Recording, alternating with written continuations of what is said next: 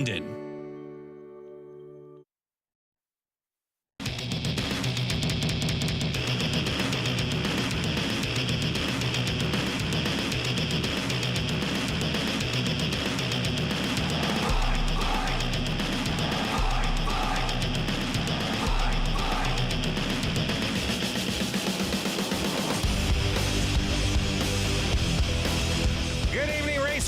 welcome to Delaware Speedway Racing on Rogers TV, presented by Oil Guard. Look at that scene, a beautiful Friday night, just 5 minutes out of Delaware, Ontario, and out of Kamulka, Ontario. Good evening, Chris Soares alongside Gary Adrianson, who joins us again tonight.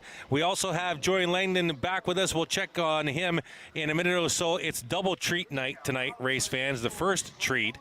Actually, 3 treats tonight. The first treat is that Gary is going to be with us, and we're going to be trying to mic him because he's going to be spotting in the Super Stocks tonight. We have it stock night tonight with the V8 stocks, the Super Stocks, the Bone Stocks. Treat number 2, King of the Hill.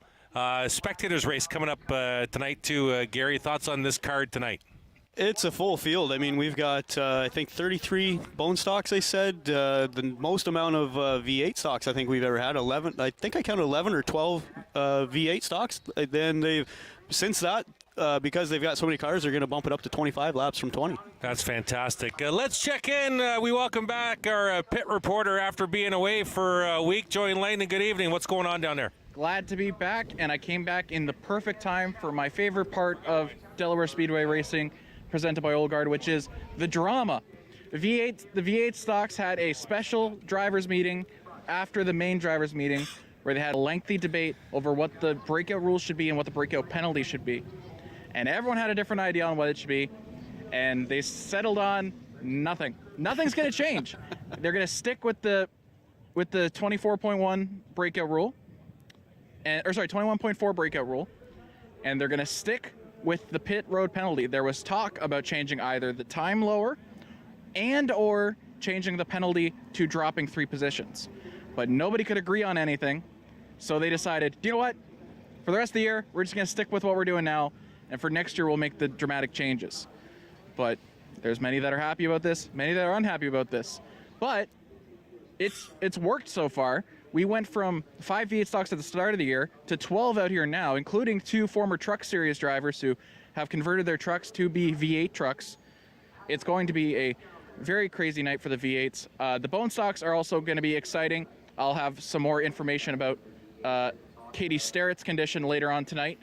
And we've got the super stocks. I'm right by Pete Vanderwist's pit. Really crunch time for the super stocks. The championship race is close, and I'm sure you'll take them through it upstairs. Back to you guys. All right, thank you very much, Joy. I'll tell you, Gary Adrianson, one individual that's not happy that they did not make a change in the V8 stock is flagman Scott Mackey. The last time the V8 stocks were on track, I swear, he must have waved about 16 black flags. It was crazy. He probably is not happy with that decision. Give me your thoughts on the fact that they're not going to change anything right now. Well, I mean, the class is still growing, so I mean, you know, what's working, or what is right now is what's working, and it's growing as such. So I mean, there's only a couple more nights left in the season. It's probably best to just stick with it. I agree with the decision that was made. All right, let's go to the standings. We'll lead off with the bone stocks on tap tonight. Jeremiah Roberto out front, 17-point lead, if my math is correct, over Joe Lawrence. Phil Givens, the third. Chris Lawrence, Nathan Rhea, your top 5. But Joe Lawrence in the 78 has been strong the last few outings for the bone stock, so that Roberto lead is not safe. I heard, I wasn't talking to Joe tonight, but I did hear that he had to add some weight for this race because he's been doing so well. So we'll have to see if he can keep it up, which I don't expect Joe will lose anything. All right, let's go to the V8 stocks, I believe, is up next on our graphic roster. There they are. Kyle Mesenberg out front with 29-point lead over Ethan Orr, who got his first feature race, any race checkered flag. Last time off at the V8 stocks, Ferguson, Clutterbuck, Jordan Morris, your top 5. Those top 5 have been most of the regulars this year, but we're going to have a pretty good field here for the V8 stocks tonight, Gary. Yeah, it's nice to see Doug Stewart out. He got a win not that long ago, and I mean, he's definitely got a car. I mean, it's a former Superstock car, so I fully expect him to be at the front. All right, let's go to the Super Stocks. They're going to go for 35 feature race laps tonight after their heat races. Vanderwist out front by just 10 over Jay Dewar, who's come on very strong of late. The defending series champ, Andrew Frere, in third. The guy you're spotting for tonight, Trevor Culver, in fourth. Carson Nagy, Ryan Dixon tied in points for fifth. Look how close that is from first down to sixth. That's a great division. That is exactly what any division should be hoping for. I mean, the tighter the field, the better the competition, and the fact that one guy isn't just running away with it, that anybody can win, and that's what makes it fun to watch. Getting set for a great night tonight. Bone Stocks, V8 Stocks, Super Stocks, King of the Hill Spectators race all on tap on a beautiful Friday night here at Delaware Speedway. It's Delaware Speedway Racing on Rogers TV, presented by Oil Guard.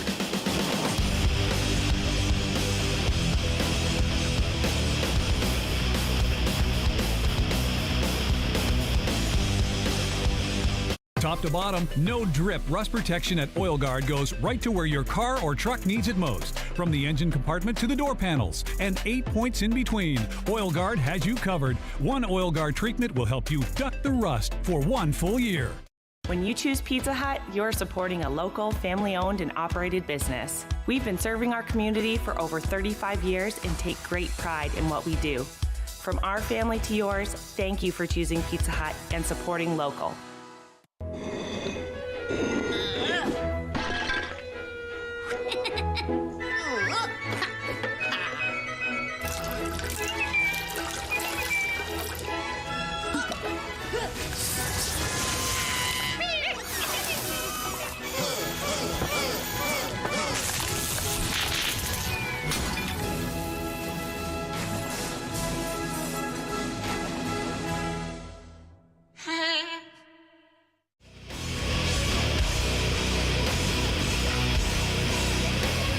Welcome back to Delaware Speedway Racing on Rogers TV, presented by Oil Guard. Chris Soares alongside Gary Adrian. We have Joey Langdon pitside. Got to send a shout out tonight to the brand new Mr. and Mrs. George Coltman, longtime fan of the Speedway.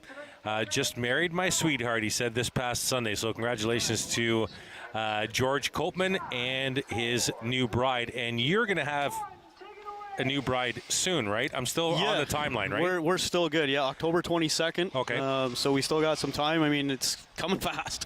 We're less than 2 months. So as we mentioned, race fans, before we get set for our first heat race, well, actually, just going to wait because we're going to go downstairs to Joey. Joey, what do you got for us? Trevor Culver, the #1 super stock. And Trevor, one of your teammates is upstairs right now, Gary Adrianson, who's your spotter. And tonight, some of your spotter calls are going to be going out on Rogers TV. How do you feel about that? How does your team feel about that little wrinkle in the planning tonight? Yeah, big time. I got to thank Gary Adrianson for filling in for my regular spotter, Tanner Peary. He's away on vacation today. I guess I work him too hard. He needs a little vacation. But yeah, I got to thank Gary big time. And I think that's awesome that they're doing that. That's a good experience for the fans to hear what I hear when I'm out there on the track. So hopefully they're saying, you're clear, you're ahead by 5 car lengths, 10 car lengths. That's what I'm hoping for. Are you worried at all about giving away any sort of secret strategy over the Rogers TV screens, or you think it's going to be smooth sailing tonight? No, I'm not worried about any secrets there. Every spotter up there is doing what Gary is hoping to do for me and try and guide me to the front. So speaking of, do you have any particular thoughts on tonight's race? Last week was Trevor Culver fan night, and the next race will be the special, what are we calling it, the anniversary shootout. So does that change the vibe here? It's the last big points race before the shootout. We've had a bit of a rough start at the start of the season, so we gotta win races from here on out. We got to be good up front every night. We made some adjustments this week on the car. It seems to be working a little bit better, so look for us up front. All right, thank you. Good luck tonight. Thank you. Back upstairs. All right, Joey Langdon with Trevor Culver, and we just want to clear things up for you, race fans. We are going to mic Gary. We're not guaranteeing he's going to say much. If Trevor's running up front, there's nothing much to say. It's going to be technically a one-way radio, so we're going to be able to hear Gary as best as we can. We will not be able to hear Trevor back, so there won't be any secrets being distinguished. Yeah, I mean, hopefully, unfortunately for the fans, but I hope to be not saying much because Trevor will be out front, and then there's nothing for me to say. All right, there you see the grid for the opening heat race of the V8 stock division. We have 5 cars in one truck. The 01 truck is Devin Blumendahl looking for the green flag. The 91 is Cody Coburn. Green flag, we're racing on an August night at Delaware Speedway. Looks like Blumendahl's out to a quick lead here. Yeah, the truck looking great. The 01 at Blumendahl, he's gone. Wow, what a start for Devin Blumendahl. The rest of the field still in tow. Jordan Morris in third behind Coburg. Jordan's in the 73. Jeremy Taggart's out there in the 23. Dougie Stewart in the Blue Deuce. Yeah, he's out to a great lead. This is where that bracket, that breakout time really keeps everything equal. Yeah, Taggart to the outside of Coburn. There you see behind the truck of Devin Blumendahl. 10-lap heat race here. Looks like Taggart's trying to get a push from Jordan Morris. Taggart goes really, really hard into turn 3. Now all of a sudden the field of 5 all back together. Blumendahl will lead that lap. Cluster of 4 looking 3 wide was Doug Stewart. Here you see our camera in turns 1 and 2 up Delaware Hill down the back. And Blumendahl, go ahead, Derek. All Devin has to do out here when he's out front is looks like he's easily got the faster vehicle, so he's just got to keep them in tow. He doesn't need to be breakaway. He just got to keep them behind him in his rearview mirror, and that's it. Stewart looks down, 3 wide into turn 1. Oh, they rammed the cone, but we'll continue green. The cone's done in turn 1 at the end of pit road. And quickly, Stewart up to 3rd, Taggart to 2nd. Coburn's dropped to 4th, Jordan Morris in 5th. Blumendahl continues to lead out of 4. 6 to go this time by, 10-lap heat race. Now Stewart looks to the inside of Taggart for 2nd spot. Just to the right of your screen, the Blue Deuce of Dougie Stewart. Just a couple weeks into full-time V8 stock racing, he was full-time super stock. What do you think of? Yeah, he does not look out of place. No, let's look at the cone, bottom right side. There is the cone getting hit. The last cone by Doug Stewart. Your thoughts on Dougie making that change to go to V8 full-time here? I think it's great. I mean, everybody wants to be competitive, and when you're not running where you want to be, and you can go down a class and run up front, there's nothing wrong with that. You get more attention being at the front than you do at the back. Doesn't matter what class you're in. There he is in the Blue Deuce. Dougie Stewart from the back to 2nd right now. Blumendahl continues to lead. 4 to go in this 10-lap V8 stock heat race number 1. And Blumendahl will lead him down the back. Stewart in the 2. Side-by-side battle just off your screen. There they are. Taggart in the 23. Morris in the 73. That's for 3rd. Morris to the high side. Coburn's dropped to 5th. Morris will grab 3rd momentarily. Taggart will fight back on the inside. Now Doug Stewart continues to get a little closer to Devin Blumendahl. The Blue Deuce might have something for him. Yeah, it's looking like Dougie's pretty strong. Devin was always very strong in the truck class. He always ran at the front, won many races. Unfortunately, the truck class went away, but this is a great way to keep the trucks, get the trucks back in to racing, out of the barns or garages or fields or wherever they're being stashed right now. 2 to go. Last time by, the front 3. Morris has come to join the pair at the front. Stewart to the outside of Blumendahl. Blumendahl will protect that preferred groove on the inside. White flag this time by. From starter Scott Mack, you got a black flag as well. The black flag's going to go to the 73 of Morris, I believe. Let me check. 21-2-7. Yeah, 21-2-7 for the 73 of Morris. So he's going to be done. That means Taggart's up to 3rd. Stewart to the inside in the final lap. In the turn 3, Blumendahl protecting. Taggart now up to a 3rd. Yeah, Gary, as the Morris is done, checkered flag in the air. It's Blumendahl, Stewart, Taggart, Coburn, and Morris, who did not adhere to the black flag, will finish 5th. Devin's last lap there was a 21-4-5-9, so wow. As fast as you can get, basically, without going over to keep that lead. Good work. Good working for Devin. I'm not quite sure if you were on with us when there was the last time you were on the road, the only other time you were on with us, if the V8 stocks were running, but they were. Okay, so did we talk about how, as a driver, how do you plan the attack on this half mile to try and stay at 21.4 or just a 21.5 or slower? Like, what do you do?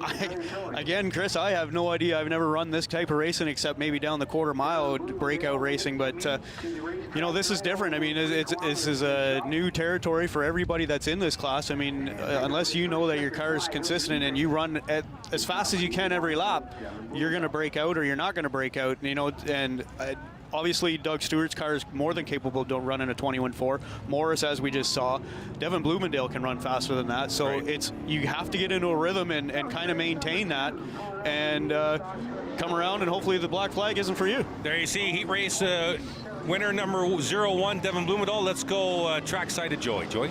Hey guys, so Jeremy Taggart also broke out on the second to last lap, which means Cody Coburn is going to inherit that last podium position in that heat race. And Morris and Taggart will be demoted to 4th and 5th.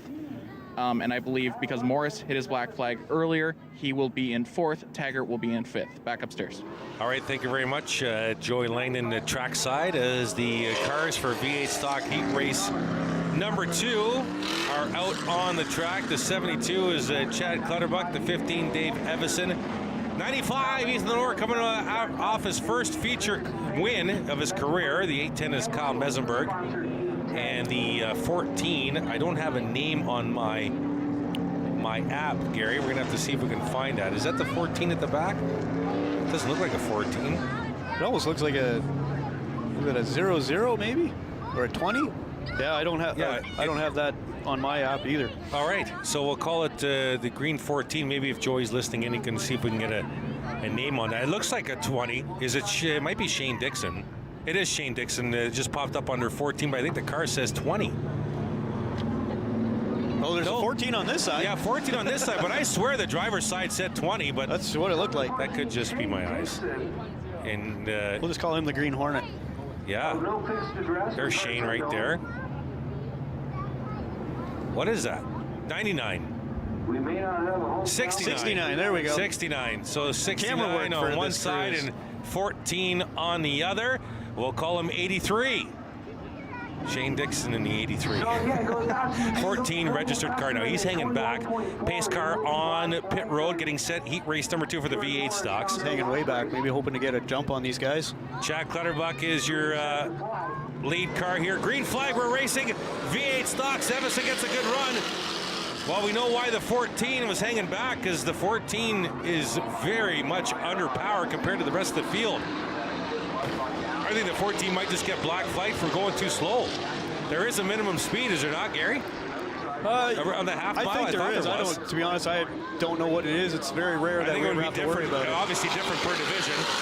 Evison completes lap number 1 in the lead. Gibson will remain out on the track. There you see the field working turn 2 here at the half mile.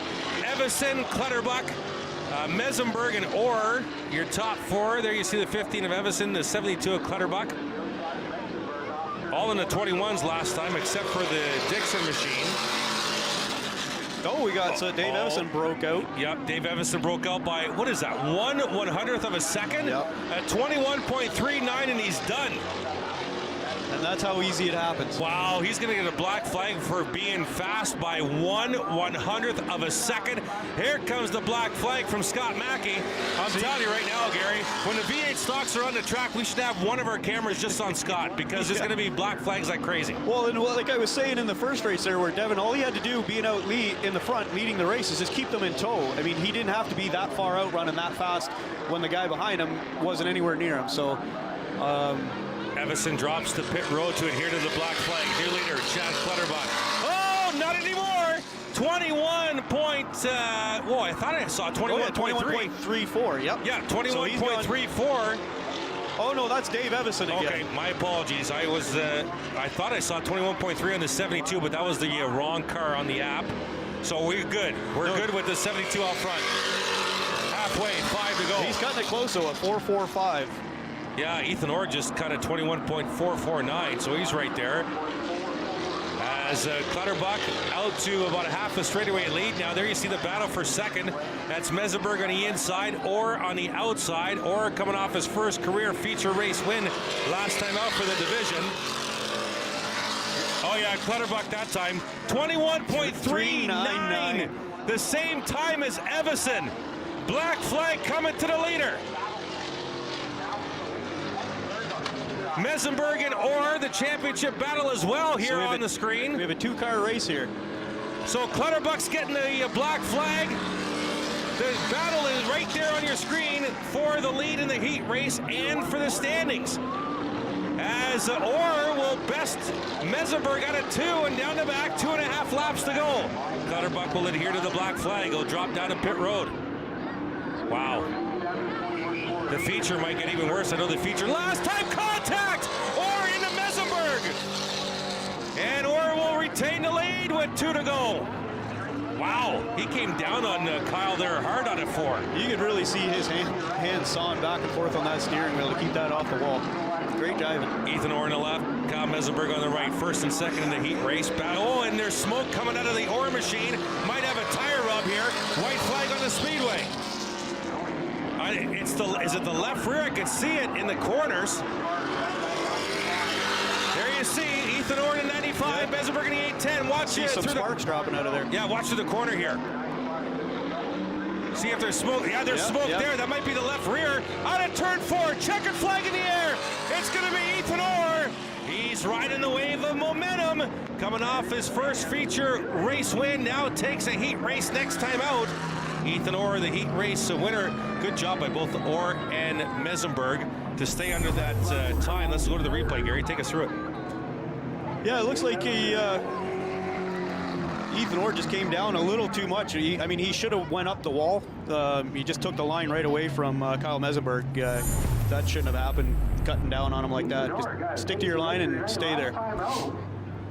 There you see Orr coming down to checker or to victory lane to take a quick picture. Winner of V8 stock heat race number 2. When we come back from break, we'll head to the bone stocks. You're watching Delaware Speedway Racing on Rogers TV, presented by Oil Guard.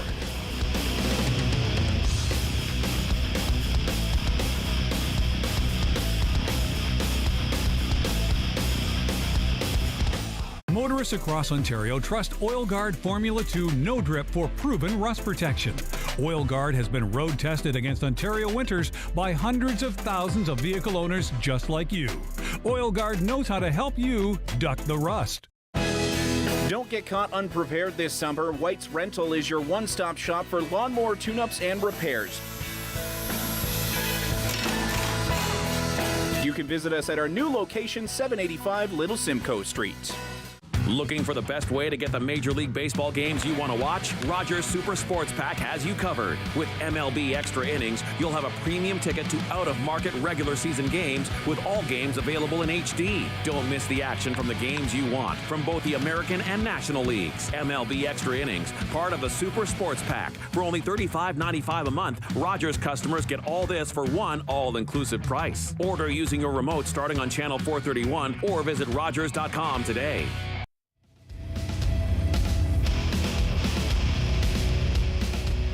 Welcome back to Delaware Speedway Racing on Rogers TV, presented by Oil Guard. Chris Orr is up top along with Gary Adrian, who's going to be spotting for the Super Stocks Trevor Culver tonight. We're going to try and mic Gary as much as we possibly can. We're going to try and hit him at the start of the race and maybe under caution. And maybe if Trevor's leading, and maybe Gary will discuss a little lane choice with him, all to come later tonight, plus Spectator King of the Hill. Bone stocks on the track right now. They did make a call at the drivers' meeting, Gary. There's not going to be a last chance qualifier. So all the bone stocks that have shown up are going to make the feature some way or another, right? Yeah, I think Daryl said in the meeting this afternoon that there was 33 bone stocks, so they weren't going to run a B main. So getting set. Go ahead. To see. I was just going to say, it's great to see that the bone stocks are such a strong field. You know, it's a very affordable class, and it's nice to see this many people out. And it's a great learning class to get everybody out, get their hands on a wheel, and get some seat time and see what it's about, and hopefully move up to the higher classes. All right, getting set to go green here with the bone stocks. As they come out of turn number 4. Heat race, the number 1 on tap. Control car, green flag. Wow, was that ever a late green flag by Scott Mackey? Wow. The 15 is Sterling Roberts out front. I've never seen such a late green flag. I guess Scotty was waiting for that grid to get tightened up even more. They were a little loose through 3 and 4 under formation. Front 4 trying to get away. There is the 14, Hannah Lamont.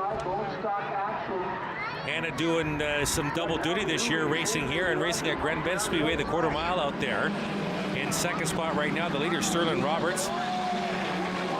And some of the faster cars coming to the front now. This will be the slower average time of the Bone Stock Heat race. I believe we're going to have 3. So Roberts out front, the 22F Jordan Fiddler up to second. There you see the 22. The 90 is Mark Lamont. The 12 is Joe Kicks. Fiddler to second. There's Kicks in the 12 Wonder Bread machine. Always fresh, that Joe Kicks. We got to stop that. We got on a roll a few weeks ago talking about the Wonder Bread car and it got out of hand. Right? It's not going to happen tonight. There you see a battle there for 3rd spot on the track. Here comes the 88 on the inside. Katie Starrett doing a good job on the inside of the Fiddler machine. That's for the 3rd position. Kicks in the 12. Pelly in the 77, just off screen right side. The leader's starting to get tracked down too. Mark Lamont is reeling Sterling Roberts in.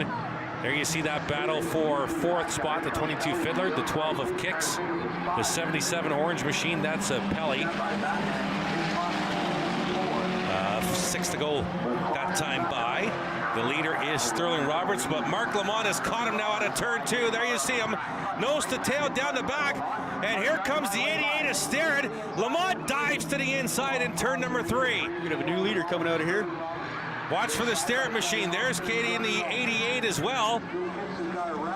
My apologies, Len Starrett behind the steering wheel of the 88, not Katie Starrett. That is Len behind the wheel, my apologies. Still says Katie on the app. We know Katie's not here. And Len Starrett now to the inside of Roberts for 2nd. Lamont is the new leader. Kicks up to 4th, Pelly to 5th. Roberts battling, but he's going to drift up the track in turn 4. Len Starrett now to 2nd spot. Oh, and Len Starrett just got a black flag pointed at him, not waved. I'll say it again, pointed at him, not waved. So from a driver's perspective or a spotter's perspective, Gary, what is that, just a warning? That's kind of a warning. Just whatever it is that he's done, we got a caution on the track here, Chris. Caution on the speedway. See what it is for, though. Yeah, I don't see anybody stopped on the track. Track looks clean. We might have something on playback here. So we're under caution. Bone Stock Heat race number 1 with 4 laps to go. Mark Lamont is our leader. Len Starrett. Oh, we got a replay here. What do we got here? Because we don't even know. This is turns 1 and 2. Oh, that's Lamont. Looks like a right front tire down. Really tight there. Look out. Oh, hard collision there. Is that that's the 64 of William Clausen. And heavy damage on that left front of the Lamont machine. And there's no... Not enough to cause caution there. But there's no radio communications in the Bone Stocks. No spotters either, right? So... Even the Super Stocks didn't have radios up until a couple years ago. I think last year maybe, or the year before that was their first year for the radio. Right. At least at Delaware. There's the green light. See the green light, center screen, top side. 2 from the... There you see caution right there. So the caution waved as the tire went down just to right of the Arnott advertisement board. Caution's already on, so that collision occurred after the caution was already waving. Just didn't know she was there. That's right. So we're under caution, 4 to go here. Bone Stock Heat race number 1. So I know that you're going to be taking off soon. We're going to get a white flag next. So I want to talk to you before you actually take off. So you usually spot for Darrell Lake in the late model. So how did you? We heard from Trevor on why you're spotting for him. How did that conversation get introduced as far as him reaching out to you? He just said Tanner was away and couldn't make the race, and he asked if I could spot since we're on an off week. And I said, well, I'm committed to Rogers this week, so I'll have to have that conversation with you, Chris. And thankfully you agreed that would be some great content potentially for this broadcast. So Trevor was all for it. Yeah, that's good. And then I had to go to my producer and say, hey, we just made this deal. This is a scenario. I already made the deal. How do you want to play this? He goes, let's do it. So okay, looking forward to that. All right, pace car down on the apron, getting set to restart Bone Stock Heat race number 1 with 4 to go. Mark Lamont, your leader. Len Starrett in the 88. And it's Sterling Roberts inside row 2. Joe Kicks in the white number 12. Green flag, nice jump by Lamont in the 90. Pelly in the orange car trying to go down to the inside of Roberts and backed out of that. Then Starrett in the 88 second. There's Lamont, your leader in the black 90. Starrett second, Kicks third. Roberts, Pelly, your top 5. As Lamont will work turns 3 and 4. There is Kicks in the 12. Roberts, the original pole sitter for this heat race, behind the 12 machine. That's 3rd and 4th. There you see the orange car of Pelly in 5th. And Roberts has consistently been going high in these corners at both ends of the track, allowing Brett Pelly to reel him in a little bit. There you see Kicks, that's the 3rd place car. 2 to go this time by. Lamont will come out of turn 4. There you see the 90, 2 to go. Len Starrett in the 88 second spot in the pink car right there. Then it's the 12 locking him up in the turn number 1. See that? From the tire there, yep. The front 3 spread out pretty evenly, almost exactly even right now between the gaps for the top 3. Lamont will come out of turn 4, looking for the white flag from the flag stand. White flag being displayed for the 90 of Mark Lamont. Len Starrett in 2nd spot. Joe Kicks 3rd. Roberts 4th. Pelly 5th right now. Good run by Jaden Chapman in the 24, the former late model driver. He's up to 6th now, starting near the back. Checker flag next time by. Looking for the 90. Mark Lamont out of turn 4, looking for the checkered flag. There it is, checkered flag for the 90 of Lamont. Len Starrett will finish 2nd, followed by Joe Kicks, Sterling Roberts, Brett Pelly, your top 5. Then it's Jaden Chapman, William Clausen, Hannah Lamont, Sarah Wheel, Miss Penny. I love that. And Jordan Fiddler. Let's go trackside, Joy Langdon. We're with Ethan Orr. 2 straight wins now. That's got to feel great for this team. Oh, yeah, it's great. We've had a rough season, or not too rough, but just decent finishes. We're just happy to start winning some. You had a heroic finish there. Finished that race on 3 tires. You can't run 3 tires in the feature, so you guys see your team working on it hard. What seems to be the issue, and do you think you can get it fixed with feature? I don't know what the issue is, but yeah, we're gonna, the rear wheel bearing buffed, fixing. We should be out there. All right, good luck in the feature, Ethan. Thank you. All right, thank you, Joy and Ethan. It's Hank Clausen in the 24, not Jaden Chapman. Well, I guess it's part of running the whole rental deal and having 8 cars, and always got a different driver in there, which is great. Coming out of the Lawrence stable of currently, we believe, 63 cars. Is that an exaggeration? It's Probably not. 8. It could not be. I think it's 8. At this point. Knowing Chris, it could be 63. We'll be right back. Delaware Speedway Racing on Rogers TV, presented by Oil Guard.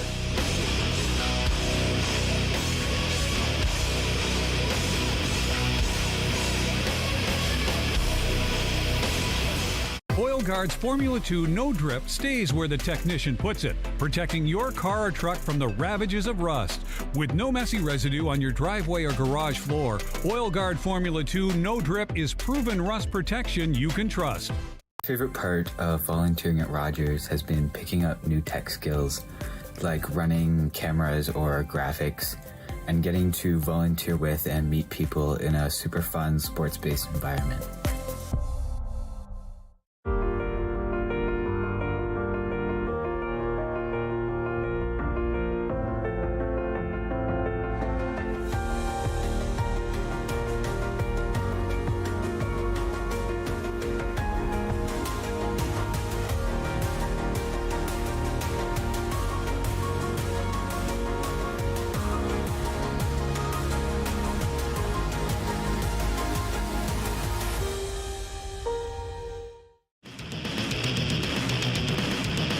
Welcome back. Delaware Speedway Racing on Rogers TV, presented by Oil Guard. Chris Soares, Gary Adrian up top.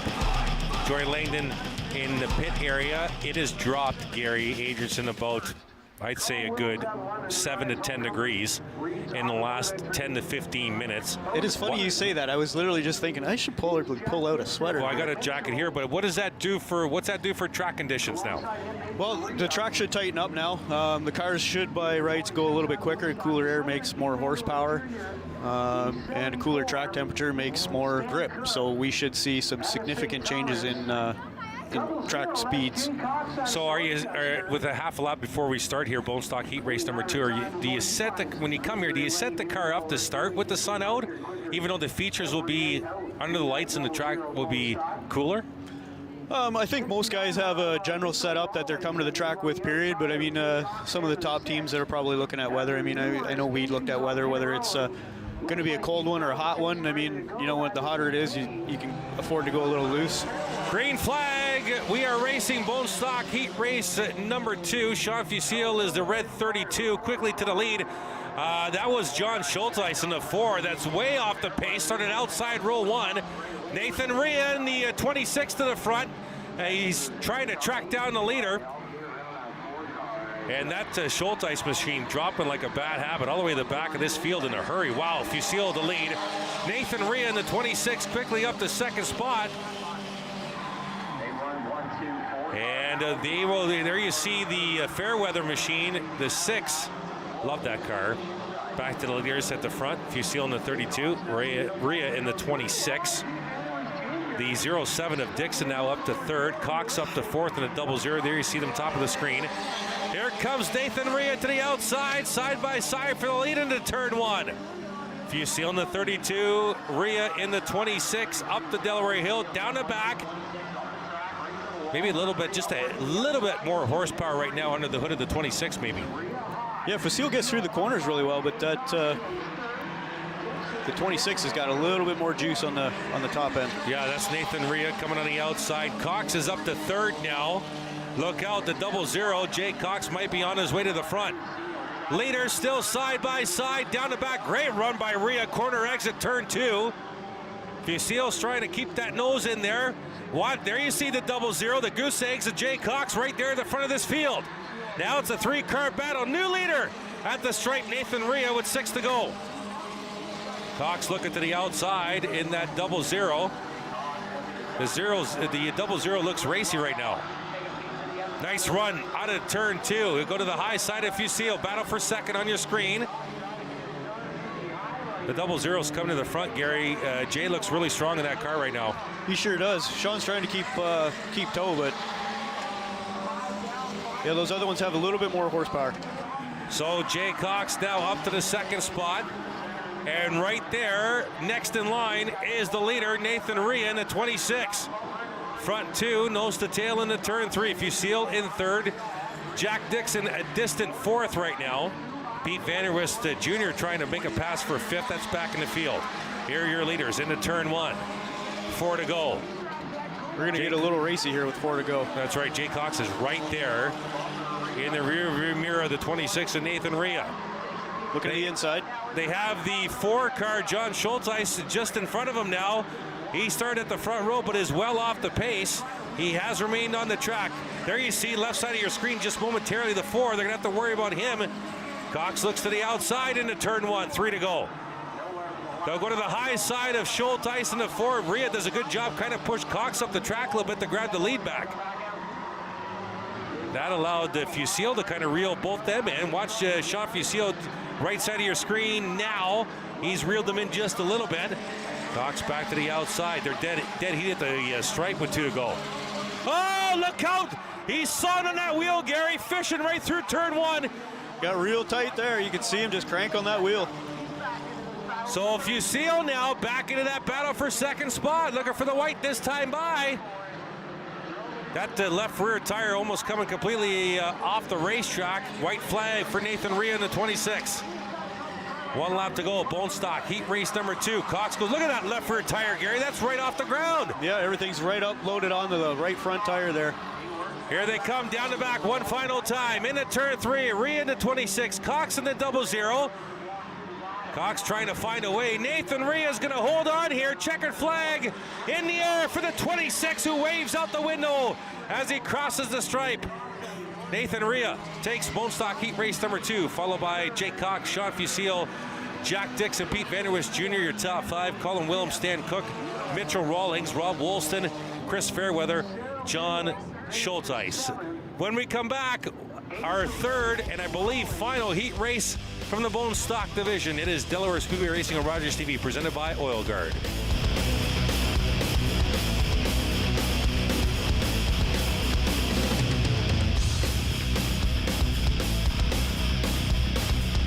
Top to bottom, no drip rust protection at Oil Guard goes right to where your car or truck needs it most. From the engine compartment to the door panels, and 8 points in between, Oil Guard has you covered. One Oil Guard treatment will help you duck the rust for 1 full year.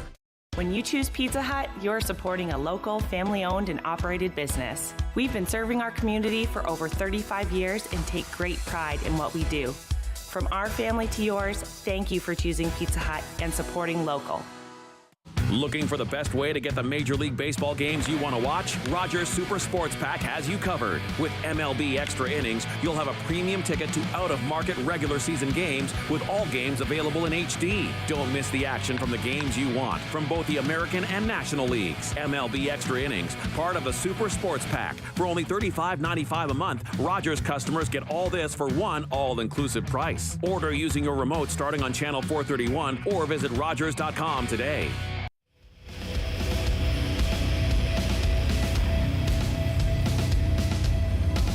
Welcome back to Delaware Speedway Racing on Rogers TV, presented by Oil Guard. If you were with us last week, you know that I had to do the show on my own. I had nobody to go to, nobody to talk to.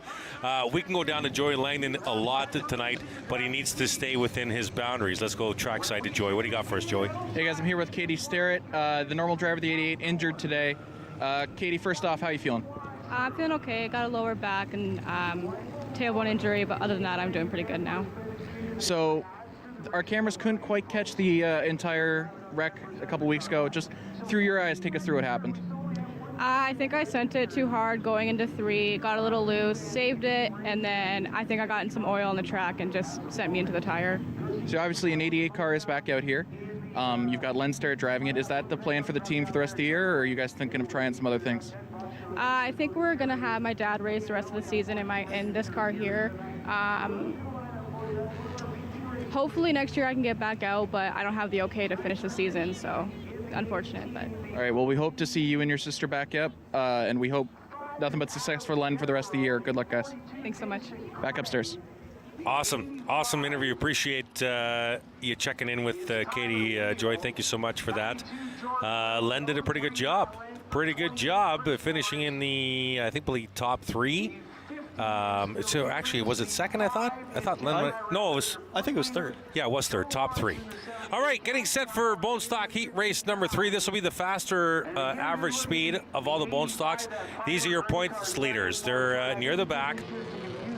Green flag. We're racing here with Bone Stock Heat Race in number 3.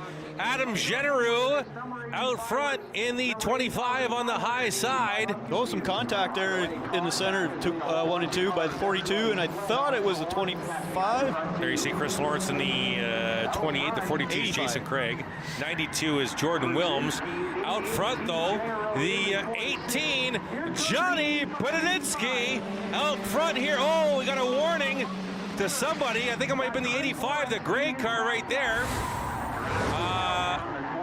Oh, got a replay here. Where's the warning? There's Wilms in the middle, 85 on the inside. Was it maybe Bonsai by the 28? Couldn't see. 3 wide here. There you see that was replay bottom right from the opening lap. Oh yeah. Oh, it was the 92 into the Wilms machine. Back to live racing here with 8 to go here. What a lead right now by the 18 of Johnny Podinitsky. I'm going to love saying that name tonight. Podinitsky. Out front by about 6 car lengths. Joe Lawrence now up to second spot. Chris Lawrence, brother on the outside. There's Wilms in the 92. The points leader Roberto right there in the 5. They've come to the top here. The cream's rising here in Bone Stock Heat Race number 3. And Joe Lawrence, Gary was mentioning off the top of the broadcast, they had to add some weight in that 78. And what would be the reasoning for that, Gary? Slow him down. To slow him down? Quite simply, to slow him down. Yeah, that looks like it's working. He's at the front. It is Joe Lawrence. It is Joe Lawrence. It's a great comment. Absolutely. Lawrence back at the point. It's Podinitsky to second. Chris Lawrence third. Roberto up to 4th. Now Wilms in the 5th spot. And that 78, the last month or so, at least here on Rogers TV, has been dominant. And I mean dominant. Winner of, I think, 3 features in a 4-week span, but 1 was pulled back due to a penalty. And let's look at the gap here. We're going to battle for second. Yep, Lawrence in the 78, Chris Lawrence in the 28, being hounded by the 5 of Roberto. Roberto looking to the inside of Chris Lawrence. Chris Lawrence, of course, that Lawrence stable of 8 or 9 bone stock cars. You can actually rent a car to run it around the track here on Mondays with Chris Lawrence. Side by side, down the back, that's for second spot. 3 to go this time by for the leader, the 78 of Joe Lawrence. And Roberto's going to clear Chris Lawrence for second. 3 to go. Like, we're looking at 3/4 of a second between best laps for the 78 and the 5. Like, that 78's fast. And now about a half a straightaway lead on the 5 of Roberto, who's passed Chris Lawrence for second. And these three cars started at the back. I think Joe started dead last. Was it Joe that started dead last? Well, that's impressive then. Here's Roberto. Roberto's distancing himself from Chris Lawrence. 2 to go now in Bone Stock, a heat race in number 3. There's the gap into turn 3. Lawrence on the left, Roberto on the right. The points leader is on the right. Second in points is your leader here in the heat race. Did that make sense? Of course it did. First and second on the track, invert them for the points lead. White flag. And white flag on the speedway. Down the back one final time for the 78 of Joe Lawrence. Actually, Roberto kind of reeled him in just a bit here. Lawrence into turn number 3. It's an evenly spaced between Joe Lawrence, Roberto, and Chris Lawrence. Out of turn 4, checker flag in the air. For the 78 of Joe Lawrence, who's seen a lot of checkered flags lately for the 78. Roberto finishes second, Chris Lawrence third, Jordan Williams fourth. Johnny Pedzinski finishes fifth. No, he doesn't. Langford got him at the line. Matt Langford in 5th, Pedzinski in 6th, Phil Givens, Jason Craig, Tyler Wheel, Adam Genereux, and Cassie Howard in the 59 will come home in 11th. And that'll do it for Bone Stock Heat Racing here on a Friday night. When we come back, we're going Super Stock Racing. It's Delaware Speedway Racing on Rogers TV, presented by Oil Guard.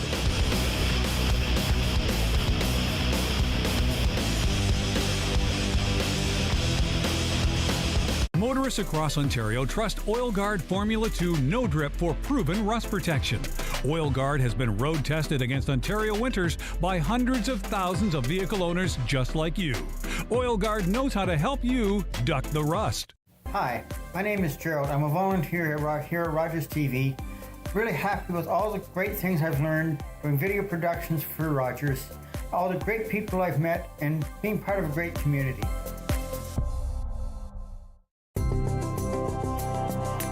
It's about sharing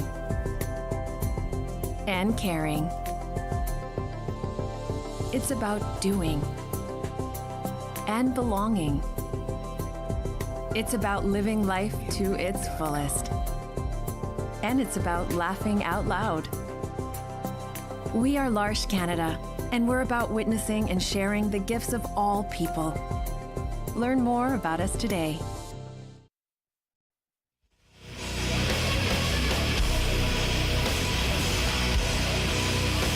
Back to Delaware Speedway Racing on Rogers TV, presented by Oil Guard. Chris Orrs, Gary Aderson up top. Let's go trackside, Joey Langdon. As we duck the 92, I'm here with Nathan Rhea, who won Heat 2. Your first ever win here at Delaware Speedway. Nathan, how's it feel? You had Miss Penny, you had Sterling Roberts, you had a couple other drivers come over and congratulate you. Long time coming. It's a long time coming. Just built this car this year. I've had mishaps last weekend.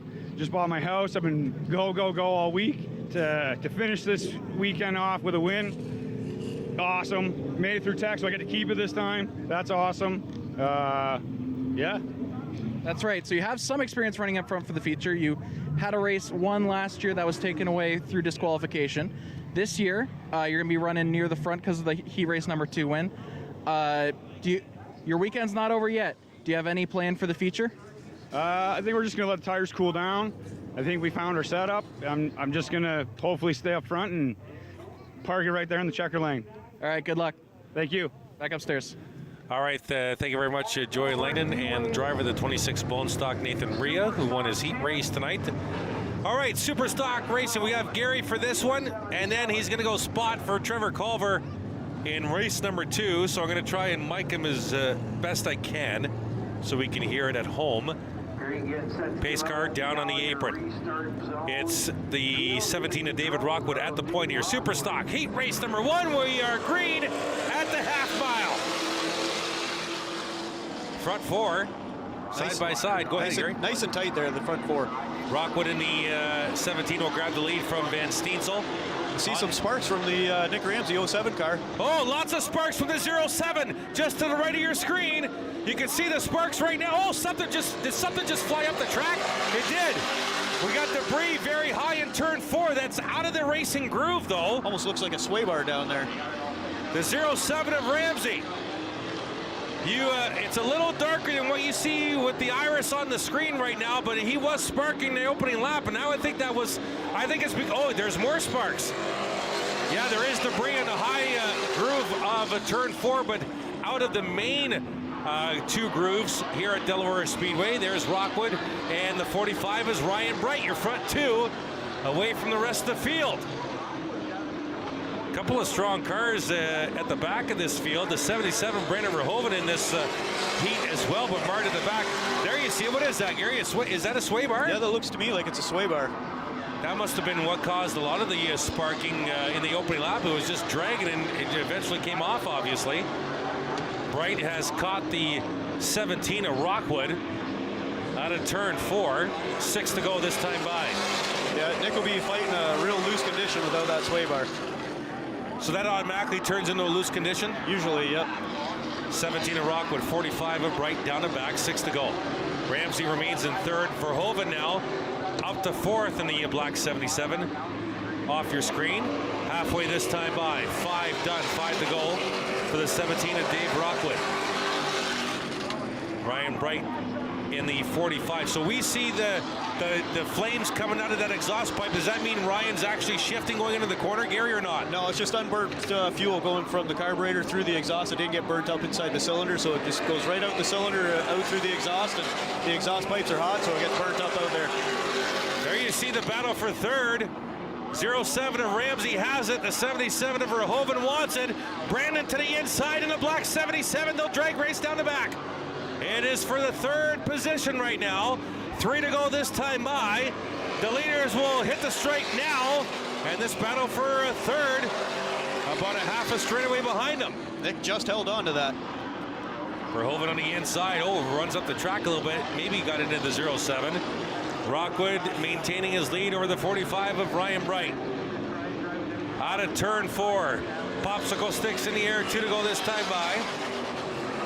Rockwood in the 17, Bright in the 45. There you see Verhoeven's gotten by Ramsey. Now Ramsey's fallen back into the clutches of the 12 of Lapsevich. Your leaders into turn number 3. Looking for the white flag this time by. It's the 17 of Rockwood, white flag on the speedway. The 45 is Ryan Bright. Good showing by the 45 tonight of Ryan Bright thus far. Out of turn 2, down the back one final time in this 10-lap heat race.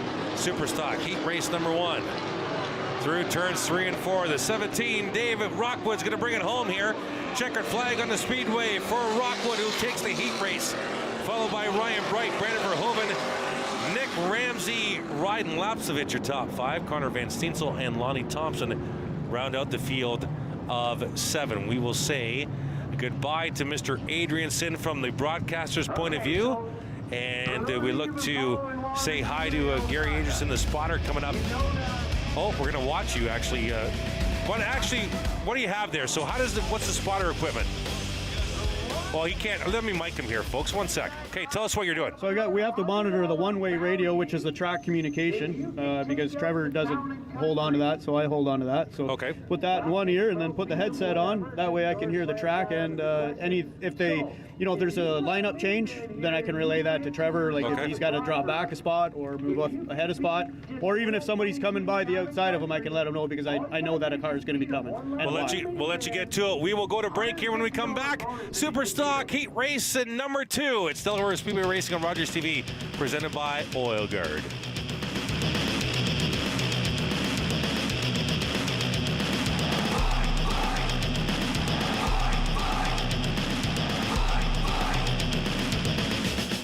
Oil Guard's Formula 2 No Drip stays where the technician puts it, protecting your car or truck from the ravages of rust.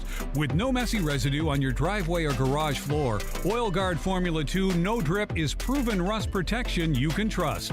Rogers TV has given me a ton of opportunities, including meeting new people, getting involved with my local community, and trying a ton of variety of different production roles, such as graphics, camera, and audio.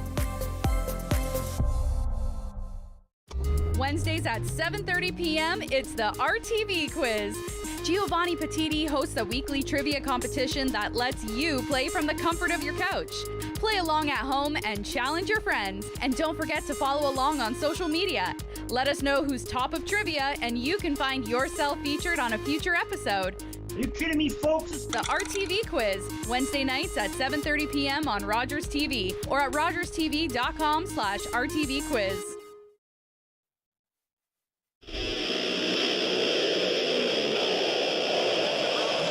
Welcome back to Delaware Speedway Racing on Rogers TV, presented by Oil Guard. Cars on the track now for Super Stock Heat Race number 2. The pole sitter is the series defending champ, the 9 of Andrew Ferreira, the 22 Chase Pinsonneau outside row 1. Trevor Culver, Jay Dewar in row number 2. The 28 of Ryan Dyson. Good to see him back in his normal car in row 3, along with the 93 of Carson Nagy, and then the points leader, the 7 of Pete Vanderwist. White flag on the speedway this time by. You have Ryan Dyson directly behind you, and to your right rear is Carson Nagy. Spotter right now. The white flag here, so get that carburetor emptied on the back stretch, and let's go get us a heat race win. There you see, that's part of the spotter work right there, just getting the driver all jacked up, ready to go. He is spotting for the 1 of Trevor Culver tonight in the heat race and the feature, and we appreciate the Culver team allowing Rogers TV to dive in on the one-way to spotter Gary Adrianson, who's on loan from the late model 77 of Darrow Lake. The field led by Andrew Ferrer out of turn 4, looking for the green flag. We are racing with the Super Stocks heat race number 2, and Culver's going to push Ferrer into turn number 1. Pinsonneau on the outside. Jay Dewar, the new second place in the points in the 43 Richard Petty replica, down the back on the outside. Ferrer will lead Pinsonneau, nose to tail out of turn number 4. Dewar on the outside of Culver in the mirror.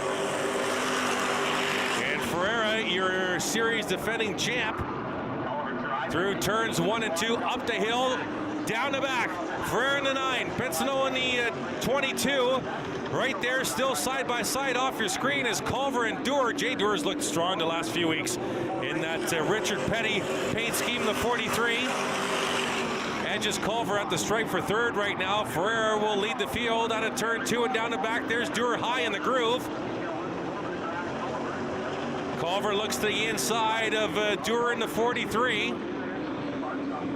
Gary really quiet right now with the spotting with Trevor, because Trevor's in a single file situation right now. Not really a lot to talk about as far as a spotter, other than making sure Trevor knows how many laps are left. And right now we're down to 6.5 to go. There's your leaders in turn 3. It's Ferreira in the 9, my apologies. And Pinsonneau in the 22. They'll complete another lap. 6 to go here at the half mile. Andrew Ferreira in the 9, Chase Pinsonneau in the 22. Pinsonneau has not let the 9 get away. Dewar's completed that lap completely now. That pass for Culver for 3rd. Culver, Nagy, Vanderwist, and Dyson. That's your running order after the 2 leaders you see on the screen. Ferreira and Pinsonneau down the back. 5 down, 5 to go here. And I got one eye on Gary and one eye on the racing, just to see if Gary's talking much to Trevor, and he's pretty quiet because, like we said, there's no real pressure behind Culver right now, so Gary just needs to keep Trevor up to date on laps. There you see the leaders, nose to tail, through 3 and 4. It's Ferrer in the 9, Pinsonneau in the 22. 3 to go this time by. The leaders have distanced themselves, though, from the battle for 3rd between Dewar and Culver. It's about an 8-car length advantage now between the second place Pinsino machine and the third place Dewar machine. Chase looking to the inside of Andrew. Nothing there. 2 to go. Ferrer will lead him down the back. 2 to go here at the half mile. Super stock heat race number 2. It's Andrew Ferrer in the 9, Chase Pinsino in the 22. They've been nose to tail. Now Pinsino looks down low. White flag on the speedway. As Ferrer will lead him into turn 1 one final time. Up to Delaware Hill. Down the back. Here we go. Ferrer in the 9. Pinsino in the 22. It's between them and between them only. Into turn 3. Pinsino looking for an opening. Out of turn 4. Checkered flag in the air. It's going to be Andrew Ferrer will take the heat race. Followed by the 22 of Pinsino. The 43 of Dewar. Culver to 4th. Nagy will finish 5th, then it's Vanderwist in 6th, and Ryan Dyson will finish in 7th spot. There you see the winner of Superstock Heat Race number 2, Andrew Ferreira. We'll be right back, and if you watched this last week, you know part 2 of that little 3-part series of Joey Langdon and our buddy Jake in the truck going racing with a bone stock. Blow out all candles before you leave the room or go to bed. Never leave a burning candle unattended. When you go out, don't forget to blow out.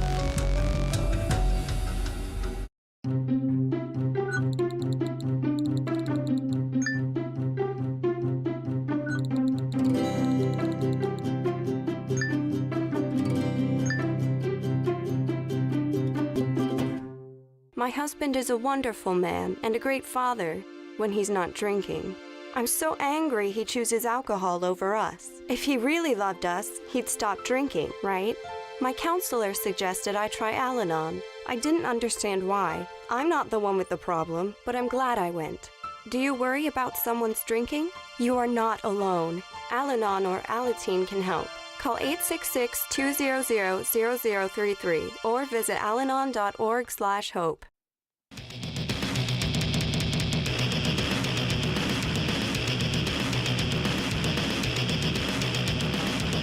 Welcome back to Delaware Speedway Racing on Rogers TV, presented by Oil Guard, the man of 2 hats tonight, joining me up top.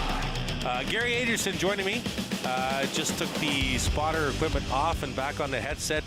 Not bad run for Trevor. Can you give us any insight on how the one was handling in that heat race, Gary? Or right on the initial start there, he was just bottoming out. Just had the car set up a little bit too low. So when the tire pressures you set them low, and as heat builds up, the tire pressures come up and raises the outside diameter of the tire. So he just had the initial ride height of the car just a little bit too low, so he was bottoming out. That's what all the sparks were. Right. And then as the pressures built up, then that went away, and he could kind of get going again. So he was gaining. He got passed by Dewar, but was able to gain back on Jay, and so he'll make some adjustments before the next race and raise the car up a little bit, and hopefully not have that issue. Let's go trackside. Joey Langdon. I'm over here with Nick Ramsey, who's very interested in what happened to the 07. You told me that you didn't even know anything was wrong with it until I came over after the race, despite the fact you were sparking like crazy. What happened out there? We knew it was sparking. Of course, my spotter let me know there, but looks like we've broken a sway bar mount on the left side of the car, and unfortunately with it dragging on the track, it's just done even more damage. So you still had a pretty good run that race. Did you notice any handling issues that race, or? Handling wise, not really. So hopefully we get it fixed. Hopefully that'll put us in good shape for the feature. All right. What would you say your odds are of getting this fixed to go 100% of the feature? If we find some parts, I think we'll be okay. All right. Good luck in the feature tonight. Thank you. Back upstairs. All right. Thank you very much. Appreciate that. I want to continue a brief conversation with you before we go to break as far as spotting with Trevor Culver. This is the first time you guys have worked together, correct? No, I've spotted for Trevor for quite a few times. Yep. Okay, so the familiarity between driver and spotter is already there. Yes. Yep. I've spotted for Trevor. A few years ago he ran the late models, the APC late models when it first started. So I spotted for him in that a couple times, and here and there I've sporadically spotted. Whenever Tanner's not around or is on vacation or has got something going on, Tanner's on call for his job sometimes too, so he needs a backup spotter. So, yeah. You remember at the start of the broadcast when I said I had 3 treats? That was and it? I forgot the second Oh, one. you No. remembered. The first one was the fact that we had you on, but you were going to be spotting. We're going to be micing you. Yep. The second one was King of the Hill. Yes. The third one was part 2 of the 3-part series with Joey and Jake and the Bone Stocks. So we're going to throw a trackside. Joey, do the honors and take us to it. Yeah, so I was able to be lucky enough to join the BT Racing team in the number 4 tonight, driven by John Schultheis. John Schultheis is a much more experienced driver than me. This was my first time ever driving a race car. Let's see how it went. You good with that? Yep. All right. I'm all good. You're all good? Yep. Fire it up. All right. So foot on the brake, just like the daily. There you go. Go on out, nice and slow, and stay to the bottom. The big thing will be leaving him room. He'll go around you. Just have an eye for him on the track, okay? Okay. Head that way.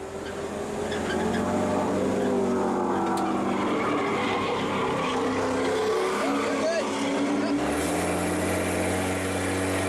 Just remember, nice and smooth. Go. Lift. Brake just to steady. Roll. And then you can ease back into the throttle. There you go.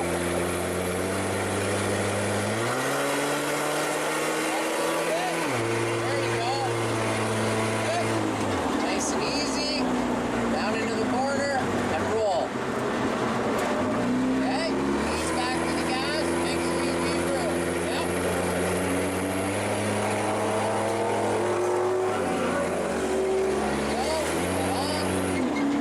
Ease into the corner. There you go. Back onto the gas. There you go.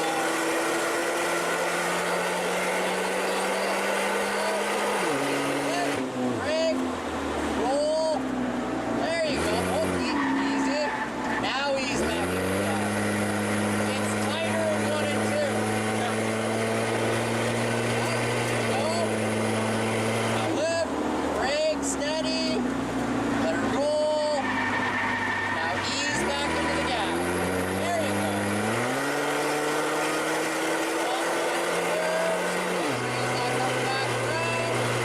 Lift. Ease into the corner. There you go. Yep. And ease back into the gas.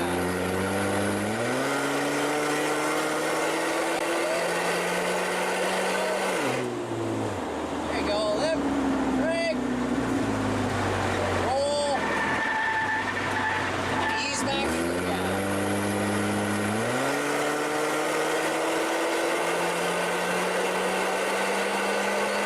There you go. Brake. In the corner. Try and get to the bottom and pull back to the gas. There you go.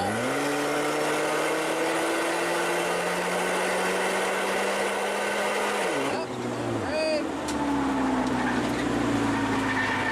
Through the corner, back to the gas.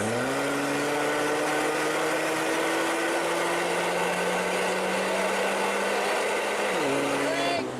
Nice and easy, down into the corner, get to the bottom, roll back to the gas. Up a little, there you go.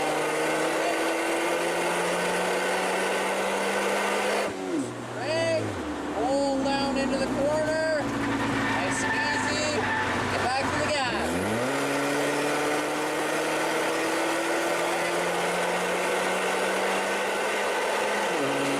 Lift, brake, roll into the corner,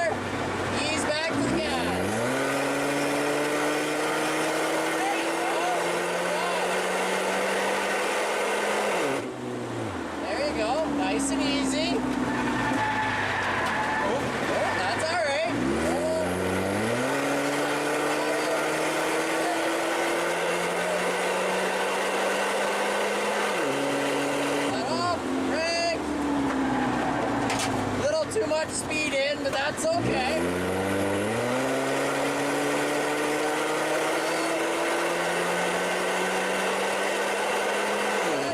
Brake, roll down into the corner, and ease back into the throttle.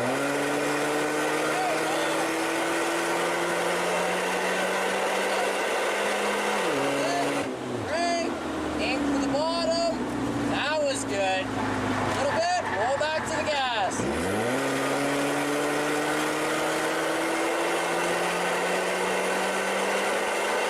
Good, brake, come up a little bit. There you go. Yep, keep going, roll back to the gas.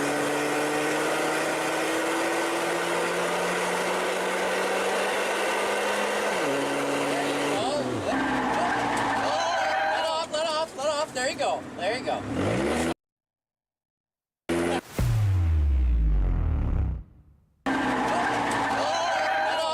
Let off. There you go. There you go. Let off. There you go. There you go. Now we're racing.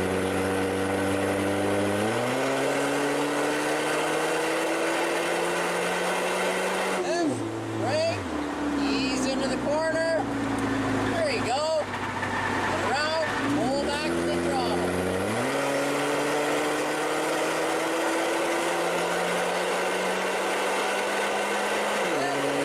Brake, aim for the bottom. There you go, and roll.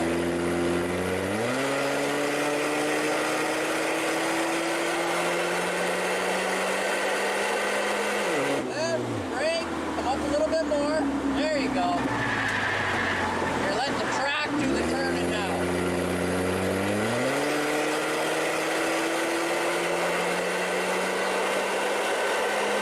Left, brake, going to the bottom, roll.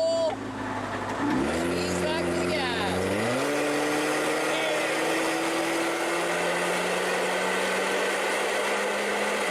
Left, brake, ease in, let her roll, get back to the gas.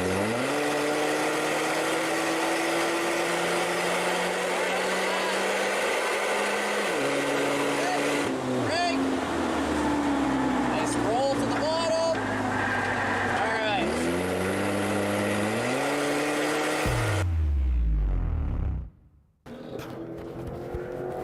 Got her toasty, that's for sure. You guys ate the side of the car too. Tire. Oh, that's insane.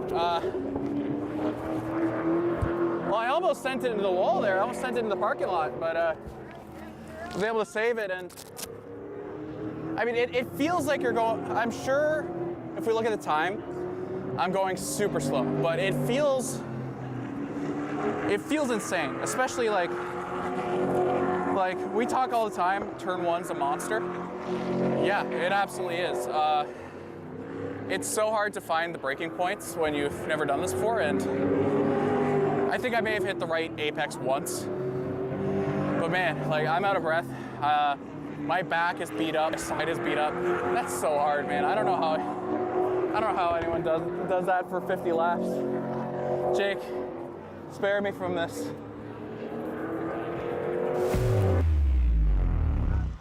Well, that is awesome. Good job by Joey Lane. Let's go to the two-time. Let's go to Joey. Well, Joey, what'd you think of that?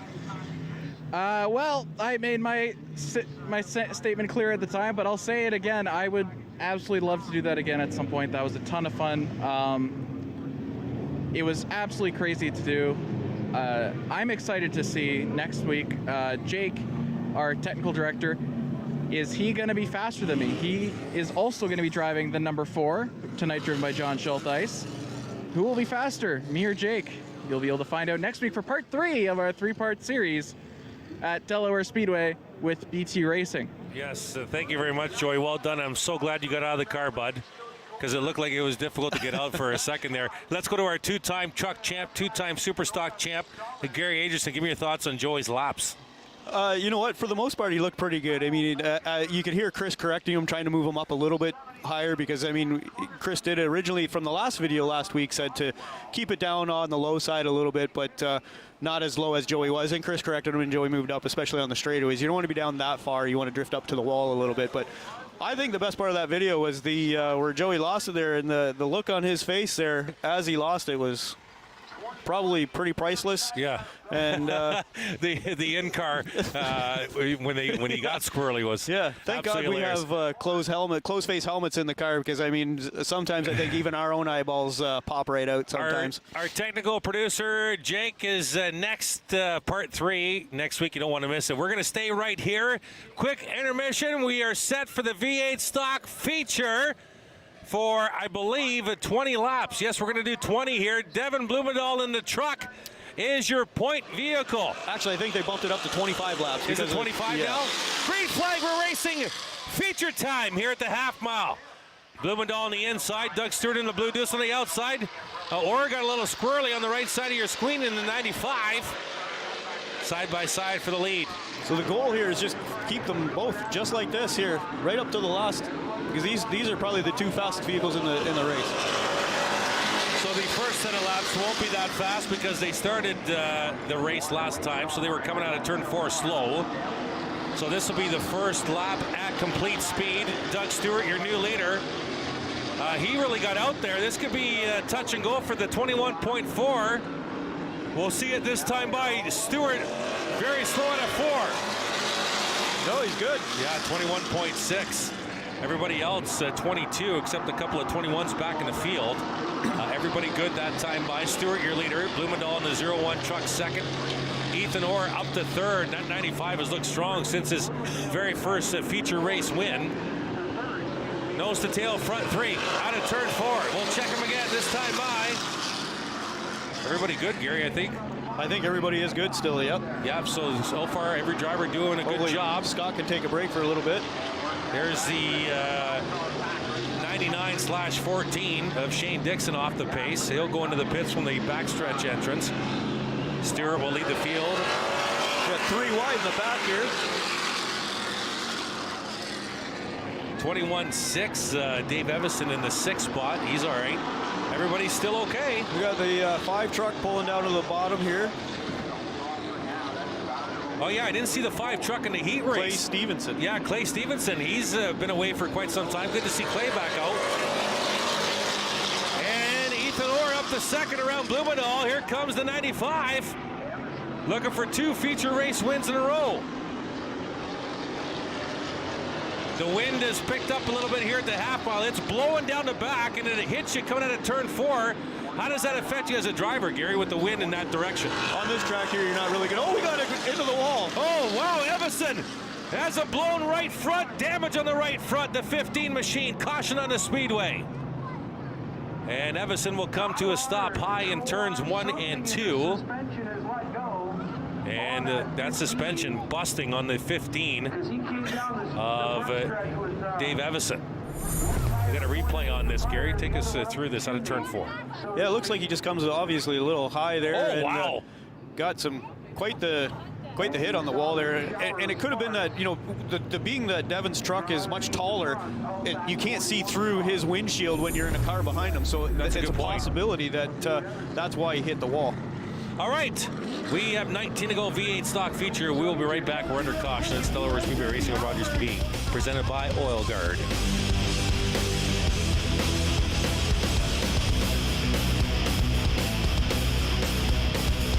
Motorists across Ontario trust Oil Guard Formula 2 No Drip for proven rust protection. Oil Guard has been road tested against Ontario winters by hundreds of thousands of vehicle owners just like you.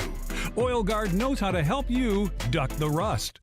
For over 50 years, White's Rental has been providing local contractors and members of the DIY crowd with professional quality lawn and garden tools, aerial lifts, and construction equipment. White's Rental, we have the right equipment to make your project easier. My daughter is 7 years old and has a frenemy. They have play dates that always end up in a fight or tears. This friend bosses her around and treats her poorly, but she still wants to be her friend. What's a parent to do? I would let them acquiesce to a certain amount, and then, you know, when they're at this age, you still need to be supervising their play dates. So I might step in, not to correct the bossy child, but it's my child that I'm concerned about. I would just expose her to other people, teach her to have a voice, and let her know that she's got options.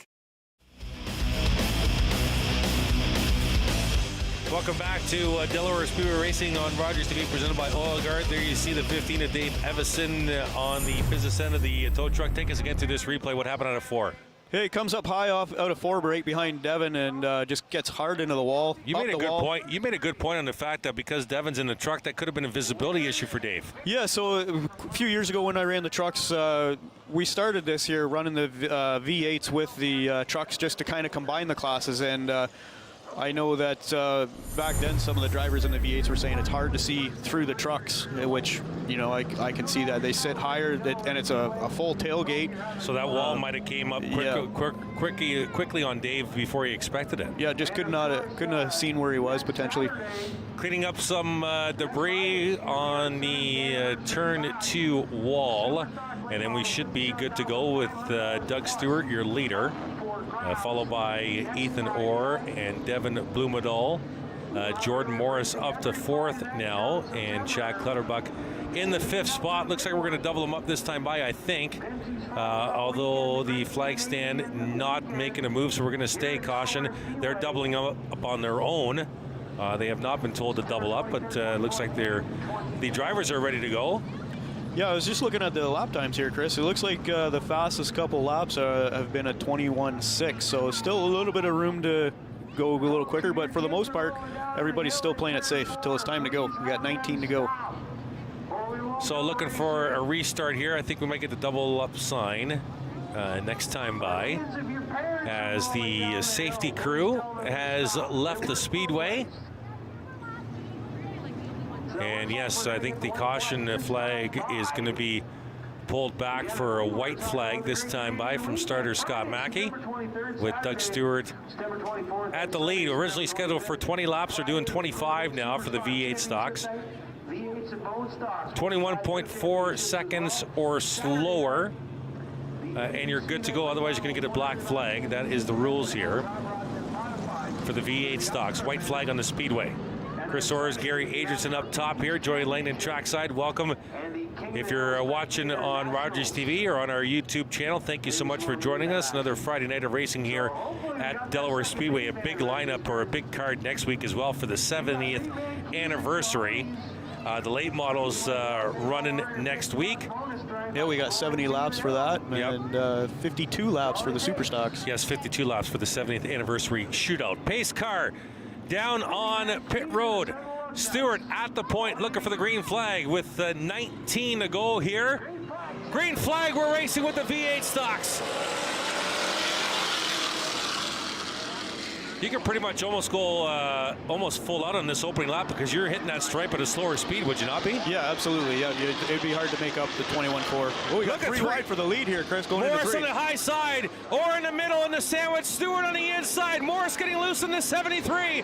There come 3 wide into turn 4. And they'll hit the stripe, but Stewart taking that lap. If that isn't exciting racing, I don't know what is. Yep, everybody 3 wide at the line for the lead. All 3 of them 21.7s. Stewart grabs the lead, over to the high side.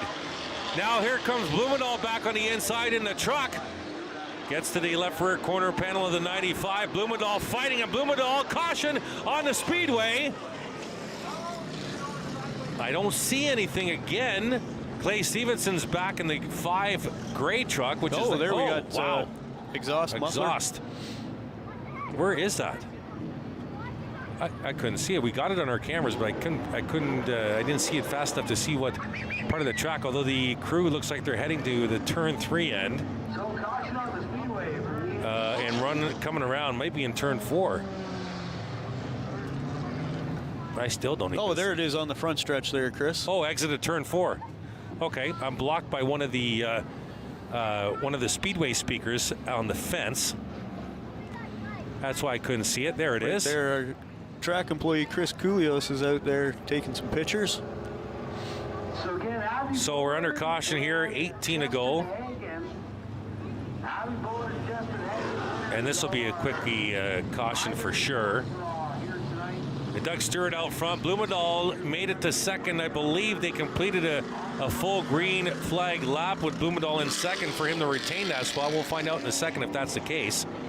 They always go back to the first completed or the last completed green flag lap to reset the field for a restart. Stewart, Bloemendahl, or Morris. Go ahead, Gary. So one thing to point out in these guys and the bone stock, so typically in the late models and the super stocks, the spotters will carry the one-way radios if they have, like, unless the super stocks don't have spotters. Now in this class and the bone stocks, the drivers will carry the one-way radio with them inside the car. Okay. So again, they don't have spotters, but the track does have communications with them so they can tell them what to be doing. So connection to race control then. That's correct. Absolutely. And still caution on the speedway. They'll not get the double up sign here. We'll go to the replay, see if we can pick this exhaust coming out here. 3 wide out of turn 4. This was a fantastic lap, by the way. We'll see if we can pick it up and who dropped it. Maybe it was under that contact. Oh, it was already past. It was dropped before the start finish line. I didn't see it. I didn't see anything come out of that one. Now, it could have been in a vehicle behind them. Correct. But that was a nice lap coming out of turn 4. That's a nice shot of them going down the back into turn 3 as well. We lose them a little bit behind Tech Garage. Out of turn 4 again. Yep, oh, there it is. Yep. I can't say enough about the camera crew on this that you guys have. The shots that they get are just phenomenal. They're good. Let's go trackside. Joy Lane. Oh, sorry. We're not going to go to Joy. I thought he had something for us. I heard a buzz in my ear. That was the actual mosquito, not Joy. But the actual... Similar. The mosquitoes aren't that bad because it's really dropped in temperature here at the racetrack here on this Friday night. Once that sun went down. One thing I've noticed is Joey hasn't been stirring the pot at all tonight. Like he's... Yeah, but he can probably hear you, Gary. So now you're stirring his pot. So I just gave him something to do. Yeah, now you're stirring his pot. Here we go.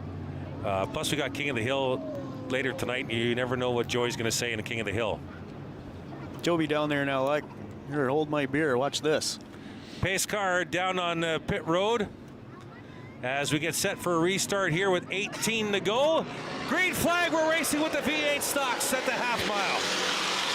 Stewart on the high side, Orr on the inside, and it's Morris and Bloemendahl, row number 2. All 4 of them together as they run the back here. Morris looking to the inside, got a nice little run, trying to poke a nose in there. And a little contact with the 95. Oh, 95 up into the blue deuce. That pushes Stewart up the track and back into the field. And Doug's not going to like that too much. Now Morris to the inside of Orr for the lead. Bloemendahl right there. Mesenberg up to 4th now. And Stewart relines himself into 5th. Front 3, contact between Orr and Morris. And Ethan Orr not liking the way Jordan Morris is running this V8 stock feature right now, but he's the lead car. Bloemendahl back up to 2nd. Orr right there in the 95. Then Mesenberg, your points leader in the 8-10. And then the 2 of Doug Stewart, who was leading 2 laps ago. And let's split the screen here. Let's go bottom right for a little contact. Morris into the Orr machine. Watch Orr slide up into Doug Stewart. Get him up the track. Just got a little high up there. And Doug Stewart losing a few positions. Everybody single file now. They're your leaders. Jordan Morris in the 73. Devin Bloemendahl in the 01. Ethan Orr in the 95. Ethan trying to make it 2 straight features in a row now, after winning his very first career feature last time out. Bloemendahl to the high side in turn 1. Leaves an opening for Orr, but Bloemendahl will shut the door in a hurry. 14 to go here in this 25-lap V8 stock feature race. Just off your screen, right side, see Mesenberg on the high side of Orr. Lost the car a little bit there. Doug Stewart the inside for fight for 4th. Yep, there is the blue deuce. Doug Stewart coming back to the inside of Mesenberg. Stewart not done with the front of this field. He'll take 4th spot. He'll dive to the inside of Orr. Looking in turn 3. Orr will come down. Mesenberg fights back in the 8-10 on the high side. That's a battle for 3rd on the racetrack. Mesenberg fighting back on the high side of the 2 machine. Doug Stewart on the inside of Kyle Mesenberg. And that 95, that tire rub or whatever it is, Gary's come back on that 95 machine in the cornering. Yeah, we got Cody Colburn coming into the pits as well. There you see the smoke out of the right rear of the 95. Stewart trying to get to the inside. We'll keep it here on the 95. Oh, the smoke even on the straightaway, Gary. Yeah, he's bumped into everything but the pace car out there. It could be that he's got his tire rubbed from the body or whatever, but it's definitely into the corners here. Hashtag Days of Thunder line, courtesy of Gary Adrianson. Chad Clutterbuck into the pits as well. So one of the front runners usually every week for the V8 stocks. Clutterbuck in the 72 having troubles tonight. 10 to go. Jordan Morris leads the pack of 5. Down the back. Blumendahl in second or in third. Stewart and Mesenberg your top 5. Out of turn 4 to complete another lap. We're inside, 10 to go. Stewart all over the back of Orr, gives them a little shove into turn 1. There you see them right there, 3rd and 4th. 95 and the 2. And another shot out of turn number 2. Here comes the Blue Deuce down the inside. Doug Stewart trying to keep the car there. Orr trying to get back down. Orr got loose. And Orr's in trouble. Orr's in trouble. Looked like all the 4 tires were up. If he stops on the track, it forces a caution. Track officials aren't going to like that too much. He might have a left rear down. Maybe it is the left rear, Gary. You're right. He's going to try and duck in here. And the field still under green, coming around turn 4. That left rear looked like it had a heck of a wobble on it just before he pulled into there. It looks inflated, doesn't it, Gary? It looks inflated, but it's got a heck of a wobble. Meanwhile, back at the front, here comes Devin Blumendahl. Nice Great run at turn 2. Beautiful. Oh, he's got a left rear down. It looks like Jordan's left rear is down. Yes, left rear down on the 73 of Morris. Look out, trying to spin in front of Doug Stewart. We're still green. Scott Mackey's going to try and get him into the pits. 6 to go.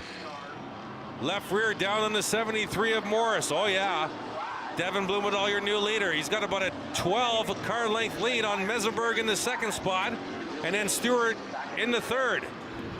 And Morris will dive. Oh, the window net's already down. That's a no-no. That's a no-no. Under green flag when conditions. He's still on the track, yeah. Absolutely. Hopefully, for his sake, the track officials aren't watching Rogers TV. Because we had it. Now Mesenberg and Stewart have caught the leader.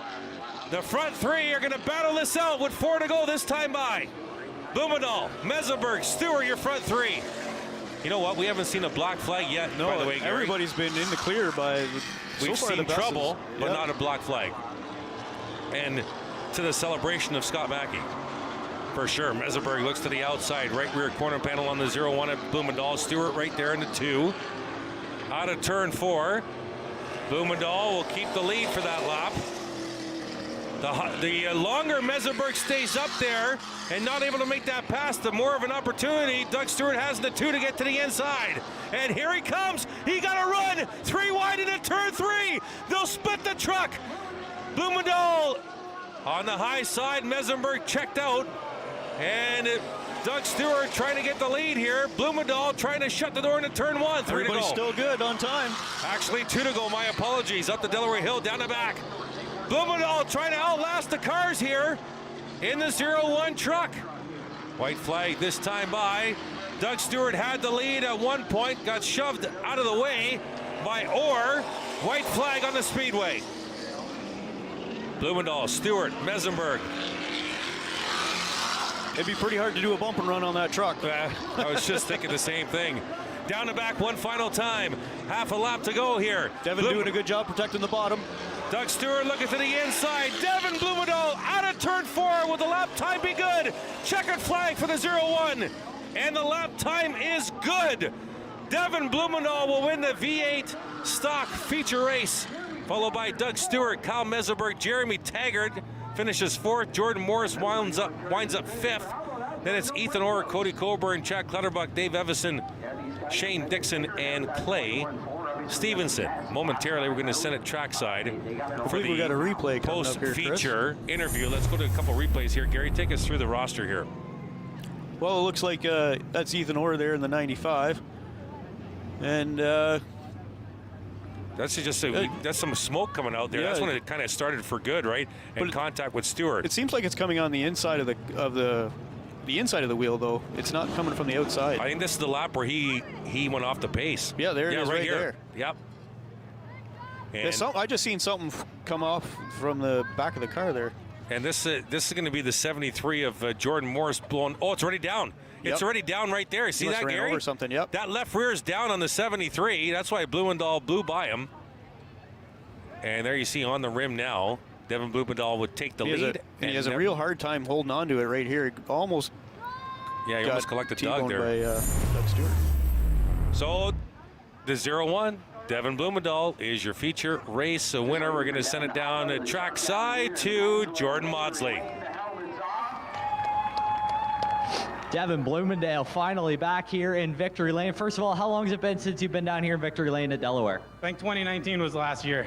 And how you've been out here a couple times now in the V8s. How much fun is it racing with all these guys in with that cool breakout time? It's a blast. It totally changes the game to try and control your speed and just make the right moves at the right time. I know this car was in the barn. You were out here watching all these V8s run this class, and you decided to get the truck out here. What do you say to everybody else who's got a car that's eligible and that's just sitting around? I just bring it out. You have to do minimal. I put some tires on it, changed the carburetor, and came out and run fast here. So I thank the guys that helped me out. Todd, he let me the carburetor and gave me some old used tires, and we're out here having a blast. That's Devin Blumendahl, driver of the 01 truck, winner of your Dock Stater Property Maintenance. All right, Devin Blumendahl, the V8 stock feature race winner, his first feature race checker flag, I think he said since 2015. Wow, we'll be right back. Delaware Speedway Racing on Rogers TV, presented by Oil Guard.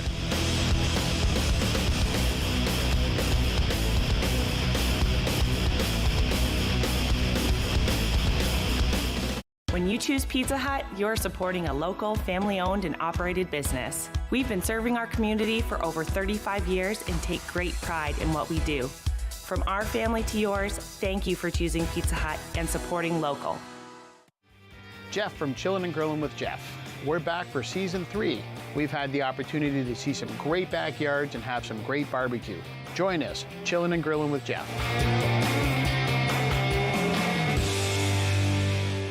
Looking for the best way to get the Major League Baseball games you want to watch? Rogers Super Sports Pack has you covered. With MLB Extra Innings, you'll have a premium ticket to out-of-market regular season games with all games available in HD. Don't miss the action from the games you want from both the American and National Leagues. MLB Extra Innings, part of the Super Sports Pack. For only $35.95 a month, Rogers customers get all this for one all-inclusive price. Order using your remote starting on channel 431 or visit Rogers.com today.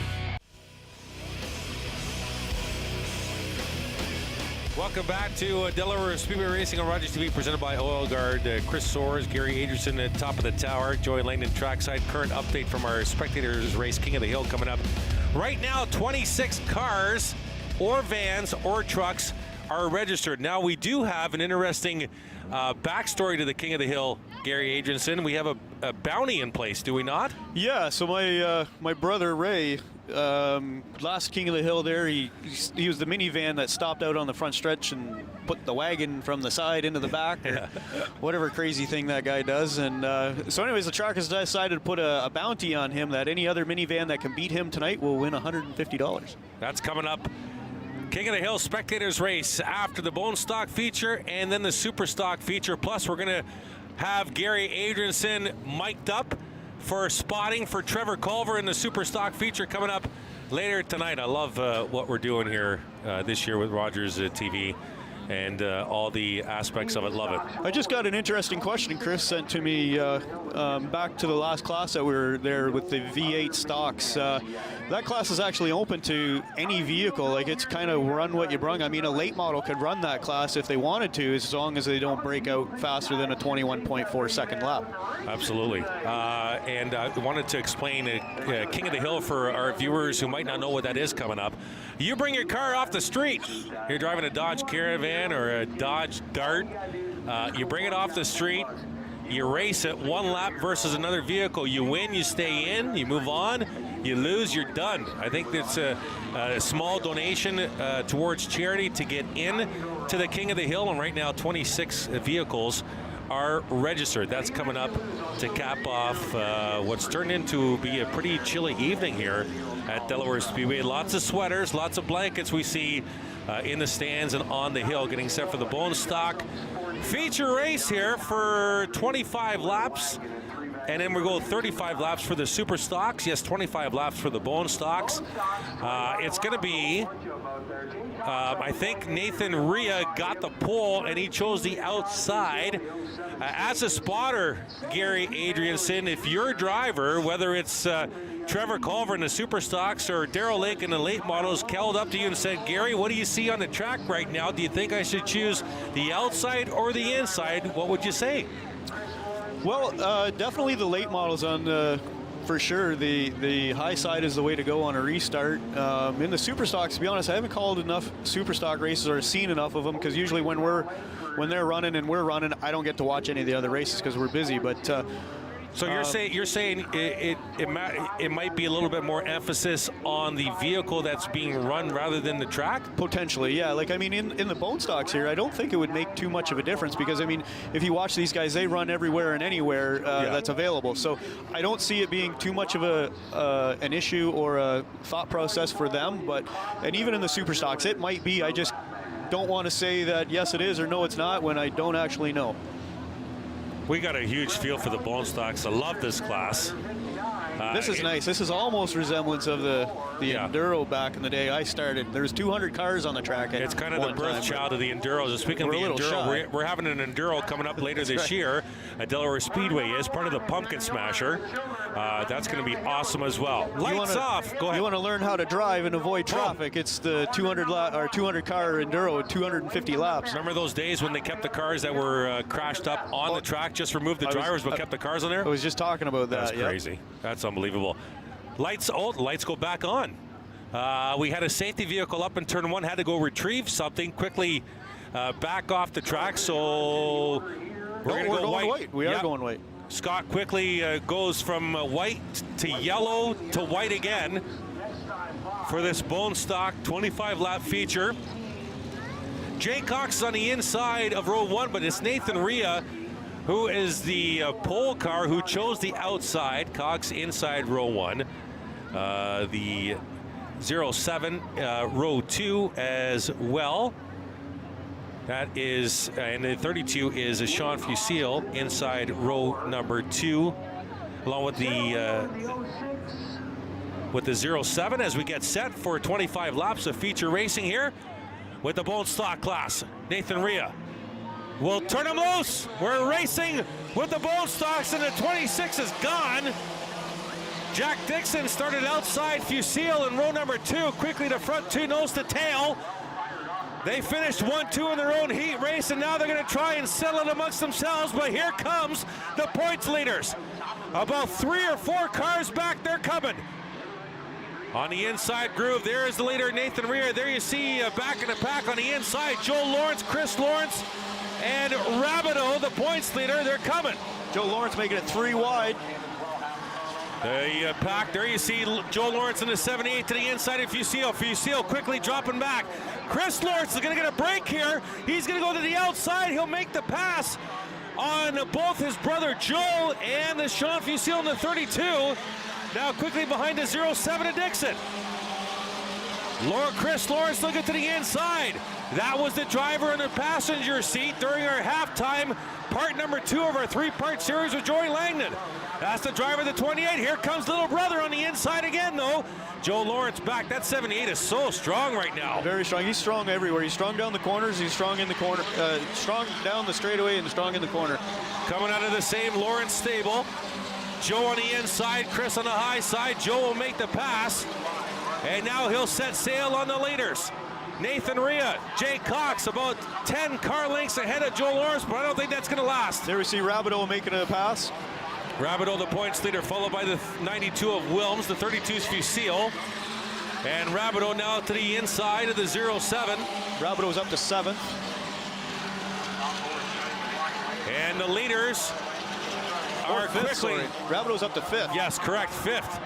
The leaders are quickly going to be visited. It's Cox to the outside of Rhea for position. That's the battle for the lead. There you see the 70 to Joe Lawrence. He's come to the front too. They have traffic in front of them now.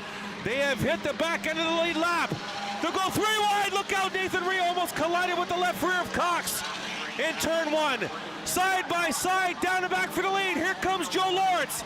That 78 is above everybody else right now. It's unbelievable, but here comes Chris Lawrence in tow. Heavy lap traffic here. Watch Roberto. Roberto, top of your screen right there in the black number 5. He's there as well. The cream's risen to the top early in this bone stock feature. Cox, new leader.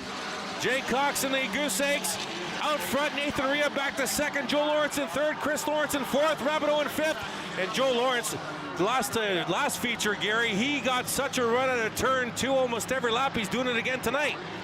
I remember he was doing that the last time I was here, and then he had a motor go, I think it was. That's right. But his corner exit in turn 2 is unreal. Nathan Rhea battling to save that spot. Look out! Right behind him, off your screen right side. Roberto to the inside of Chris Lawrence for position. The points leaders come to the front as well. The front 5 all together out of turn number 4. 17 laps to go this time by. Joe Lawrence has position on Rhea, preferred lane on the inside. Roberto's going to try and follow him through. Jeremiah Roberto now side by side with Rhea for third spot. There your leader, the 0-0 of Jay Cox. 7-8 of Joe Lawrence up to second. Roberto right there to the inside of Rhea for third. Chris Lawrence in the 28 right now, running at the top 5. Front 5, nose to tail. Front pair trying to get away. Jeremiah Roberto has something to say about that. More traffic just ahead of the leaders, but Lawrence to the inside. Joe Lawrence to the inside, battle for the lead in turn number 3. Lawrence on the inside, Cox on the high side. 2 cars, lap cars fighting for position here in front of the leaders. They're going to go to the high side of the 64 into turn number 1. The 85 ducks down in the pit road. He's done. And Joe makes a pass for the lead. New leader, Joe Lawrence, the 78. He's familiar with the front. The last 4 features here for the Bone Stocks. Front 3 have distanced themselves now from the battle for 4th. Chris Lawrence passing Rhea for 4th right now. Go ahead, Gary. If you'll remember, Chris, that Joe Lawrence is carrying an extra 50 pounds tonight. That's right. They wanted to slow him down. Didn't work. No, it hasn't worked at all. Now Jay Cox battling with Roberto. The key is for Jeremiah to get past Jay as fast as possible. But ahead of this group is a ton of cars, and I mean a ton of cars. There's about 12 cars in a straightaway ahead of the leaders right now. Roberto to the inside of Cox. He needs to get it past Jay in a hurry here because Joe's starting to get away. Roberto will go 3 wide out of turn 2. And he'll get to the inside of Cox down the back. Now Joe Lawrence caught in some traffic on the high side through turns 3 and 4.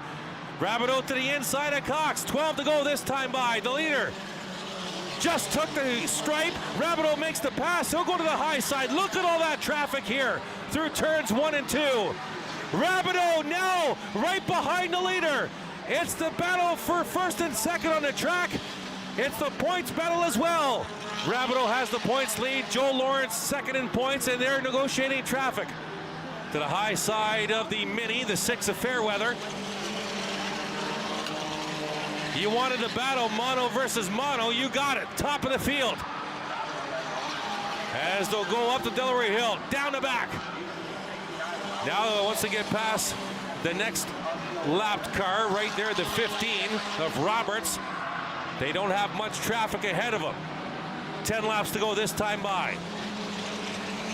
Well, it's one thing, you would know this as a race car driver and a 4-time champ in 2 different divisions, Gary. It's one thing to catch them, it's another thing to pass them. There's absolutely another thing to catch it. Catching them is the easy part. Passing them, especially when you're only a little bit quicker than them. Joe Lawrence, your leader in the 78. He's won 3 of the last 4 features. It would have been 4 in a row, but he got penalized in the second one and got the win taken away. Roberto in the 5 is your points leader. Lawrence in the 78, second in points. They go to the inside of the 12 now.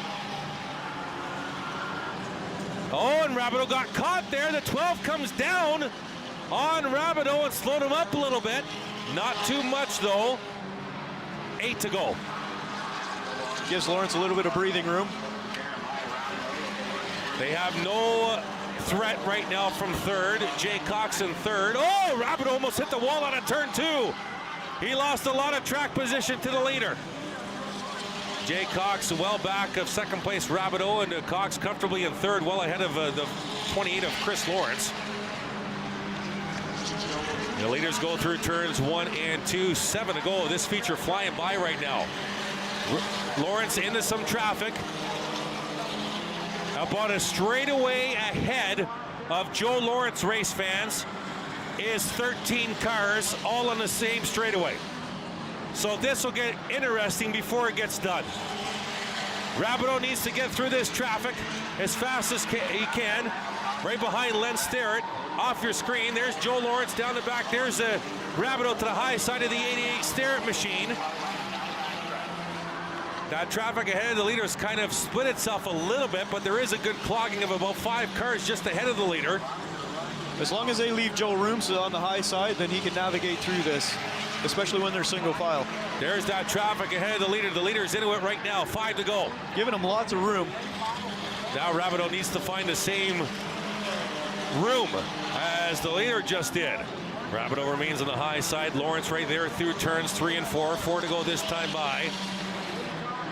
Every single week for the last month and a half, he continues to chip away at that Roberto point stick. The only problem is, Gary, that Roberto's finishing in the top 5 almost every week as well, so you're not really biting into it a lot. No, it's hard to make any points. I mean, Joe's going to get some bonus points here for one for leading a lap, and then another bonus points for leading the most laps. Yeah, that's right. 3 to go at the stripe. There's Roberto in the 5, second place car. He's about a quarter of a straightaway behind the leader, Joe Lawrence, in the 78.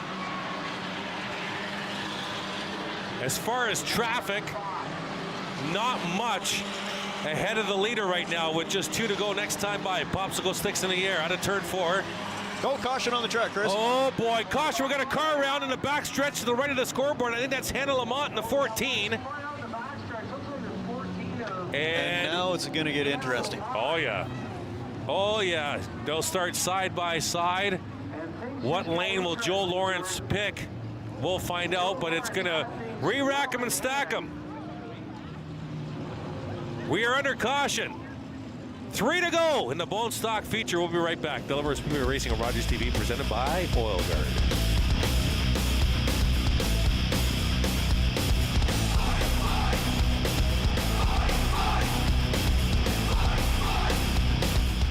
Top to bottom, no drip rust protection at Oil Guard goes right to where your car or truck needs it most. From the engine compartment to the door panels, and 8 points in between. Oil Guard has you covered. One Oil Guard treatment will help you duck the rust for 1 full year.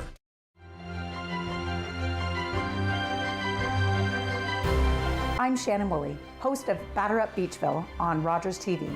Join myself and Doug Harris as we learn more about the first recorded baseball game in Beachville. Jeff from Chillin' and Grillin' with Jeff, and we're back with Season 3. This season, we've had the opportunity to see some great backyards that have some fantastic food cooked on some great grills, and this season, we're helping you take your barbecue game up by adding some great barbecue tips from some local experts on anything from spices to knife care and using the proper wood to smoke some great food. Join us, Chillin' and Grillin' with Jeff, Season 3.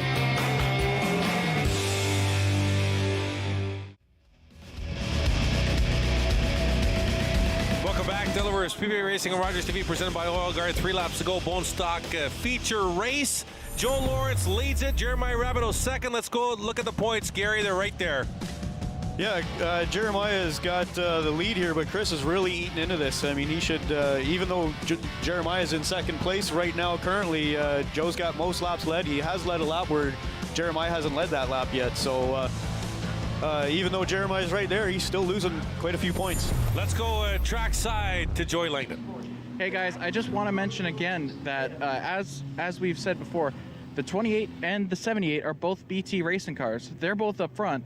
They're trying to bring home a championship for the team. Could we see Chris Lawrence try and jump up front and slow down Jeremiah Roberto and help Joe Lawrence get away? Chris Lawrence is a very competitive person and he'll want to race for a win, but maybe that thought's somewhere rattling around that helmet back upstairs. I understand what Joey's saying. My response to that is I don't think anybody needs to help Joe Lawrence win a feature the way he's been running the last 4 to 5 weeks. Because that 78's been strong, Gary. He really has been. I'd like to say that Joe does have the field covered here, but never count out that 5 of Jeremiah Roberto. He definitely has something for him, as long as he can get a good restart here. Otherwise, Joe's going to walk away with it. All 3 right. laps. Yes, so we'll see what lane Joe Lawrence picks. The interesting part here, and correct me if I'm wrong, Gary, if Joe picks the outside, Jeremiah drops inside, Jay Cox will stay down on the inside. That'll put Chris Lawrence behind Joe on the restart. That is correct, yep. So this will be interesting here. And again, even though Joe's on the high side, if he were to pick that, he would still be the control car. So he still gets to fire off first, but looks like he's going to stay on the low side. Joe Lawrence, Roberto front row, Cox and Chris Lawrence second row, Wilms and Rhea in the third row, Langford and Givens in the fourth row, representing 7th and 8th place. Then it's Fusil and the 07 of Dixon rounding out the top 10. 3 laps to go this time by. Lights off the Delaware Speedway pace car. Everybody checking up on the back, but the front 12 already mashing the gas. Out of turn 4, we're racing with the bolt stocks, and the leaders front 2, top 2 in the points go at it into turn 1. Joe gets a nice jump out of turn, going into 1, and pulls away out of turn 2 down the backstretch. They actually got the pretty identical straightaway speed, but Lawrence goes deeper in the corner. Roberto might have checked up to get a better run. I think he did, Gary. 2 to go this time by. It's Joe Lawrence and Roberto. Lawrence getting a little squirrely. Roberto's going to get a run here. Yeah, but that's not going to be enough. That 78 gets a great corner exit out of turn 2. Looking for the white flag this time by. They've already distanced themselves from Cox and Chris Lawrence, about 10 car lengths behind. Roberto is definitely faster right in the center of the corner. That's where he gains, but Joe does pull away again out of the corners. White flag. Half a mile to go for Joe Lawrence, who's been absolutely dominant the last month and a bit here in the bone stock division. Chipping away at the Roberto points lead. He's going to try and win 4 of his last 5 through turns 3 and 4. Joe Lawrence in the 78. Checkered flag will take the bone stock feature. Jeremiah Roberto will come home in second spot. And then it's Jay Cox in the third. We had a 3-way battle, or 3-wide battle for the 4th spot, taken by Chris Lawrence. And it's Jordan Wilms, Matt Langford, Nathan Rhea, Phil Gibbons, Sean Fusil, Pete Vanderwist Jr., your top 10. The remainder of the finishing order: Jack Dixon, Jason Craig, Cullen Willems, Mark Lamont, Johnny Peredzinski, your top 15. Adam Genereux, Joe Kicks, Stan Cook, Len Starrett, Mitchell Rawlings, Sterling Roberts, Chris Fairweather, Cassie Howard, Brent Pelly, Rob Woolston, your top 25. And then the rest of the field with Fiddler, Clausen, Wheel, Schulteis, Lamont, Penny, and Tyler Wheel. And we're going to send it down the trackside momentarily to one of the most interesting interviewees you'll ever meet, and that is Joe Lawrence, because he has so much to say and so many people to thank. It's awesome interview. We're going to send it down momentarily to Jordan Maudsley, and this 78 continues to be dominant in the bone stocks. But as you mentioned, Gary, you can't really chip in much when the guy you're trying to catch finishes right behind you. No, but again, with the bonus points, it certainly helps. I mean, there's, I think, 3 races left for them? I think 4? so, something like that, 3 or 4. So, I mean, if he got 4-point gain, I mean, it definitely put him right there, and all it takes is for Jeremiah to miss that second place one time. All right, we're going to let Gary go get set up for his super stock feature. We'll send a track side to Jordan Maudsley. Get old being down here in Victory Lane. No, it's never old in Victory Lane. It's great coming here every time, but F5's getting right there every time. That last caution was a little nervous. It was a good race there to the end, and I got to thank Chris and Penny for getting this car together for me. My fiance for supporting late nights in the shop. There's a couple of them sometimes. Obviously, all the sponsors that get this thing on track. We got Dana's Desserts, Auto Fusion Towing, Dad's Discount Auto Depot Supply, and Sifton Properties for sponsoring the whole night. I got to thank them for letting us do what we want to do here. Joe Lawrence, driver of the number 78, Dad's Bone Stock, and your... And there's your Bone Stock feature race winner. It is Joe Lawrence. When we come back, we'll go super stock racing at the half miles. Delaware Speedway Racing on Rogers TV, presented by Oil Guard.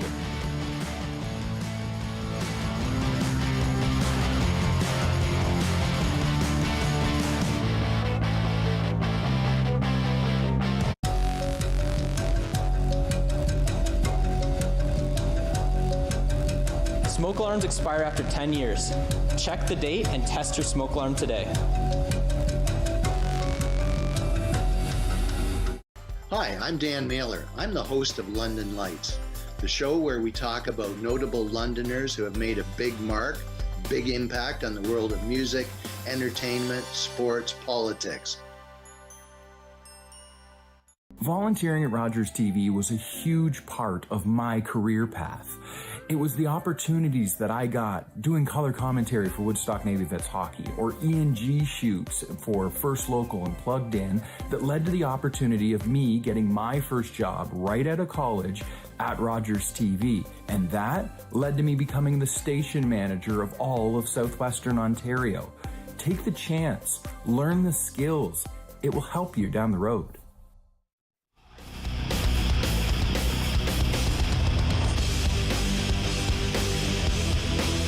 Welcome back to Delaware Speedway Racing on Rogers TV, presented by Oil Guard, getting set for the Super Stock feature. And as mentioned, as you heard in the heat race, we're going to be once in a while chiming in and miking up Gary Adrianson, who's now spawning for the one at Trevor Culver. Interesting starting order here, from what I've noticed. Looks like you have the first 4 cars that finished in the top 4 placings in heat race 1. Starting ahead of the 4 cars that finished in the top 4 spots in heat race number 2, which is weird. I don't think I've ever seen that before. Rockwood's going to be the pole sitter. Ryan Bright will be outside row number 1 in the 45. Then it's Brendan Verhoeven and Ramsey in row number 2. Ferrer and Pitsno in row number 3. Dewar and Culver in row 4. Ramsey and the points leader Vanderwist in row 5. Dyson and Lapsovich in 6, Van Stiesel and Thompson in row number 7. And I think what we're going to do here is once we get that white flag from the starter stand, we're going to turn on the mic here with Gary, and we're going to listen to him take Trevor to the green flag here once we go white flag on the speedway. So we're going to be racing for 35 laps here with the Super Stocks. We got the King of the Hill Spectators race coming up right after that on a beautiful yet chilly night at Delaware Speedway. They'll get the one to go this time by from the flag stand.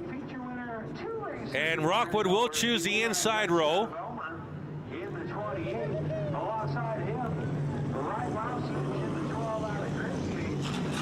Let's go to Gary right now. We're going to be starting P8 here. You got Jay Dewar on your inside. Directly behind you, you have Pete Vanderwist in the 7 and Carson Nagy on your left rear. And get that carb emptied out. We'll get right to the front here right quick and go get us a feature win. So we're going to go back to Gary here as the field comes out of turn 4. We're going to go with Gary for the entire first lap here because it will be traffic for Trevor Culver as Rockwood's going to lead him out of turn 4 for 35 laps for the Super Stocks. All right, Trevor, we're coming to the green here. Ready, ready, green, green, green. Inside door. Still there. Still at your door. Still inside. Clear by 2, still inside. Still there. Still inside, still inside. 1 lap complete with the Super Stocks. Out front is the 45 of Ryan Bright. He's trying to leave the field behind. Contact on a turn 2. Pitsino was around but gets it straight. We're still green on the half mile. Oh, we got Dewar around in turn 3. Jay Dewar's broken something in turn 3. Second in the point standings, the 43 in trouble. And we're caution on the speedway. Lots of action in that opening couple of laps with the Super Stocks. Let's go to the replay here. So this is the backstretch here. Pitsno 22, Dyson 28. I think Dewar was to our left there. Well, actually, okay, we're gonna rewind here and we're gonna watch Pitsno in the 22. So the 22 ahead of Culver in the 1. Contact maybe with Ferreira? No. Oh, you know what? He got into the right rear door, and that's probably what happened to Jay in turn 3. Did the 1 get into the 22? So maybe the Ramsey machine was a little slow ahead of Chase in the 22. The 07's Ramsey, 22's Pincinel, 1 is Culver. Oh yeah, he ran into the back of the 07 and then Culver into the back of the 22. Vanderwist there, you see on the right side of the screen, got into the back of the 1 of Culver. Now the thing was, race fans, when the 22 came down, it came down on the right rear of Jay Doer's 43. And there you see the result, right rear tire down on the 43 machine, and that's caused by the contact from turn 2 with the 22 of Chase Pincinel. Great replay work by our staff here at Rogers TV. That's fantastic stuff. One incident definitely leading to another in this particular case. Just 1 lap complete here in this super stock feature race of 35 laps. So Jay Doer has had his tire fix, returning to the track. We'll step away inside the super stock feature from the Delaware Half Mile. It's Delaware Speedway Racing on Rogers TV, presented by Oil Guard.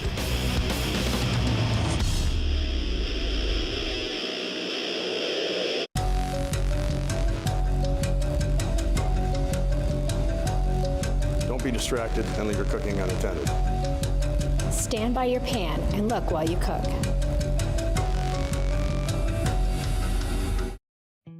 Most people that are have received treatment for drug use problems are probably going to have a lapse. Join addictions counselor Dean Anderson for Invisible, Breaking Through the Stigma of Addiction on Rogers TV. Hi, I'm Melissa Yee, Community Engagement Specialist at Rogers TV. Volunteering at Rogers TV during my high school years provided a great opportunity for me to learn on-air reporting and writing, which helped me get into the college I wanted with that experience. The skills I learned while volunteering at Rogers TV were invaluable, and it has now led me down my career path of now overseeing the volunteer program at Rogers TV.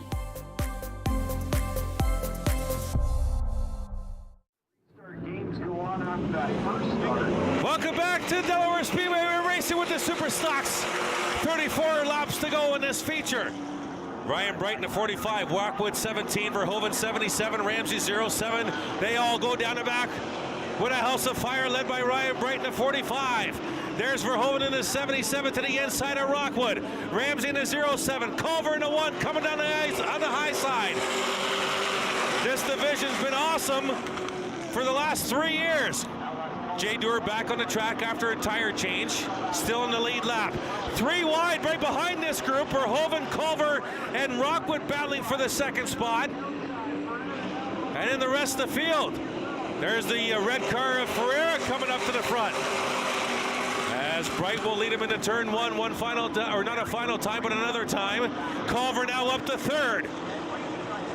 It's Bright, Verhoeven, Culver right there, top 3 super stock feature at the Delaware Half Mile out of turn 4 to complete another lap. Nose to tail, the front 3. Ferreira just behind these 3, battling to the inside of Rockwood. He'll grab the 4th spot. Defending series champ trying to make his way to the front. It's Ryan Bright. Contact between Verhoeven and Culver looked like just there in turn 3. 5 complete, 30 to go here for the Super Stocks. Culver starting to pressure the 77 of Brandon Verhoeven. The front 3 right together. Watch through the turn, watch behind Culver. There you see the red car, Andrew Ferreira, bridging that gap from Carson Nagy in the 5th spot and trying to get up to the front threesome. Nose to tail, throw a blanket on him down the back. Bright, Verhoeven, Culver looking to the inside. Almost got the left rear of the Verhoeven machine out of turn 4. Once again, Gary Adrianson quiet right now because there's not really a lot of heat right now behind Culver. Trevor's fine out the front windshield. He needs Gary out the sides and the back, and with laps remaining. So right now, Gary's staying quiet, but definitely eyes on. Oh, contact between Culver and Verhoeven. Verhoeven will keep it straight, but he'll lose a couple spots. Culver the second, Ferreira the third. Andrew Ferreira to the inside of Culver.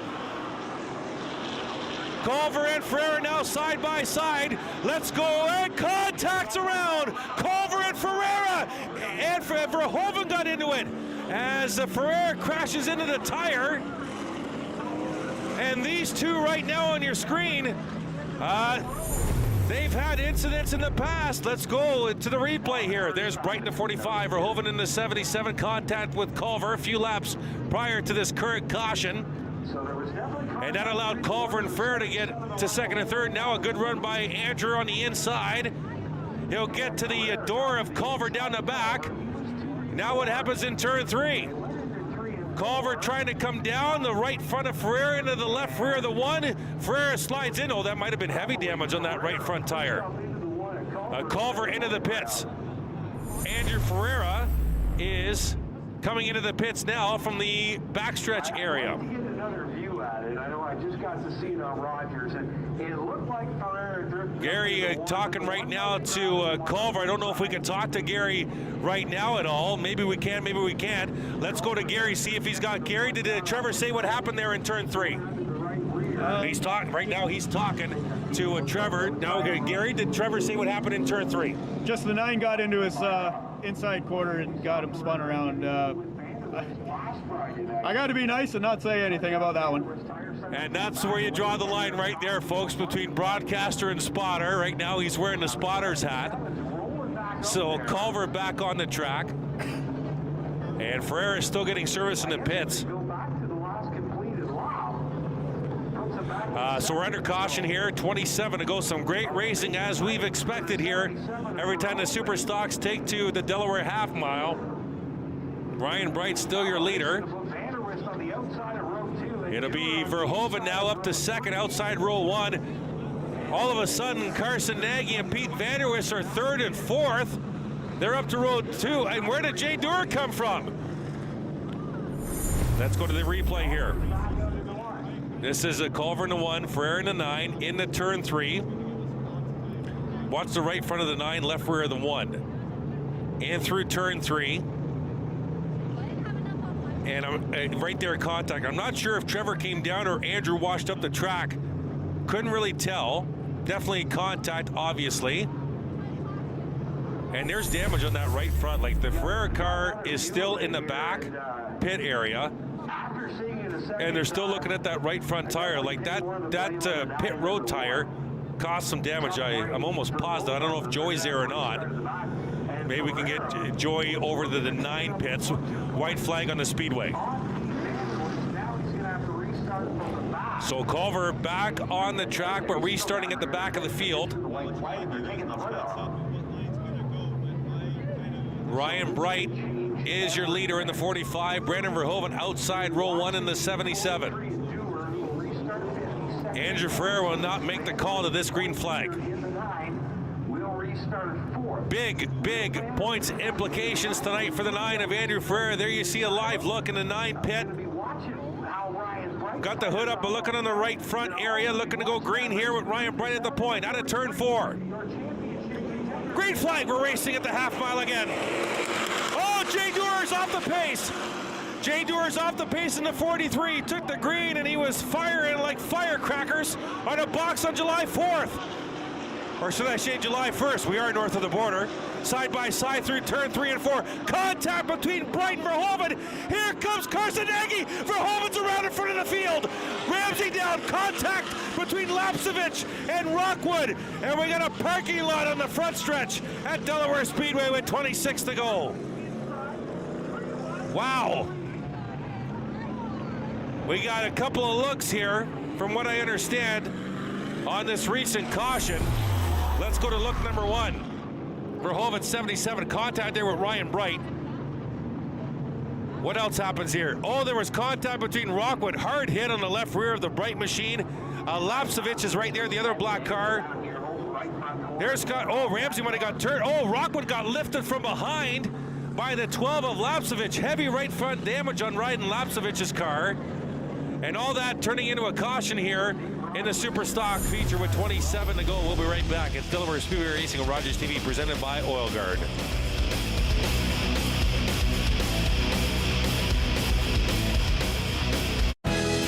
Don't get caught unprepared this summer. White's Rental is your one-stop shop for lawnmower tune-ups and repairs. You can visit us at our new location, 785 Little Simcoe Street. Hi everyone, my name is Dr. Mario Elia, and I'm the host of a new show here on Rogers TV that we're calling Keeping London Healthy with Dr. Mario. So tune in Wednesdays at 6:30 p.m. and we'll see you then. Looking for the best way to get the Major League Baseball games you want to watch? Rogers Super Sports Pack has you covered. With MLB Extra Innings, you'll have a premium ticket to out-of-market regular season games with all games available in HD. Don't miss the action from the games you want from both the American and National Leagues. MLB Extra Innings, part of the Super Sports Pack. For only $35.95 a month, Rogers customers get all this for one all-inclusive price. Order using your remote starting on channel 431 or visit Rogers.com today.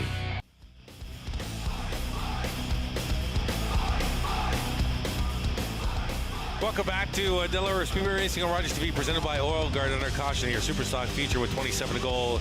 This is why. Lots of contact here. Multiple car collision at a turn 4. Where are they? There they are. The 77 Verhoeven contact with the 45 of Ryan Bright. Look to the right. Ramsey's already around. Rockwood got lifted by Lapsevich in the 12. Rockwood goes flying into the left rear of the 45 of Bright. Lots of damage to multiple cars here. The Verhoeven machine in the pits. Culver's come back down pit road. They're in the back of the field, so they've come to take that advantage to just make sure the car is set right. They're starting at the back anyway, so they're not losing any positions. The Rockwood machine on pit road, and looks like he's going to make the left-hand turn and go to the infield pits. Andrew Ferrer is still in the pit area in the 9 machine. Number 12 of Ryden Lapsevich coming back out on the speedway. The 77 Brandon Verhoeven is still in the back pit area as well. Rockwood has got a big leak on the 17 of Rockwood. That's why he went back into the infield out of his pit road position. You can see the big puddle he left on the pit road. So we're under caution here, and the field getting smaller and smaller. Culver returning, Lapsevich returning.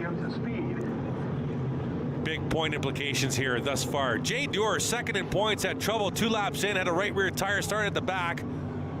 He's already back up to 7th spot here. And we're going to get the white flag next time by.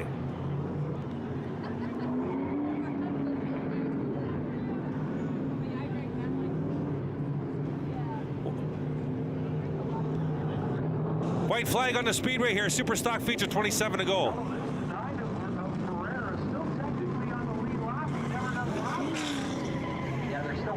And the field all jumbled up and ready to rock and roll. Carson Nagy, Pete Vanderus at the front. They've stayed out of trouble. That's what you get. You get a front row starting position with 27 laps to go in your feature. Pinsino, Ramsey, row 2. Dyson up to 5th spot. Van Steensel up to 6th. A battle of attrition right now for the Super Stocks, looking to go green this time by. Nagy will lead him out of turn 4. Green flag, we're racing with the Super Stocks. The front 4 side by side into turns 1 and 2. 93 is Nagy, the 7 is Vanderwist, your points leader. 22's Chase Pinsino. Pinsino wants to battle for the lead right away. Dyson in the 28, the 07 orange and white machine, that's Ramsey. Now the front 3 trying to get away from Dyson, who's fallen back a little bit with Ramsey. As they'll work the back, it's the 93 of Nagy, 7 of Vanderwist, the 22 of Pinsino. Through turns at 3 and 4, 25 to go this time by. Super Stock feature.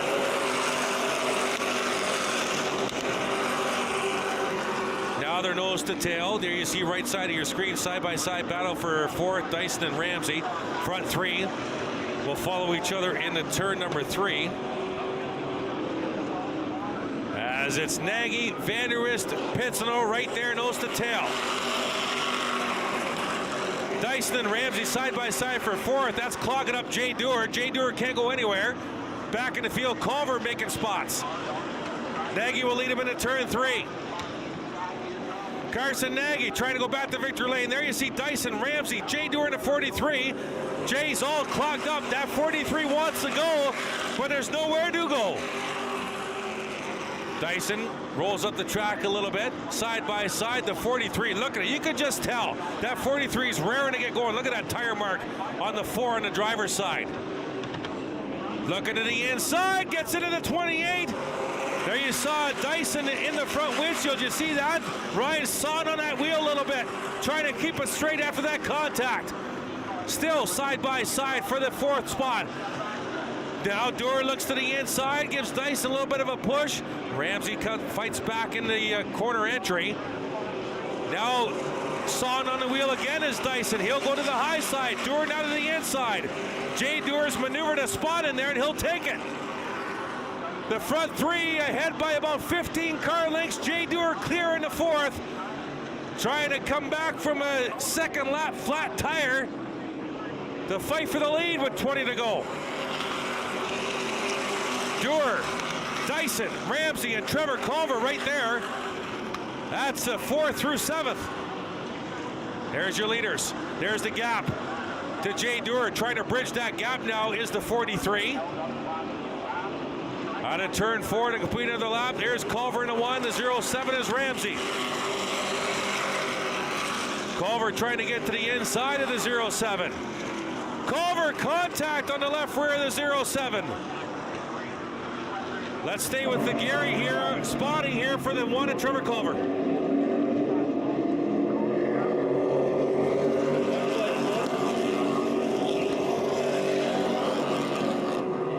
Still outside. Still there. At your door. Still door. Quarter. Still outside quarter. Door. Still there. Quarter. Clear, clear. All clear. There you heard Gary Adrianson spotting for Trevor Culver in the Super Stocks. We'll get Gary back for the King of the Hill. And Jay Dewar has caught that front 3, so make it a foursome now. Tea time right now at Delaware Speedway. It's Carson Nagy will lead him to the stripe. Dewar to the inside of Pizzano now for position. 16 to go at the half mile, and Jay Dewar is trying to go coast to coast like butter on toast after a flat tire in lap number 2. Side by side into turn 3 on Pizzano. It's Nagy out front, then the points leader Vanderwist, and then this battle for 3rd at the stripe. That 43's been a rocket ship the last month here in the Super Stock division. One little miscue a few weeks back. Other than that, he's been contending every single race. 43 up to 3rd. Jay Dewar now trying to track down Vanderwist for 2nd. What a charge by Jay Dewar in that 43. There's the front 4 down the back with 14 laps to go in this feature.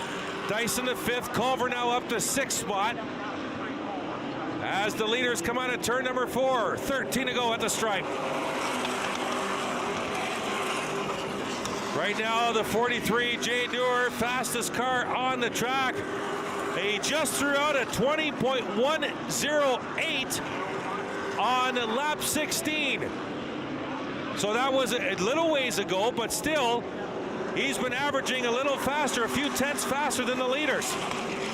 And you can see that on the track. He's right there in the toe of the 7 Vanderwist machine. Nagy, 93 is your leader. Then Vanderwist, and here's Dewar again to the inside. Pete left him a little room. Contact between Vanderwist and Dewar. They'll be side by side into turn number 1. Each of them will not give an inch. That 43 cornering like she's on rails. Pizzano now to the inside of Vanderwist for 3rd. Culver's past Dyson. Culver up to 5th now. Nagy wants to get out of here with 10 to go this time by. But he looks in the mirror and sees the fastest car on the half mile coming right at him. The Richard Petty lookalike, the 43 of Jay Dewar is coming to the front. Pincinel past Vanderwist for third. Front 6, all nose to tail. Here comes Nagy to take another lap.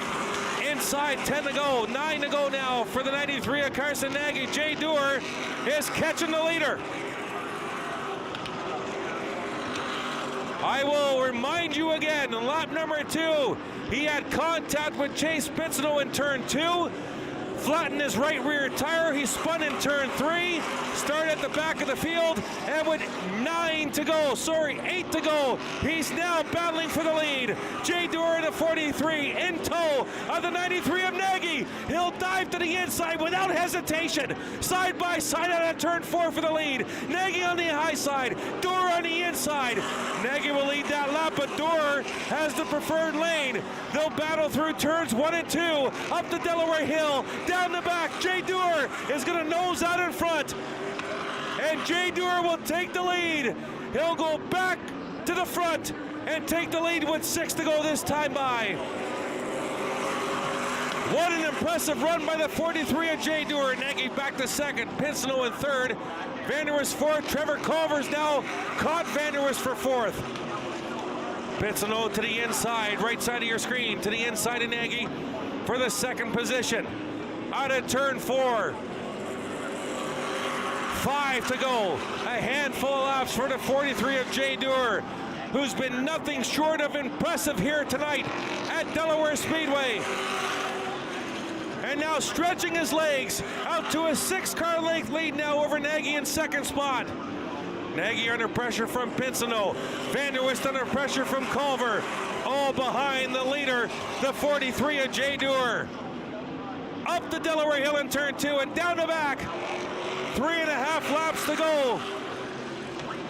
What a statement made by the 43 of Jay Dewar, currently second in the Superstock point standings.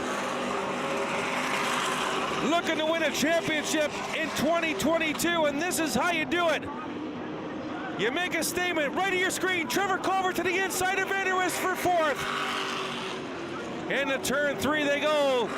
2 to go this time by. Popsicle sticks in the air for the 43 of Jay Dewar. Contact between Vanderwist and Culver. Now Culver to the inside. Vanderwist will let him go. Culver up to fourth. Meanwhile, back at the front, it's the 43 all by himself. Looking for the white flag this time by. A white flag for the 43 of Jay Dewar. Half a mile to go. Started at near the front of the field. Lap 2, cut tire. Spun it in turn 3. Went to the pits. Started at the back of the field. And he's come all the way to the front. Out of turn 4 to take the checkered flag. It's Jay Dewar wins the Superstock feature in impressive fashion. Carson Nagy will come home second, followed by Chase Pincinel, Trevor Culver, Pete Vanderwist, your top 5. Then it's Ryan Dice and Nick Ramsey, Lonnie Thompson, Connor Van Steensel, Ryan Bright round out your top 10. Ryan Lapsevich, Brandon Verhoeven, Andrew Ferreira disappointing 13th, and David Rockwood in 14th spot. My goodness, what a run by the 43 of Jay Dewar. Coming from the back to the front to take the Superstock feature tonight here at Delaware Speedway. We will send it down momentarily to Jordan Mosley for the post-race interview. I can't wait to hear what Jay Dewar has to say about tonight's feature race. Wow. There you see Jay in that Richard Petty replica 43 machine. And we're going to send it down the track side here in a couple of seconds. We have the King of the Hill Spectators race up next. They're going to start bringing those vehicles in momentarily as Jay gets that bucket out. Man, that takes a long time to get those buckets out. All the stuff that's plugged into it, ventilation hose. There you see him. Now he's going to unbuckle himself, come out of that 43 for a post-race interview in front of lots of 43 fans in the stands here at Delaware Speedway. Gets a nice cold drink of water and is set to come out. We're going to send it down the track side to Jordan Maudsley. Jordan, take it away. Give it up for Jay Dewar, your feature winner. Jay, first of all, obviously not the way you wanted to start this race. You had boss car tonight, but did you think you had enough car to get everybody? You know what? After we went through the field the first time, and then it jumped out of gear in that restart, I thought, you know what? Maybe we can do this again. Who knows? How much fun did you have racing with everybody out there? You know, that may be one of the most fun nights I've ever had in a race car here at Delaware Speedway. Just an awesome, awesome piece. We've worked on it so hard this year. This thing is just a bloody bullet. Now, you've just been picking up victories left, right, and center the last couple weeks. What have you been looking at the points picture, or does that even have any play in your mind? Come on, I'm a race car driver. Of course I'm looking at the points. This is a good points night for us, I think. But once again, I got to thank all my sponsors, Milkshake, Hello Beautiful Distribution and Sales, Once Upon a Child, A1 Windows and Doors, Fast Signs, Pilkey Auto Sales, Plato's Closet, all these folks here that this is all as much of their win as it is mine. Thank you, guys. Thank you. Jay Dewar, your feature winner tonight down here in the 43. For the Super Stocks, Jay Dewar. When we come back, there you see him. We're going to go King of the Hill Racing right after this. Delaware Speedway Racing on Rogers TV, presented by Oil Guard.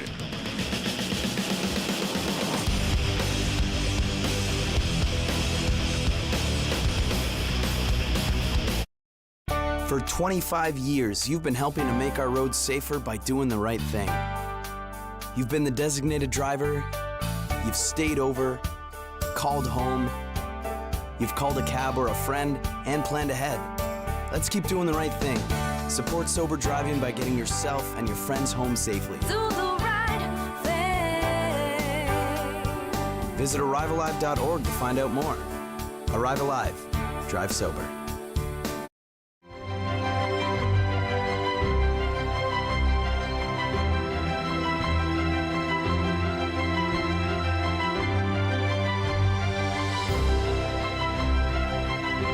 I'm Shannon Woolley, host of Batter Up Beachville on Rogers TV.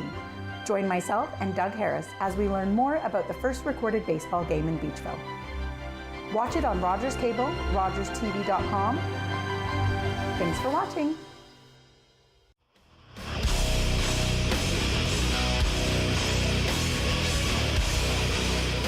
Welcome back to Delaware Speedway Racing on Rogers TV, presented by Oil Guard. Time now for King of the Hill Spectators race. We are still, not still, but we are awaiting the return of Gary Adrianson after spotting for the Superstock feature. So we got King of the Hill coming up. We had 26 cars. We'll see how many we have when they're all said and done. We'll be right back. Delaware Speedway Racing on Rogers TV, presented by Oil Guard.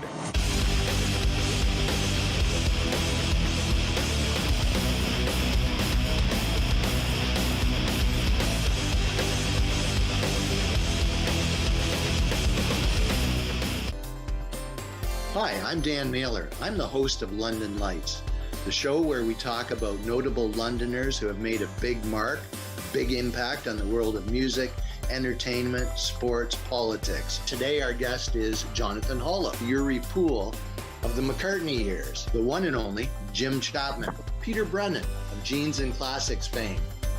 London Lights, Thursday at 8:30.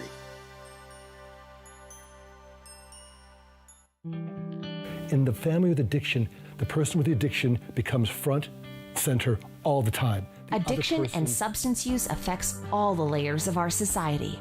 Everything was about trying to out him and fix him, and I was just done. I always felt kind of different. I never felt the same as other people.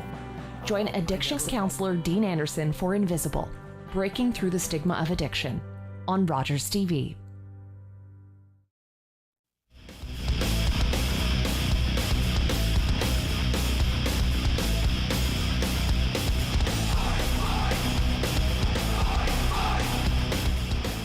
To Delaware Speedway Racing on Rogers TV, presented by Oil Guard. There you see some of the King of the Hill competitors. Wow, we got a good roster tonight. Gary Adrianson, we welcome him back from spotting for Trevor Culver in a Superstock feature race.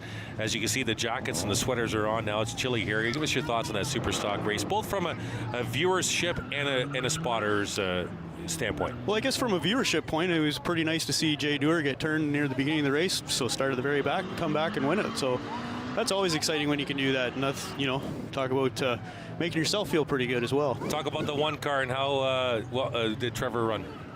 Not as well as we liked. Obviously, the 9 turned us there and coming out at 4, and I'll just keep it at that, but I don't know what else to say other than, you know, when we're on a broadcast like this. But, you know, at the end of the day, though, I mean, Trevor did come from the back to finish up P4, and, you know, for what happened, still a great outcome.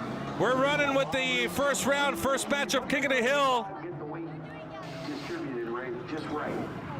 It'll work. Mazda 3 is the white car way out in front.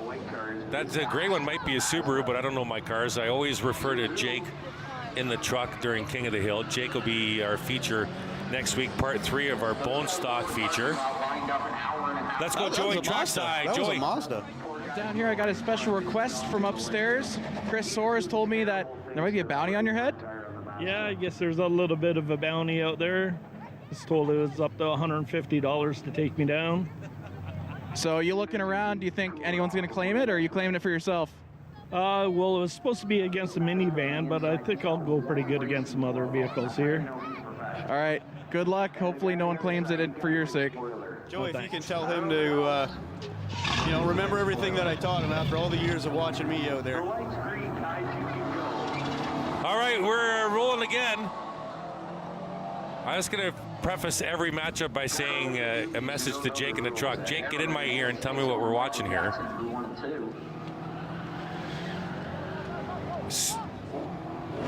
Okay, so we got a Subaru out front, Mazda in tow, Subaru, sorry, trying to advance to round number 2. Mazda not going to catch the Subaru. Subaru with the big spoiler on the back wins it. Mazda, she gone. All right, inside round number 1, King of the Hill. I think we got about 30 cars. King of the Hill, you bring your street car out. What the heck is that? By the start-finish line, we got an old flatbed pickup truck. My goodness gracious. I can't wait to see that sucker. Okay. It'd be more impressive if he was towing something with it. Just jump in whenever you want. Actually, it'd be real impressive if he had like a little smart car on the top of that deck. Four-door sedan on the outside. We got a Ford Focus in the Pontiac Grand Prix. Jake is my man, King of the Hill. He comes in my, he speaks in my ear. It's like a driver and a spotter, Gary. He speaks in my ear, so this is what we got.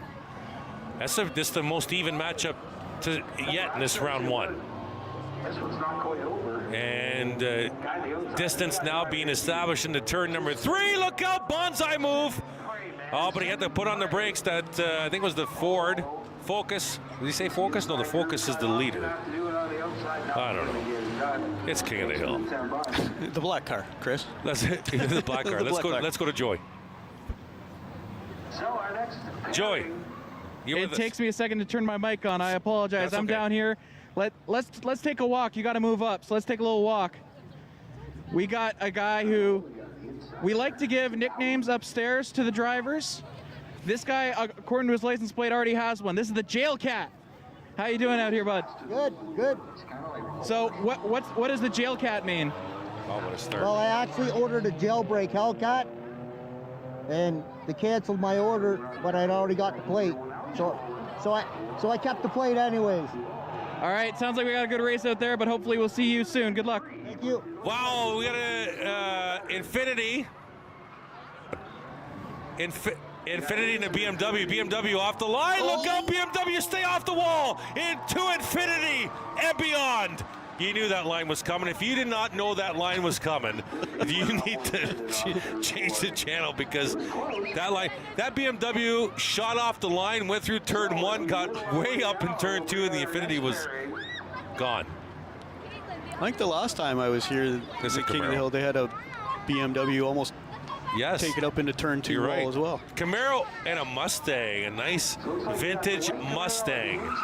I don't need Jake's help on this one, I don't think. We got a Mustang on the outside, Camaro on the inside. All right. All right, couple of muscle cars. Oh, hello. Hello. She gone.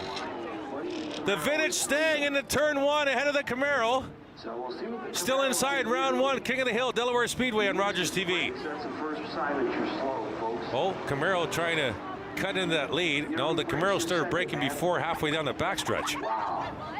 The vintage Stang is going to take this one. unless something dramatic happens. The vintage Stang on to the next round. The Camaro, she gone. Oh, we got the grocery getter. The 2022 version of the King of the Hill grocery getter here.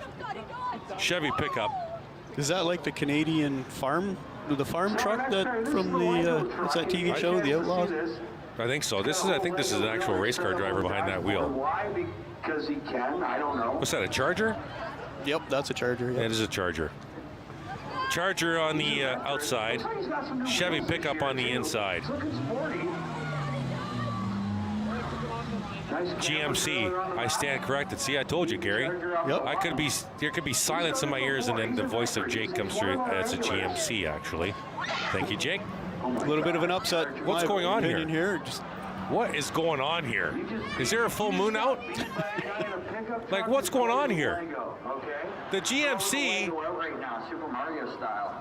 What the heck is going on here? Does that guy know where the gas is? I don't know. GMC's gonna. What the heck is this? GMC wins it by a mile over the Charger. Every Dodge fan out there has their head between their hands. My good, I don't even know what to say about that last matchup. What's this in? Is that a Lincoln? Or Buick? Buick on the inside, Toyota Celica on the outside. I find a lot of these races are won and lost right off the start here.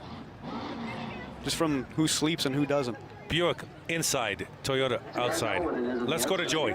Chris, I've told you many times, every King of the Hill, more seats equals more speed. How many times do I have to tell you? That's my favorite right now. More seats equals more speed. Back upstairs. The only problem, Joey, is you can't say that for the GMC truck. There's only 2 seats in that thing. Or maybe 3. Somebody in the middle, but probably only 2 seatbelts. All right, so our first side-by-side pace lap at King of the Hill is on the track right now. The guy in his grandpa's Buick. Yeah, I'm pretty sure Joey was faster in the bone stock, part number 2 of our 3-part series in these 2 cars. What's going on here, Gary Adrianson? Are you kidding me? It must be a full moon. What is going on here? Toyota wins it. Buick, she gone. We got a police car coming up here. It's not an actual police car, but it's sure darn close. It's got the ram bars. It's got the ram bars and everything. It's got the spotlight on the driver's side. So we got the cop car. All right, the cop car. What do we got? Jake's gonna get in my ear here on the. That's a Subaru, isn't it? Nissan Sentra on the inside, Crown Vic on the outside. We'll call it the cop car. Nissan and the cop car set to do battle here. You know, if the Nissan gets in front, those ram bars might be an issue.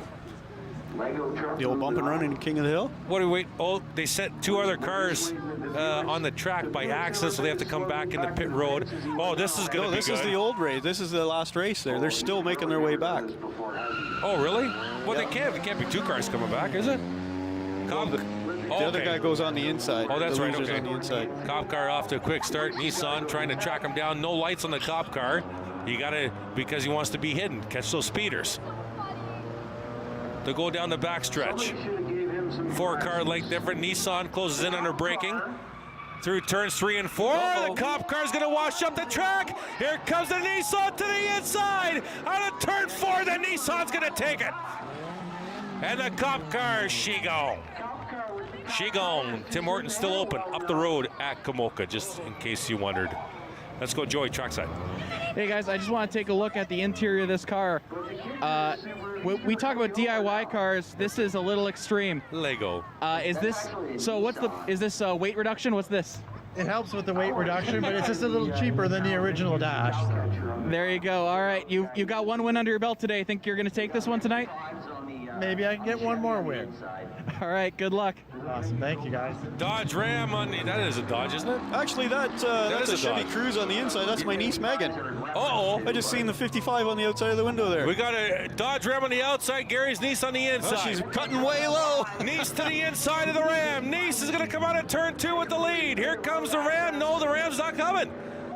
Niece will take the lead into turn number 3. Heavy braking. Ram's gonna. I drive a Dodge Ram. This is ridiculous. Are you kidding me? No, talk about representing. And Gary's niece will take the match. They're the 55s all over that windows. And the Dodge Ram, she gone.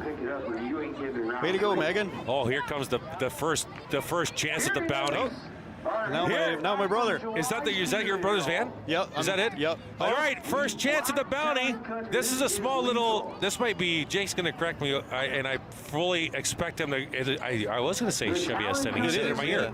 Chevy S10, first crack at the bounty. $150. Well, I think the bounty was supposed to be for another minivan. Oh, another minivan only, Gary? Yeah. Oh, okay. I think. I mean. Oh, he's going to light him up, though. And your brother's got to do something funny here to match that. Maybe you can put the e-brake on and do that with the front wheels. Chevy S10 on the inside. The brother on the outside. It's the bounty bandwagon. Even start. S10 will take the lead into turn 1. S10 already braking. And the van's not braking. No, slight brakes. And the Bano out of turn 2. And he'll take the lead down the back. The Bano's going to take the lead into turn 3. S10 trying to track him down. And through turns 3 and 4, S10 washing up, and your brother's going to take it, Gary. There's an upset. Oh, S10's trying. It will be the Bano and the S10. She goes. It's a night of upsets. It is a night of upsets. So the S10, don't turn up, don't turn up. Let's go to Joey, trackside. Hey guys, I've got another member of Team Adrianson here. We got Megan down here. Megan, you won your first race here, and you might have a chance here in a couple races to maybe claim the bounty placed on your family member. How do you feel about that? I really wanted to beat him, so I'm hoping I can. Oh my God, I can't even believe I just won that right now. You gonna keep the forward momentum going? You got some got a biggest fan up on the mic upstairs. Oh yeah, I got turn 1 all cheer for me too. We're ready to go. All right, good luck. Thanks. So silver car and black car up top. Silver car gets the jump. I think Jake said Mitsubishi and Sentra. I think he said that. Not quite sure. Oh, a Honda Elantra. I was totally off there. Hyundai Elantra. I'm gonna get Jake. I'm gonna go downstairs. Jake's gonna come up and take over the headset. You should just put a mic on him while he's down there. Yeah. Give me cars. Give me numbers, Gary. Give me numbers on the doors. Maybe that's what we need to do is put numbers on these guys. All right. So I think we're still in round 1. I believe we are. This is a Charger. Yeah, this is Hellcat. Or is it? Okay. Yeah, Hellcat Challenger. Challenger, and it looks like a Dodge Ram. Dodge Ram, another Dodge Ram. Okay. Another chance for the Dodge Rams to represent. Come on now. Dodge Ram on the outside. Challenger on the inside. Looking for the green. Red light, no light, green light. Oh, everybody, they both hesitated. Bye-bye. Don't worry, you can watch it all again on Rogers later on tonight. You'll be able to see just what It's the Challenger out of turn 2, down the back. Watch him turn on here. She gone. That's a Challenger for the title tonight, I'll tell you that right now. I mean, he can't corner very well, but he's definitely got straightaway speed. I love listening to the whine of that supercharger. I love that. That sounds so awesome. And the Dodge Ram will go home. Let's go to Joey. Yeah, that was the Jailcat that just won that race that we talked to earlier. Looks like his prediction that he's got one of the fastest cars on the track coming true so far. All right, next matchup here. We have, what is this? A Chevy Cruze, hubcapless Chevy Cruze. So I know we're not quite around 2. And a BMW. I thought that was a BMW. I thought so too, yeah. Chevy Cruze on the inside, BMW on the outside. BMW on the outside. Are you faster? And the Chevy Cruze just, wow, what a staggered start. BMW's gone. Chevy Cruze trying to make this a race. BMW over half a straightaway lead already. The next matchup's going to be funny. We'll get to that in a second. BMW comfortably out in front here over the Chevy Cruze. BMW out of turn 4. Checkered flag. Chevy Cruze. She gone. Let's go to Joey. Hey guys, as the officials are trying to get round 2 set up, I'm trying to convince them to let me play God a little bit here. I'm trying to get the two Adriansons to race each other. I'm yelling at the officials trying to get them to make that happen. I'll try my best. Back upstairs. All right, here's the winner of the King of the Hill tonight. Right there on the right side of your screen, that flatbed truck. He's going to do it. We've had a lot of upsets tonight. You never know. That's a pretty nice Audi, so we'll see. All right, Audi on the outside, flatbed pickup on the inside. Oh, he's really getting close to the inside wall. This might be, look, he's getting loose. Look out here, he almost spun it. A little late on the rear weight there. Yeah, watch this truck at turn 3 who has the Audi's way out in front. What's the truck gonna do? Truck's going hard into turn 3, trying a corner here, and is gonna keep it straight. The Audi's gonna win it. And some respect earned by the flatbed truck. Well done. Oh, this is gonna. Oh, this is round 2 now. This is round 2. We haven't seen the white one before, have we? I think he was the very first one. So, okay, the spoiler, black spoiler was in. I think he was the second race. Yeah. All right, so round 2. He was going to go home, but now he sees, oh, wait a minute. I could get to tow somebody home here. All right, this might be a good one. Yellow flag to red flag to no lights. Green. This might be a good one. Spoiler off to a good start. Not going to make it past round 2. White car trying to fight back on the outside. They're pretty close. Oh, good run by the white car. Here we go. Oh, why did he had a run? What's he doing? He got nervous. He did get nervous. He had a big run out of turn 2 and would have pulled even for sure. Now cutting to the inside. Look out. There's going to be a drag race to the finish. Oh, and he's going to take it. What a finish. Wow. What a beauty. That's the best race thus far. The best race thus far. That car reminds me of a little shoebox yeah, car that was years ago. All right, continuing on with round 2. Oh, we got a replay here, Gary. Take us through this. Oh, no, we're not. Sorry, I missed a replay. Chris down the truck. My apologies. I believe it's Jordan Morris in the Infinity, Jordan. It's the Infinity. I think that's Jordan Jordan Morris. Yes, the 73 V8 stock driver in on the Infinity. And good corner. The Infinity might have something to say about that Challenger prediction. And through turn 3 and 4. Okay, got loose. Okay, you get to say the line. Go ahead, Gary. She gone. No! To Infinity and Beyond. To Infinity and Beyond. The other one, she gone. That's a line, too. Yes, the loser, she gone. I got to do both of them that time. Let's go to Joey, trackside. I've done it. I've changed the bracket. I've got Joe Kix's son over there in the green car. He's jumped. I got him to jump the line. He's going to face the Lego car, and after that, we'll have the Battle of the Adriansons. All right, Gary, we're going to get your prediction on that momentarily. Here we go, Vintage Stang, round 2. Jake, inside for me. Toyota Celica. See, you folks at home can't hear Jake, but I can, but it's pretty cool.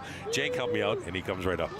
Oh, Toyota Celica on the inside, Vintage Stang on the outside. Good start by the Stang. That Mustang gets a great launch. Wow, he does. Great launch. And just nice and comfortable through the turns. Doesn't even need to do much in this one. That Toyota way behind. So the Vintage Stang is going to advance to round number 3 So it looks like the Stang's here at the King of the Hill at Delaware Speedway. His opponent going home. Here comes the Lego truck back for round 2. So next up is going to be the Lego truck on the inside. And I think that's a Subaru. We'll go to Jake here on the green car. Nissan. See, I don't know my cars. I know my trucks, but not my cars. So Lego truck on the inside. All right, the son of Joe Kix on the outside. Lego truck on the inside. Kix Jr. versus Lego truck. That's the Nissan. Oh. Green. Green. Somebody go. Somebody please go. Lego truck. Up to a slow start, but they're Kicks Jr. will take the lead into turn 1, but go high. Lego truck trying to fight back. The Lego truck got him. This is where he got him the last race. Yeah, not so much this time. Kicks Jr. gone right now into turn 3. Kicks Jr. coming out of turn number 4. He's going to take this one. And the Lego truck, she gone. All right. Let's go to the Adrianson family tree here. Let's get the prediction. We got niece in the car, brother in the van. What do you got, Gary? This one is tough. I mean, I think Megan's car is probably a little bit quicker, but with Ray's experience and knowing how to run around this track, I think I'm going to have to go with Ray. And I think Ray's not going to be as nervous as what Megan is. So let's go with Ray. All right. Gary's got his money on the brother. Niece on the inside, brother on the outside. And an even start. Niece trying to fight back, brother trying to pinch her down. Both into the brakes through turns 1 and 2. Brother will extend the lead out of turn 2 in the Bano. Brother down the stretch. Niece trying to fight back. Brother in the Bano. Brother Bano through turns 3 and 4. And you got it, Gary. It's going to be Brother Bano will take the checkered flag and move on to round 3. And Niece. He's definitely getting a lot of fans out there. All you can hear a lot of people cheering. Just a minivan. That's round 2. All right, here we go, the Hellcat. And we'll go to Jake for the silver car. Unless you know it, Gary. No. Sorry, Challenger. My apologies. Yeah, Challenger Hellcat. And on the inside, Jake, you got me? Hyundai Launcher. Every time I go to Jake, he sounds like he's less enthused to get back to me. Oh, hello. He's woke up. Hello. Tower, this is Ghost Rider requesting a flyby. Wow. Wow. I don't even know if the Infinity can take that Challenger on. And the Challenger around the round 3 without trouble. Let's go to Joey. That race didn't count. They both jumped the start. I was wondering because the red light was on the track. I was wondering about that, Joey. Yeah, the green light never came. They both went at the extinguishment of the yellow light, not at the green light. So that race did not count. I don't know if they're going to disqualify both of them, or if they're just going to rerun it. I'm going to try and find out for you.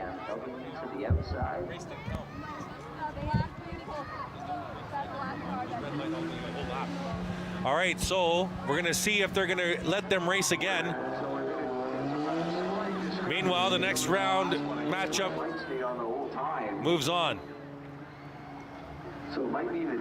Good battle, but turns 1 and 2.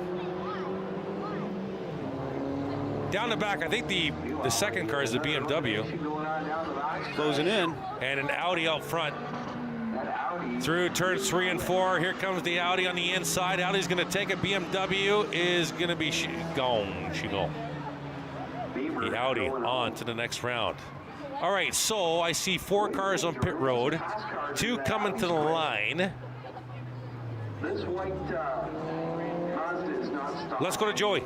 So I believe what I just heard was they gave the win to the jail cat because he jumped the gun the least. I believe that is what I was just told. All right, we have Infinity back on the track. Look at Jordan Morris just crowding that car. This is going to be, remember, the white car came on late to beat the spoiler car out of turn 4. Was in second the whole lap.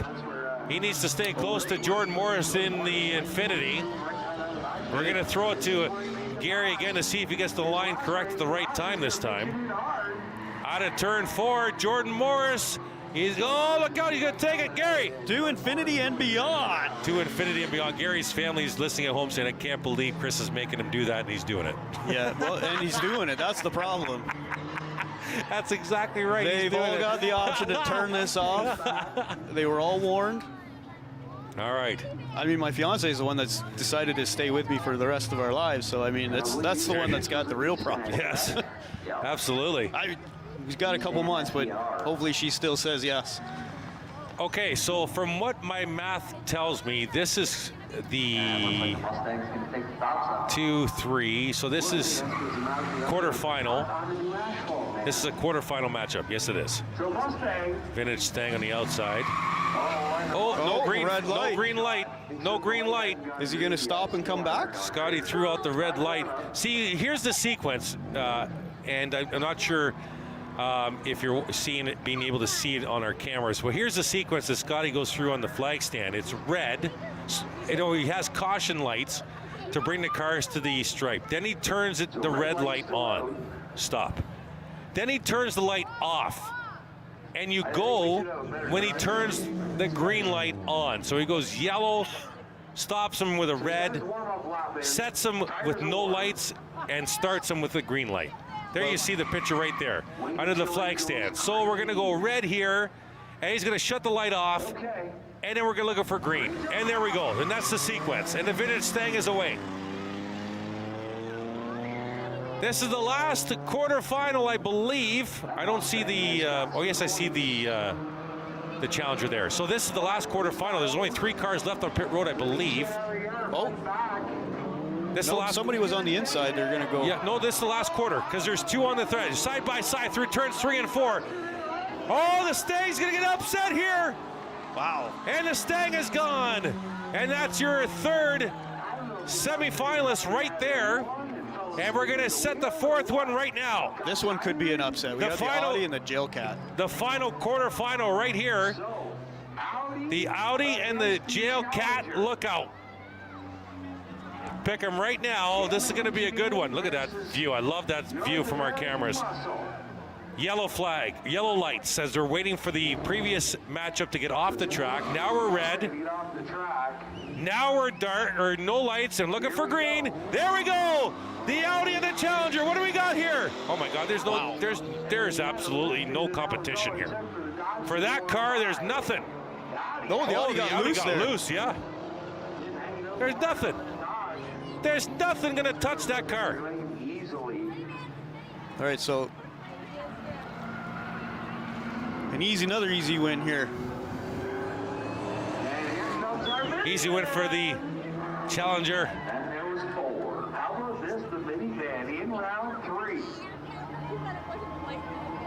Now they got odd numbers because they have 1 on pit road, they have the Challenger, and now they're gonna have a winner on this one. They're gonna have 3 cars.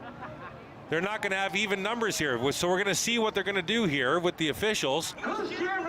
So the Challenger's through. The, who was that, a Subaru, that green car? Jake will correct me if I'm wrong, that went through. The green car's through, waiting. Challenger's now through, waiting. Now we got Infinity and the brother Bano. Jordan Morris and the Infinity. Gary Anderson's brother in the van. Look at the high route here. The van will not quit. Your brother will not quit. No. So Jordan Morris in the Infinity. So this is a semi-final number 1. And it's going to be the Infinity going on to the final. And the Bano will get a rise from the crowd here. And the Bano is done, but good job by Bray, yeah. Yeah, a little outmatched there, unfortunately. All right. So the Infinity is through to the final. What do we got in the green here, Gary or Jake? That was the Nissan, wasn't it? Nissan Sentra? Yes, it's a Nissan. It's a Nissan on the inside, Challenger on the high side. This is the final semifinal. Winner takes on the Infinity. I'm telling you, man. Jeez. There is nothing other than a race car with numbers on the side doors and the roof are going to take this Challenger out. I think you're right. I don't even think that Morris has got anything for this Challenger. Not off the line. No. That Challenger's into turn 1 before you can shake a stick at it. Yeah, and then he's got the whole straightaway to gain back whatever else he needs. So the Challenger through to the final. So the, what did we say the green one was again? Audi, you said? No. Nissan. So the Nissan gets to semifinals and gets beaten by 25 car lengths. Yeah, yes. Unbelievable. All right. Challenger and Infinity. The final is upon us. King of the Hill, Delaware Speedway, on a Friday night. We almost saw the Challenger stuff in the tire down there. Are we doing 2 out of 3? We'll have to wait and see. I think we're going to go 2 out of 3. So Infinity's going to get the inside. Whoa, hello. This Challenger wants to go. Yeah, Jordan's going to crowd him again. Make sure you tell the guy that. All right, let's go trackside. Jordan Moss is going to talk to the drivers. Let's go trackside if we can. Okay, so first of all, is everything stock in here, Jordan? As about as stock as it's going to get. It's just all appearance. Now, what's with you squeezing up against these guys? Oh, you might as well try the intimidation factor. I'm not afraid to rub fenders. Who's rooting for Jordan Morris down here? Let's go to Joey quickly. One of the faster ones out here so far. You're just doing it for fun, but you look around, now you have a chance at a trophy. How do you feel about that? The better man will win. It's all fun, buddy. Do you think you're the better man? I'm just here for fun. All right. Do you know what? I can't get this guy. I can't get this guy. He's too good. I'm going to come over here, though. Someone a little more experienced on the ovals. How you doing? Oh, we're doing all right considering the way our night went. Yeah, is this going to make up for it? Well, I guess we'll find out. That thing's pretty freaking fast. What's the strategy for beating it? It's pretty quick off the line. I don't know. I mean, the bumper does a wonder, so. All right, good luck. All right, that says it right all. Yeah. That guy's pretty freaking fast, I'll tell you that right now. All right. Oh, Jordan's jumping the line. Best 2 out of 3. Oh my goodness, that's just ridiculous. Hey, put the bookmark in, this chapter's done, Gary Adrianson. Yep. And then he opens it up even more. All right.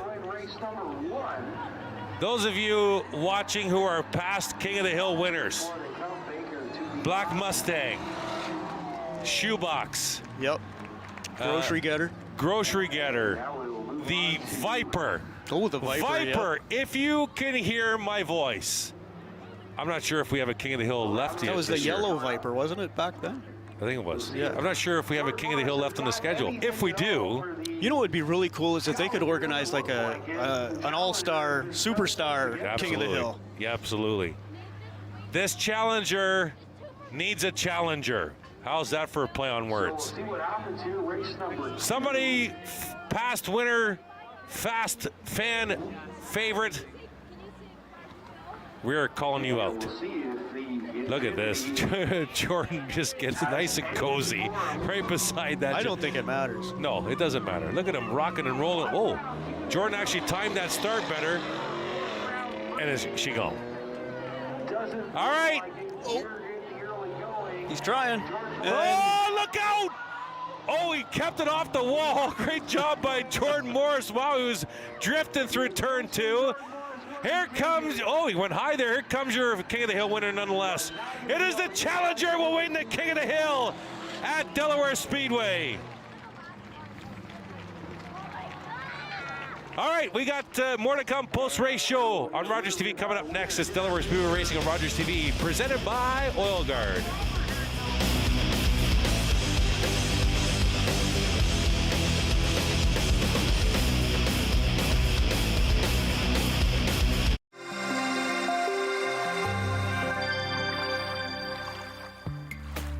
To paddle a kayak effectively, you need to use your body efficiently, and the key is good posture. Sit up straight and relax your shoulders. Your torso will do most of the work.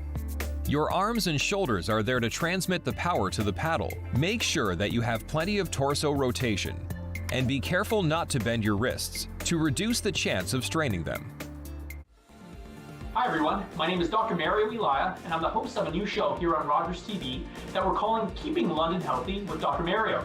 I'm a local family physician here in London, and I'm very excited to be working with Rogers TV on this new format, which will give us an opportunity to explore all sorts of topics related to medicine and health. So tune in Wednesdays at 6:30 p.m. We'll see you then.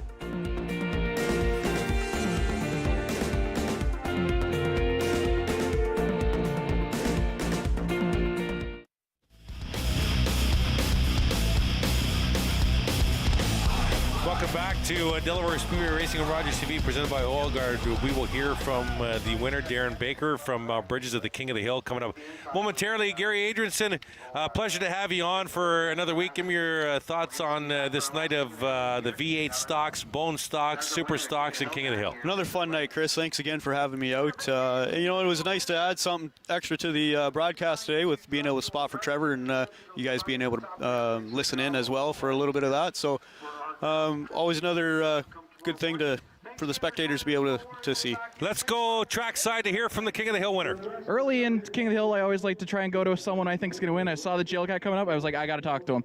And I'm here talking to you again. How was that?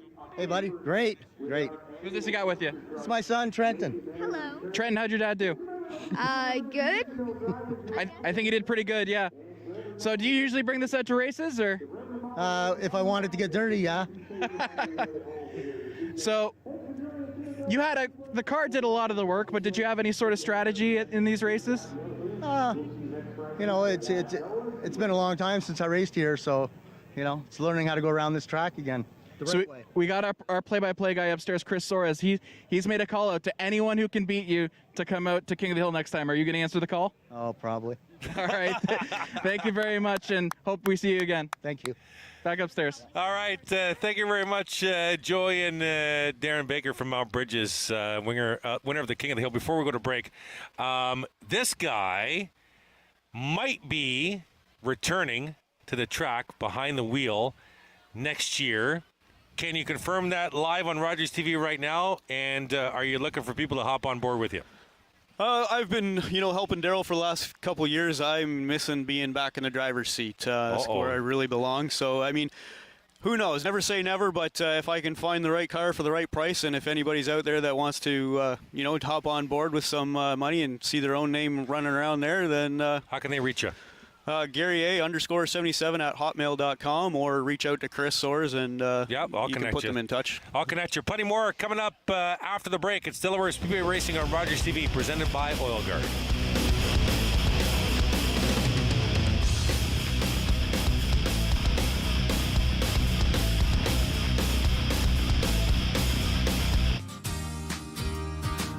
Hi everyone, my name's Ranger M. I love to knowledge share, and that's just what I'm going to do with you. So come on, let's go learn with Ranger M.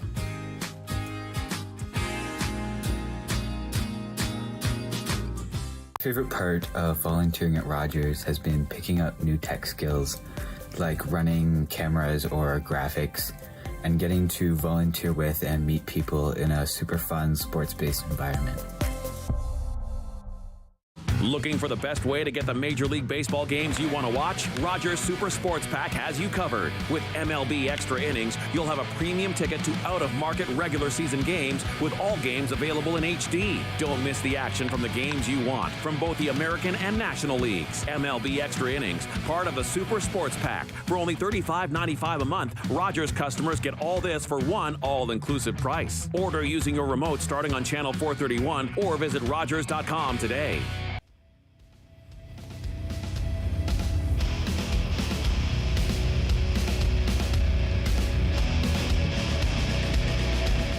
To Delaware Speedway Racing on Rogers TV, presented by Oil Guard. There you see him.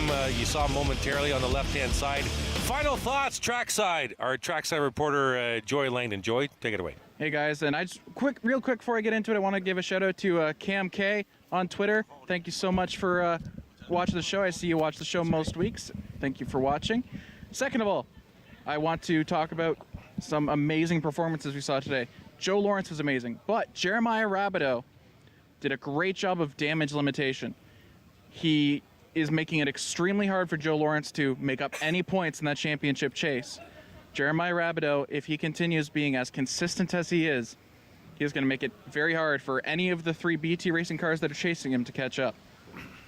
The V8 stocks, Ethan Orr had a great night again, but he lost out on the win to some very fast cars today. I want to talk about Kyle Mesenberg. Played it really safe today for the most part, and I went over to his pits. When he was sitting in 8th at one point. I said, "Hey, is everything okay with the car?" He said, "Yeah. We just know everyone else is going to break out, so we're gonna play from the back and let ourselves cycle back to the front without overtaxing the engine." Problem with that is no one broke out. The other side of that is Kyle Mesenberg is just an awesome driver, and he was able to, once he realized that, he was able to make up those places anyway. Super stocks, chaotic and entertaining as always. Some of the finest racers we'll see out here. We got an inside look from Gary to Trevor Culver's team, and he was choice with his words about the incident with Andrew Ferreira. I'll try and get the scoop on that next week when we go to the shootout next week, the anniversary shootout. It's gonna be a lot of fun. And then King of the Hill, I want to give a quick shout out real quick. So Chris Lawrence, as we mentioned a bunch, and I got to experience this, as you saw today, the rental car program. Maybe Megan Andreasen, after that awesome performance at King of the Hill, maybe Megan Andreasen could be in a bone stock. Back upstairs. All right, folks, we did have plenty of time before we sent it to Joey. Now we're out of time. Good night. No, I'm just kidding.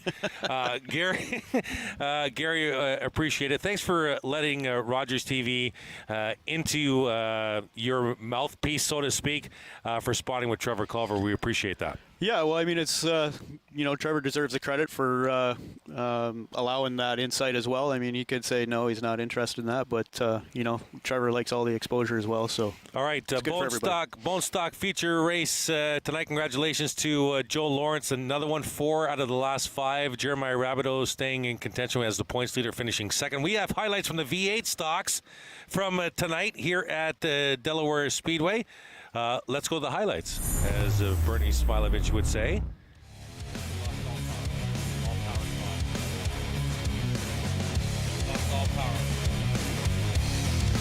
We are sorry, folks. We have just lost our monitors here at the top of the speedway, but the V8 stocks, and Joey mentioned it, Gary. V8 stocks, always exciting, a little bit more car count. Devin Blumendahl, checkered flag for the first time since 2015. That's great to see. I mean, and like I said, that's exactly what the V8 class is for, and what they're trying to do is be able to bring out those old vehicles that aren't racing, don't really have their own class anymore. Gives them an opportunity to come out of the barns and get back on the track where they belong. Then the Super Stock feature, another exciting one. Lots of incidents in the Super Stock feature, but Jay Dewar, very impressive win. Cut tire with contact from Chase Pinsnow on lap 2, comes from the back to the front to win it.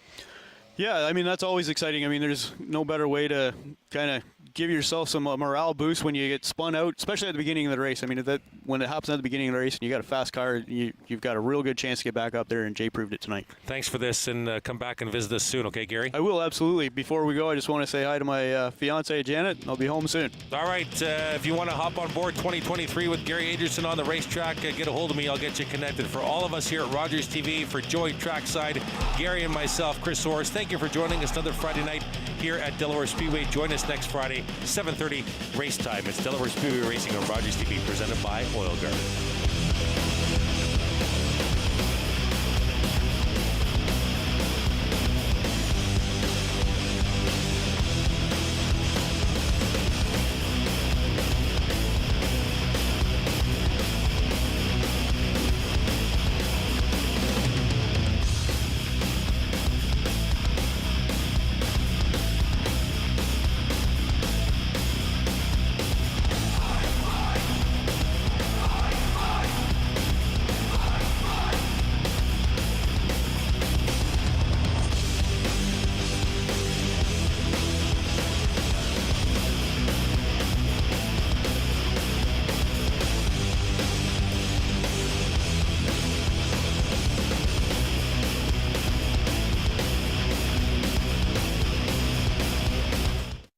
Ask questions is the big thing, is being able to have people that you can go and ask questions to. Yes. So whether that is a doctor, naturopath, friend, colleague, whatever it happens to be, just being able to have somebody that you can talk to about it.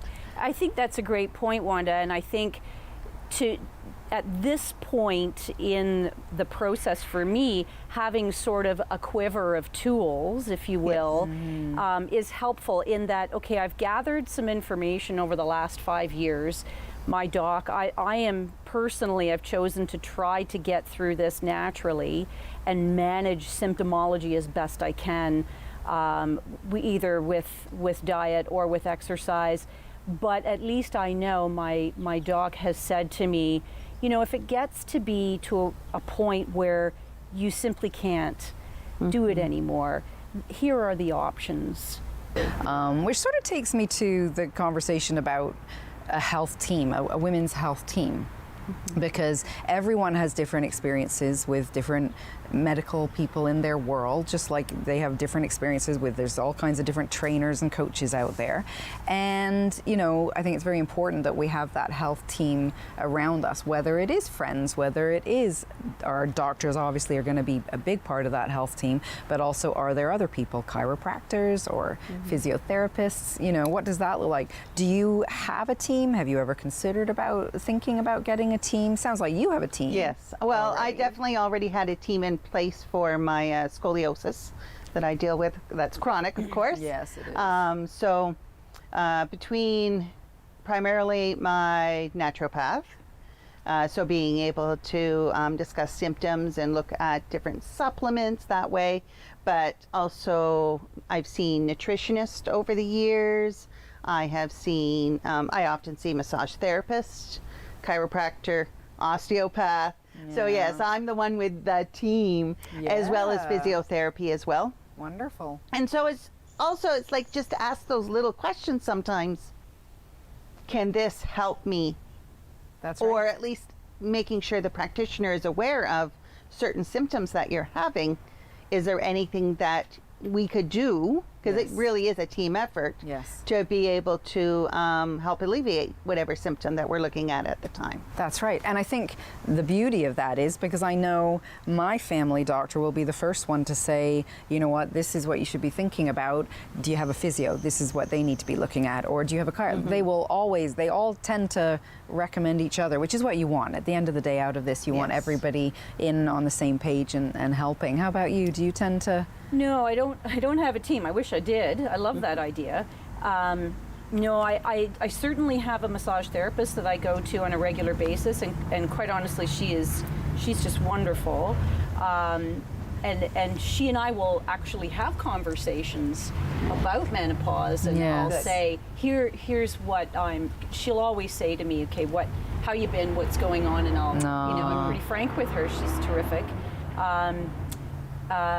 But in terms of a group of people working together, wouldn't that be fantastic? Oh, yes. Yeah, no, unfortunately, I feel almost like we're kind of the pioneers of this, right? We're the groundbreakers, because we've talked at length about the fact that since I had no sort of confidant to say, hey, here's what I'm going through now, did you experience that?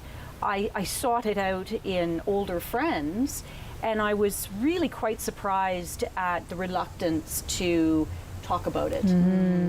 I couldn't understand it. I respected it, but I couldn't understand it. So I have found it a challenge to sort of glean more information. And we all know that, you know, hot flashes are to be expected and mood swings are to be expected, but there's just a myriad of other symptoms that we don't necessarily associate with menopause. That's right. And I think those are the ones that tend to stymie us and maybe throw us into a bit of a panic. You're right. So for me, I had muscle aches about once a month, just terrible muscle aches that made me wonder if I had arthritis, because my father has arthritis. Another one was out of the blue, I developed an allergy to sulfites, quite literally out of the blue, and it was very violent and came on very suddenly in my 40s. In retrospect, I think I'm able to trace it back that I already had a sensitivity, but it was absolutely magnified and heightened in perimenopause. Interesting. Something that 10 years later I learned, yes, absolutely, and with a bit of reflection, because I remember that my environmental allergies started during puberty. So I thought, okay, there's a connection here, but But all that to say, it truly feels like we are sort of blazing a trail. Yes, I agree. I totally agree. Not only for, I think we're blazing a trail, we're getting the convert, and when I say we, not just us three, I realize there's many people out there in the medical world, there's many women talking about this, there's many spouses even, I think, wanting to support their partners, and I just think this is the generation where we want to know more, and what can we learn to help ourselves, but then we're going to, move forward, and we've now got information for the younger crowd to get on board with so much sooner and to help themselves. So this has been wonderful. I've really appreciated that. We could go on and just do episodes, I think, of this alone. I think it's going to be very helpful to women, opening the conversation and, just giving people that feeling, that sense of, oh, I'm okay. This is what's going on. So thank you. I really appreciate your honesty today. Thank you. Jeff from Chillin' and Grillin' with Jeff, and we're back with Season 3. This season, we've had the opportunity to see some great backyards, to have some fantastic food cooked on some great grills, and this season, we're helping you take your barbecue game up by adding some great barbecue tips from some local experts on anything from spices to knife care and using the proper wood to smoke some great food. Join us, Chillin' and Grillin' with Jeff, Season 3. Sometimes it's hard to say goodbye to an old friend. But when you're saying farewell to your vehicle, Kidney Car makes it fast and easy. Just call or visit our website. We'll take any vehicle in any condition and give you a tax receipt for a minimum of $300. No headaches and no towing charges. It's the one-stop solution for getting rid of your unwanted vehicle in just a few short minutes. When your vehicles reach the end of the road, call us toll-free or visit kidneycar.ca. Volunteering at Rogers TV was a huge part of my career path. It was the opportunities that I got doing color commentary for Woodstock Navy Vets Hockey or E&G shoots for First Local and Plugged In that led to the opportunity of me getting my first job right out of college at Rogers TV. And that led to me becoming the station manager of all of Southwestern Ontario. Take the chance, learn the skills. It will help you down the road. Hi everyone, my name is Dr. Mario Elia, and I'm the host of a new show here on Rogers TV that we're calling Keeping London Healthy with Dr. Mario. I'm a local family physician here in London, and I'm very excited to be working with Rogers TV on this new format, which will give us an opportunity to explore all sorts of topics related to medicine and health. So tune in Wednesdays at 6:30 p.m. We'll see you then.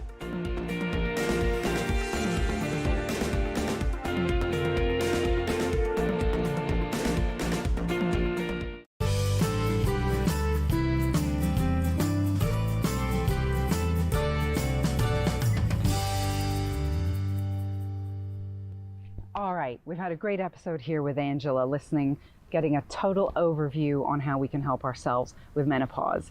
And I think if there's anything that I've learned from her, but also from what I've researched and how I work with clients, I think it's very much about no longer thinking about menopause and symptoms as menopausal symptoms, but I think it's extremely important, and to take the power and control back to us, I think it's very important instead to look at this as brain, body, what's going on in our system, and what we can do in order to help those areas in our body and in our mind. And when we start focusing on something like that, then we have more of a handle on how we can go about helping ourselves feel better. You can probably understand why I wanted Angela as the first guest on this show. Thank you so much to her, but I hope that you have found a lot of information here, as well as perhaps it's given you hope about maybe what is going on with you yourself. All of the information on how to reach Angela will be on my website, as well as how to access our private Facebook group where we're trying to create a lot of conversation. So if you head over to coachcarolyn.ca/menopause, that's where you'll find all of the information you need. I hope that this has been of help to you, and I really hope at the end of the day it's so important that you don't forget to sparkle.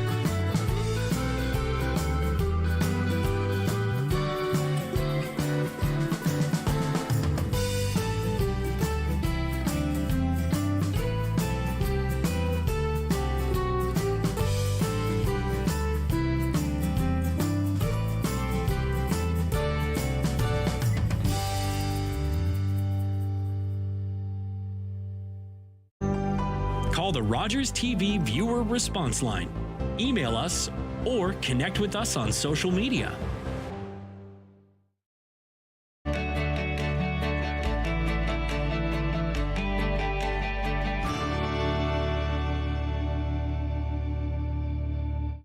Favorite part of volunteering at Rogers has been picking up new tech skills like running cameras or graphics and getting to volunteer with and meet people in a super fun sports-based environment. Looking for the best way to get the Major League Baseball games you want to watch? Rogers Super Sports Pack has you covered. With MLB Extra Innings, you'll have a premium ticket to out-of-market regular season games with all games available in HD. Don't miss the action from the games you want from both the American and National Leagues. MLB Extra Innings, part of the Super Sports Pack. For only $35.95 a month, Rogers customers get all this for one all-inclusive price. Order using your remote starting on channel 431 or visit Rogers.com today. You're watching Rogers TV. Jeff from Chillin' and Grillin' with Jeff here. We were at DJ and Natalie's and I met this great couple, Jim and Carla. Jim said, hey, you got to come to my place and check out my little cabana.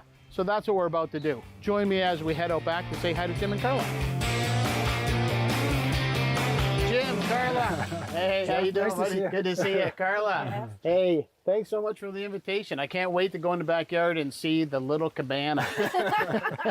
Nice to have you. But hey, listen, before we even get to the backyard, this is fantastic. This is just beautiful. I got a feeling that, Jim, no offense, but I bet you Carla had more to do with this than you did. It was completely Carla's brainchild. She knew exactly what she wanted. She picked the whole thing out. Well, if this is an introduction to the backyard, I can't wait to get back there and see it. But tell me a little bit about this. Carla, how did you come up with this inspiration? What's the story here? I really like the sound of the water. Yeah. And so I wanted it to cascade and just, worked with that. And actually, the rock that you see the water going down at was there before, 15 years ago. Oh, okay. And so we just incorporated it into a waterfall. It's so soothing. It is. So you don't even need a backyard. You can set up a couple. You can just sit on the rock up here, have a glass of wine and a cocktail, listen to that music. And it's a great bird bath. The birds appreciate it. Well, it sounds great. It looks spectacular. And again, as I say, if this is the introduction to the backyard, I can't wait to see it. So let's head back and check out this little cabana. Okay. Wow, guys. You walk through the gate and I see this. And you just kind of stop in your tracks and say, wow. Then you're smiling, and you should be. Because just like you had a lot of influence on the front, I'll bet you had some influence on what was going on back here. Yeah. What did you start with? So you move into this house.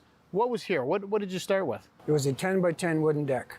Just out the back door? Just out the back door. There was no pool. No pool. There was no hedge. No little cabana. Nothing. No little cabana. There was a 10 by 10 wooden deck. Having done maintenance on wood before, the first thing to go was that wooden deck. I'm with you on that, yeah. So we got rid of that.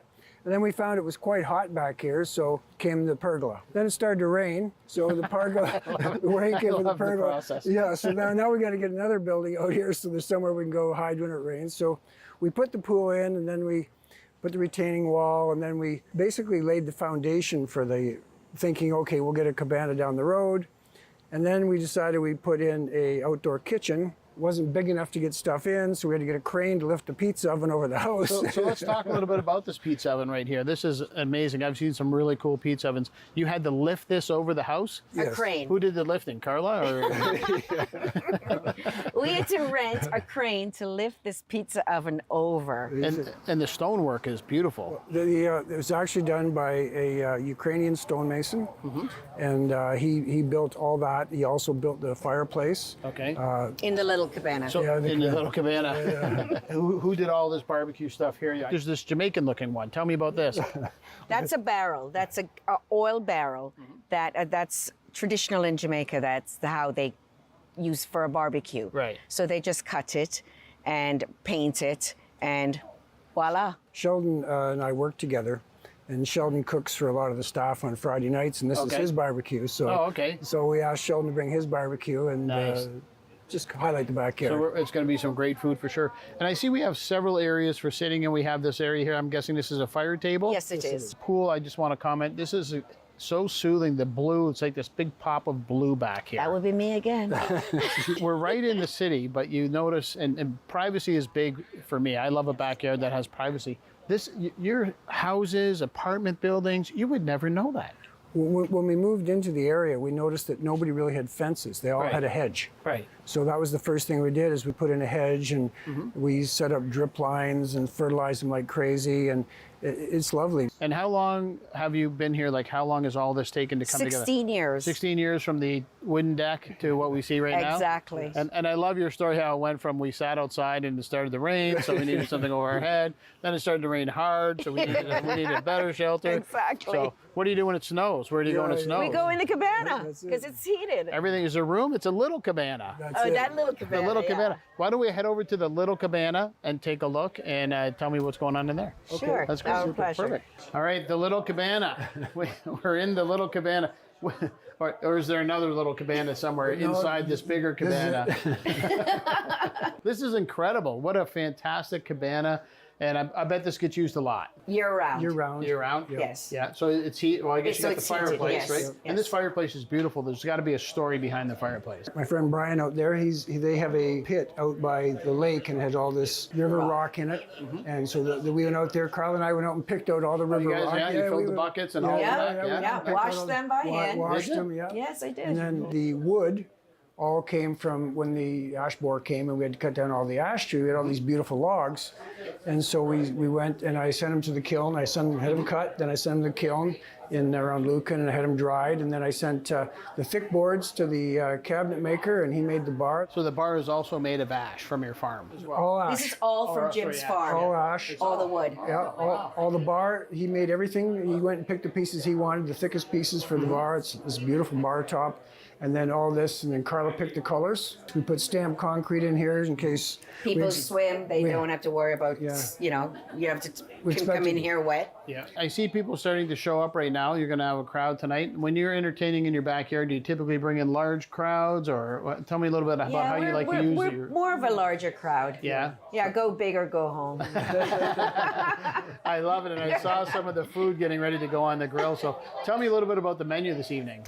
Well, we're going to start off with a saltfish fritters, and that's cod. Saltfish fritters. Yes. We've done a lot on this show. We have not done that? saltfish All right, fritters. So okay. I'm looking forward to trying that. Yeah. Our main course will be jerk pork, jerk chicken, escovitch fish. Escovitch fish. Tell me a little bit about that. Well, it's we use kingfish, and it's seasoned and then fried. Okay. And then you make a pickling, and so in the pickling comes carrots, onions, Scotch bonnet, pepper, lots of Scotch bonnet pepper, and pimento.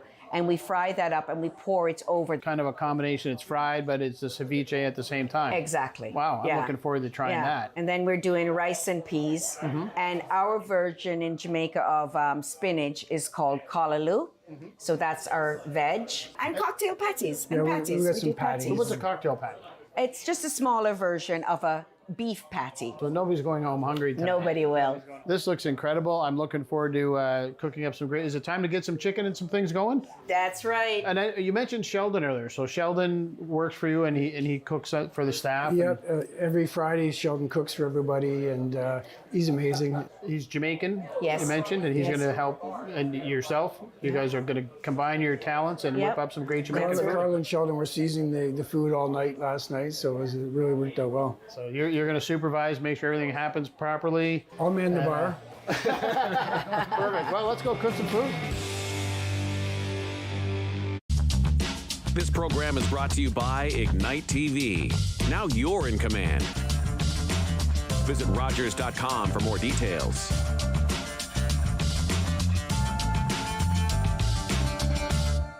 Rogers TV has given me a ton of opportunities, including meeting new people, getting involved with my local community, and trying a ton of variety of different production roles, such as graphics, camera, and audio.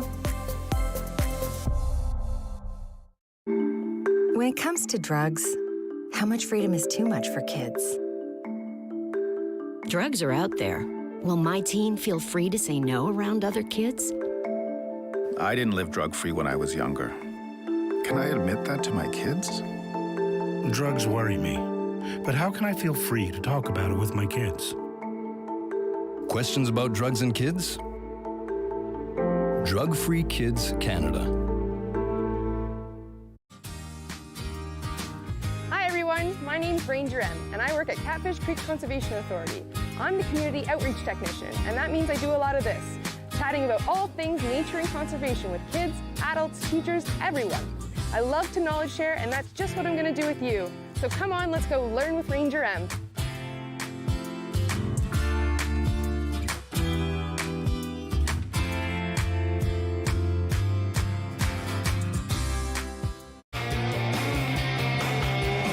All right, Sheldon, I see a big bucket of rice we got here. What are we doing with this? We're gonna put it in the pot with the rice, with the peas and the coconut milk. So that's what's cooking in here, and you had to let this boil for a while? Yeah. So peas, I let it coconut boil milk? for about 5 minutes. Yeah, okay, and then we're just gonna add the rice, and that's gonna be for our rice and beans. Yeah. There's coconut milk, there's thyme, there's scallion, there's onion, and a Scotch bonnet pepper. Oh, okay. You all gotta in have the those rice. Scotch bonnets and everything, That's right? it. Give it that flavor. You gotta buy a basket of those when you cook, right?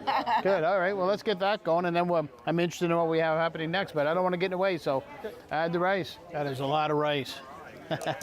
And this would be served as a side with the jerk chicken and the jerk pork and all that sort of thing? But in Jamaica, we eat more rice than we eat potato. Okay. So that's our staple. Like Right. at nights, you always have a rice with your dinner. And how much heat will that Scotch bonnet bring to the party? It's you can't burst it. Right. If you burst it, your rice is done. Oh yeah? Yes. So, the oils Right. will come out and give it some flavor. So you just threw in the entire Scotch bonnet Yes, without and cutting it? No, Nothing. you can't cut it. No. So now that that's cooking, we're gonna make salt fritters. Yes, You were saltfish fritters. You were telling me about this. So tell me more about what's happening. How do we make this? What's this backstory to? Okay, in our national dish, first of all, in Jamaica, our national dish is ackee and saltfish. So saltfish is in most of our dishes. Okay. And it's salted because in the olden days they didn't have refrigeration. So they salted it to keep it. And we just kept it that way because we liked it. So what you have to do is that you soak the saltfish first to get some of the salt out of it. And then break it up and you put it in here with flour, onion, thyme, and Scotch bonnet. Again, the Scotch bonnet. So and you're just gonna fry these up now? Yeah. All right, I'm anxious to try one. So that's nice and thick, and Yeah. that's just the flour and the salt. Just and just a little bit of water because you want it thick. Right. So it keeps its shape. Okay. And then you just take a spoon and you just drop it in the oil. So this is the amount that we got. We don't want to make it real big and thick. So this is the He likes amount. it thick, so it holds its shape. And will we put a dipping sauce with this, or No. you just eat it as No, as we it is? we can eat it with some pepper. So these are our patties that you spoke about a little bit Yes. earlier, and this will just be kind of a mini beef patty. Yes. And what's inside there as well? Seasoning? Beef, also with thyme, scallion, garlic and stuff, and it's just ground beef and fried up and put into a pastry, and a very flaky pastry. Okay. And this is a snack in Jamaica, common snack. You All right. see this everywhere. And we're going to call Jim in, our resident chef. Caught you off guard, didn't I, buddy? I guess you're going to do the cooking? Okay. We're going to put you to work on that. Okay. How long are we going to cook these up for? Around 20 minutes. About 20 minutes in there? Yes. Jim, was that at 1,000,000 degrees again, or did we? 300 C. 300?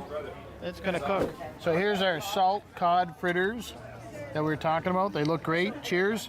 Cheers. That's awesome. Is it? Oh, super crunchy. Those are great. Mhm. No, I thought it would be saltier.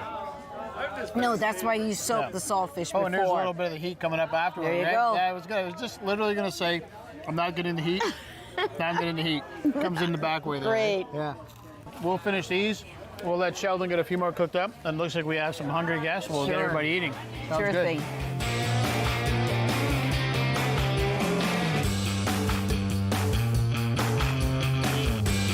All right, Carla, Sheldon, I've heard about this great jerk chicken. Yeah. You guys, I guess you have a fabulous recipe. You do everything yourself, but there's some secrets here, right? Yeah. Oh, Seasoning it the night before. So tell me a little bit about what we have going on. So it's best to season from overnight, so it's got a good marinade. Somewhere 12 to 15 hours kind of thing? Yeah. Correct. Yeah. So it's perfectly seasoned to bone. That's what Jamaican would say, right? Seasoned to the bone. Yeah. Okay. So we use a pimento, garlic, onion, thyme, and then we use a jerk seasoning.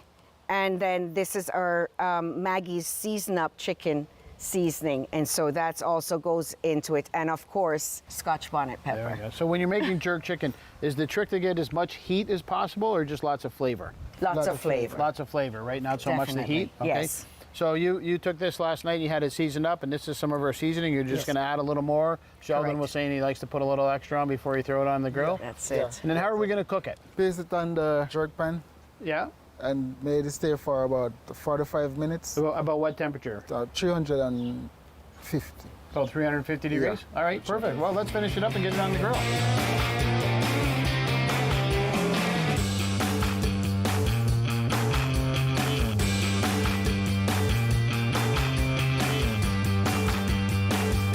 Sheldon, this is our, what did we call this, jerk pork? Jerk pork.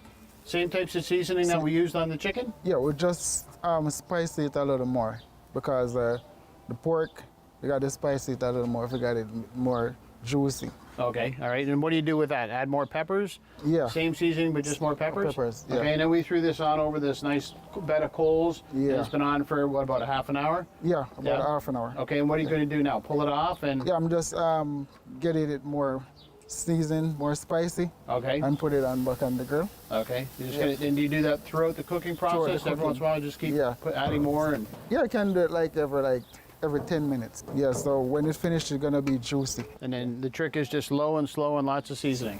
You're right. So this has already been on for about 30 minutes, and we're going to give it about an hour, another hour? Yeah. So about an hour and a half total, maybe somewhere in there? Yes. Yeah, Right. perfect. Good. All right, I'll let you finish that up. So this is our barbecue sauce. Well, do we call it a barbecue sauce? Yeah, it's barbecue sauce. What you can use with the pork and the chicken as well. Okay, and you're making this from scratch. So tell me, what do we have in here? I blend some onion, some thyme, some scallion, and garlic. So thyme and scallion, I notice, is a theme, right? Is it? Yes. That's a Jamaican thing? Everything. Everything. I think Everything. just about every dish you use it. Yes, and Scotch bonnet. Yeah. And we're not gonna let the Scotch bonnet out. And what about the sauce itself? Did we use some of the jerk sauce? Yeah. This is a Jamaican sauce. A jerk marinade. Yeah. And did you blend it all together? Yeah, I blend it all together. And this one is a barbecue sauce as well. Okay. Yeah. So we're gonna throw this on the burner and cook it up and let it all get happy together? Yeah. Okay, I'll let you toss it on there and we'll go from there. Sure. Hi, my name is Gerald. I'm a volunteer here at Rogers TV. Really happy with all the great things I've learned doing video productions for Rogers, all the great people I've met, and being part of a great community.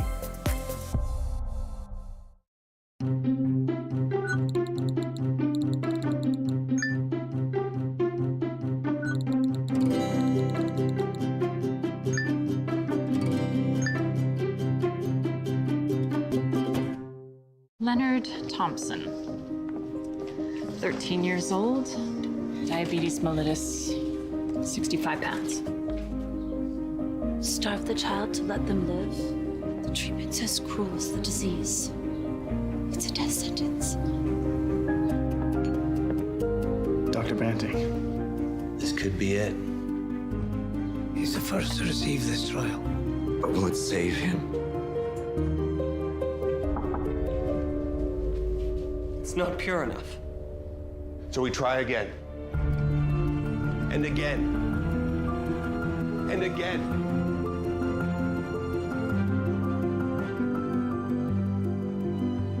Before the discovery of insulin, diabetes was a death sentence.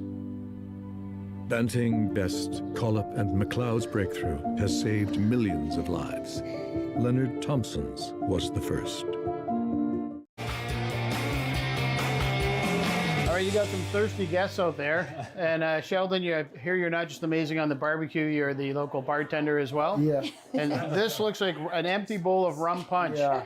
And we're going to make more. So tell us what's going on. So first we'll start with our 151 overproof white rum. 151. And we'll pour it all in. Okay. So you're just putting a little bit in there, right? No, Just we're gonna put most of this in it. Just about that much? No? Just about We're that gonna much? put most of this in. Just about that much? I can't tell you how many people said, wow, that's got a little kick to it. Don't light a match. Is that it? We got it figured out? Okay, what else are we going to add to this now? So like 1,000,000 proof rum. This is lime juice. Okay. So we're going to add that in there. It's an exact amount there, right? Barbecue measurements. That's what we call barbecue measurements, where you just kind of wing it. So quite a bit of lime juice. And then this is syrup, and this is a drink in Jamaica. A syrup. You mix it with water and sugar, and it becomes like, it's like your Kool-Aid. Okay, this is ours. All right. So lots of sugar, lots of lime juice, and lots of rum. Exactly. Get it right into the and bloodstream. then just some fruit juice. Yeah. The best way to get that rum right into the bloodstream is lots There of you sugar. go. Lots of sugar. And then we just fill it up with ice. And there you got it. All right, and I think we have a couple victims. All right, who's ready for a refill? Jim, the bartender here. Load them up. How many have you had so far? This will be number 3. Oh, good God. They keep getting better, right? Are they getting better, really, or? Mine's already full. Let me talk to them. This one's even better. Jim made this. This is our Callaloo. This is Callaloo? Callaloo. Yeah. So that's a Jamaican equivalent to spinach. Oh, okay. So, yeah. And you chopped up a big old pile of it? Yes. And then we're going to add onions. Yeah. Thyme. Carrots. And tomato. They cook it all together? So Jamaicans, Popeye eats that. So now we're gonna put some greens in there. Forgot about the cock soup, the Jamaican cock soup. They call in Jamaica we said cock soup. You got a lot of greens to go in that pan. Yeah. They'll cook Oh, down it will there like shrink. It will spinach shrink. anal. Yeah, definitely will shrink. All right, so we got our frying pan nice and hot. We got our greens in there. Yeah. And you're just adding a little bit of everything. Yeah. The So tomato. will you layer it now? You'll put. Now you're gonna add some of your soup mix. Yeah. It's a chicken flavor, yes. It's a spicy chicken flavor. We're gonna stir it up, and then they're gonna see where it's gonna sink. It will sweat and become, Right.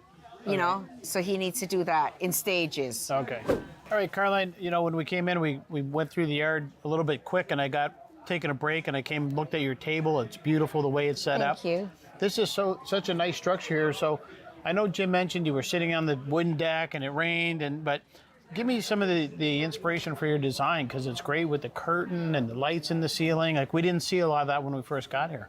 I wanted something that looked tropical. And I thought, this really looks tropical. It does. And so that's the whole, for the whole thing, whole backyard and Yeah. everything. It's just a tropical look, Tropical right? feel. So Yeah. you and Jim obviously love your backyard. You Yes, entertain we back do. here. We have this breeze even blowing in tonight. That adds to the whole That's tropical nice, feel yeah. to the music. Yeah. And so do you dine back here a lot? We do. Yeah. We Yeah. do. We entertain. Jim is a real entertainer. He loves to entertain. But you love to cook. I love to cook. And I do. You've got a lot of food going on. I Yes. can't wait to dig into Yeah, that. But yeah. so Jim likes to entertain. You love to cook. Yeah. And using the backyard is important, bringing Very lots of important. people together. And We're inside for 6 months out of the year, and so Shiver. every chance we can be outside, we're outside. Well, this is great. Again, I appreciate you sharing your space with us. I noticed we have some gas lights coming on over there.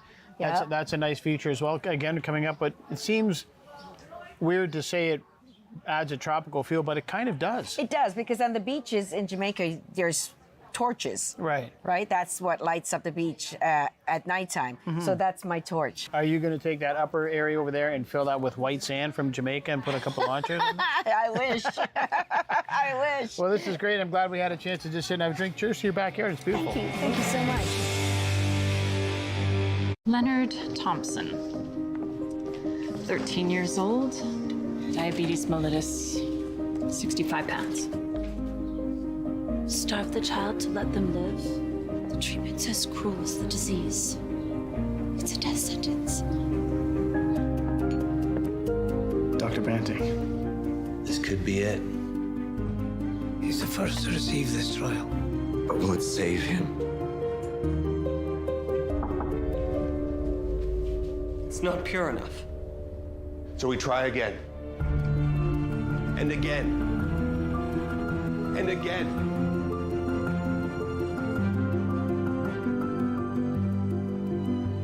Before the discovery of insulin, diabetes was a death sentence. Banting, Best, Collop, and McLeod's breakthrough has saved millions of lives. Leonard Thompson's was the first. We can be hurt. We can be bruised. We can be broken. Slowed down, confused, and even numbed. but we can't be defeated. We're built on a foundation that's strong, our mission unwavering, and together we'll beat as one.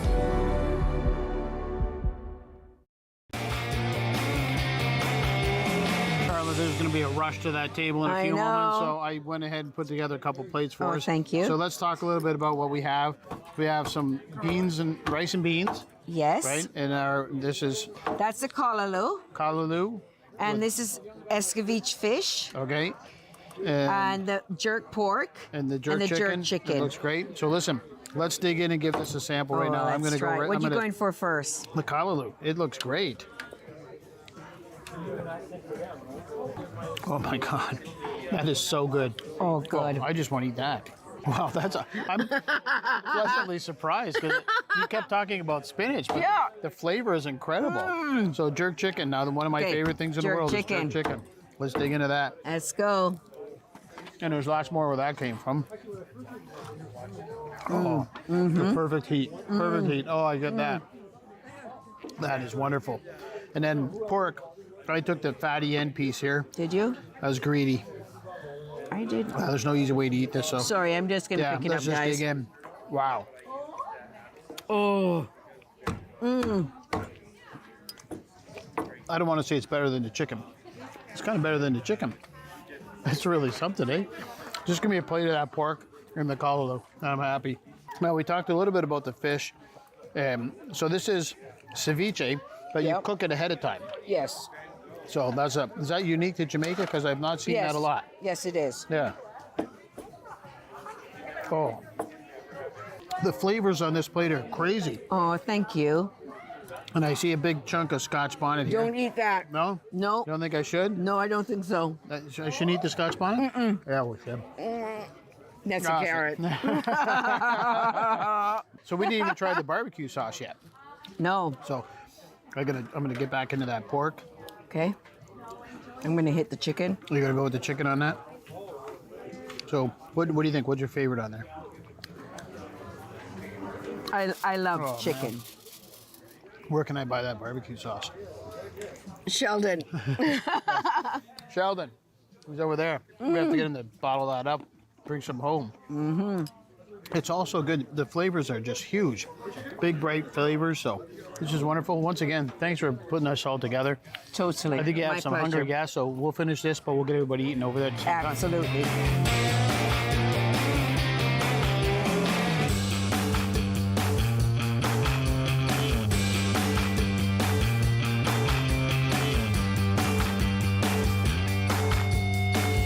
Carla, Jim, what can I say? What a fantastic evening. I mean, here we are at DJ and Natalie's a little while ago, and Jim says, I got a little cabana in the backyard. You should come and take a look.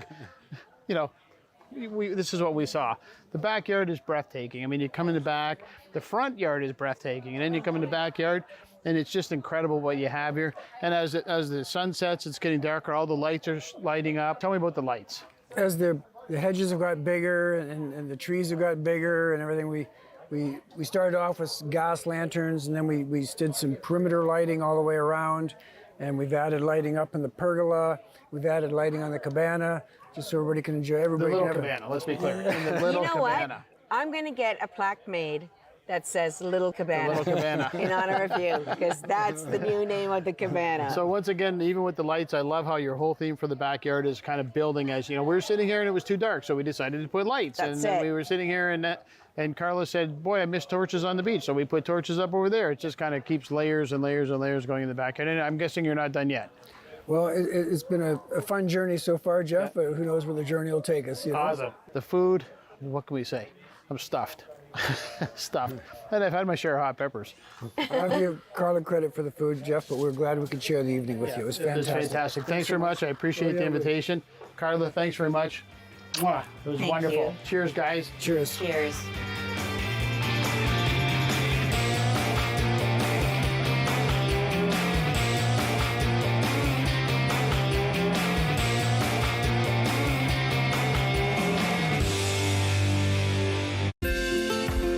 Call the Rogers TV viewer response line. Email us or connect with us on social media.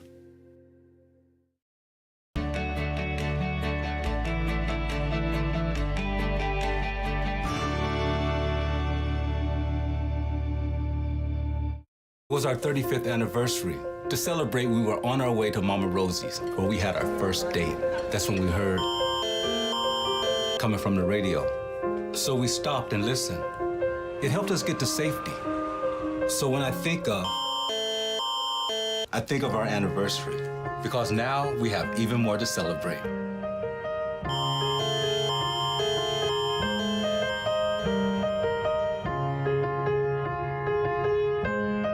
Looking for the best way to get the Major League Baseball games you want to watch? Rogers Super Sports Pack has you covered. With MLB Extra Innings, you'll have a premium ticket to out-of-market regular season games with all games available in HD. Don't miss the action from the games you want from both the American and National Leagues. MLB Extra Innings, part of the Super Sports Pack. For only $35.95 a month, Rogers customers get all this for one all-inclusive price. Order using your remote starting on channel 431 or visit Rogers.com today.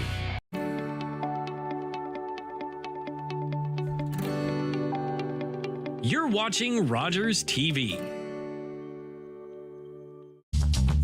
This program is brought to you by Ignite TV. Now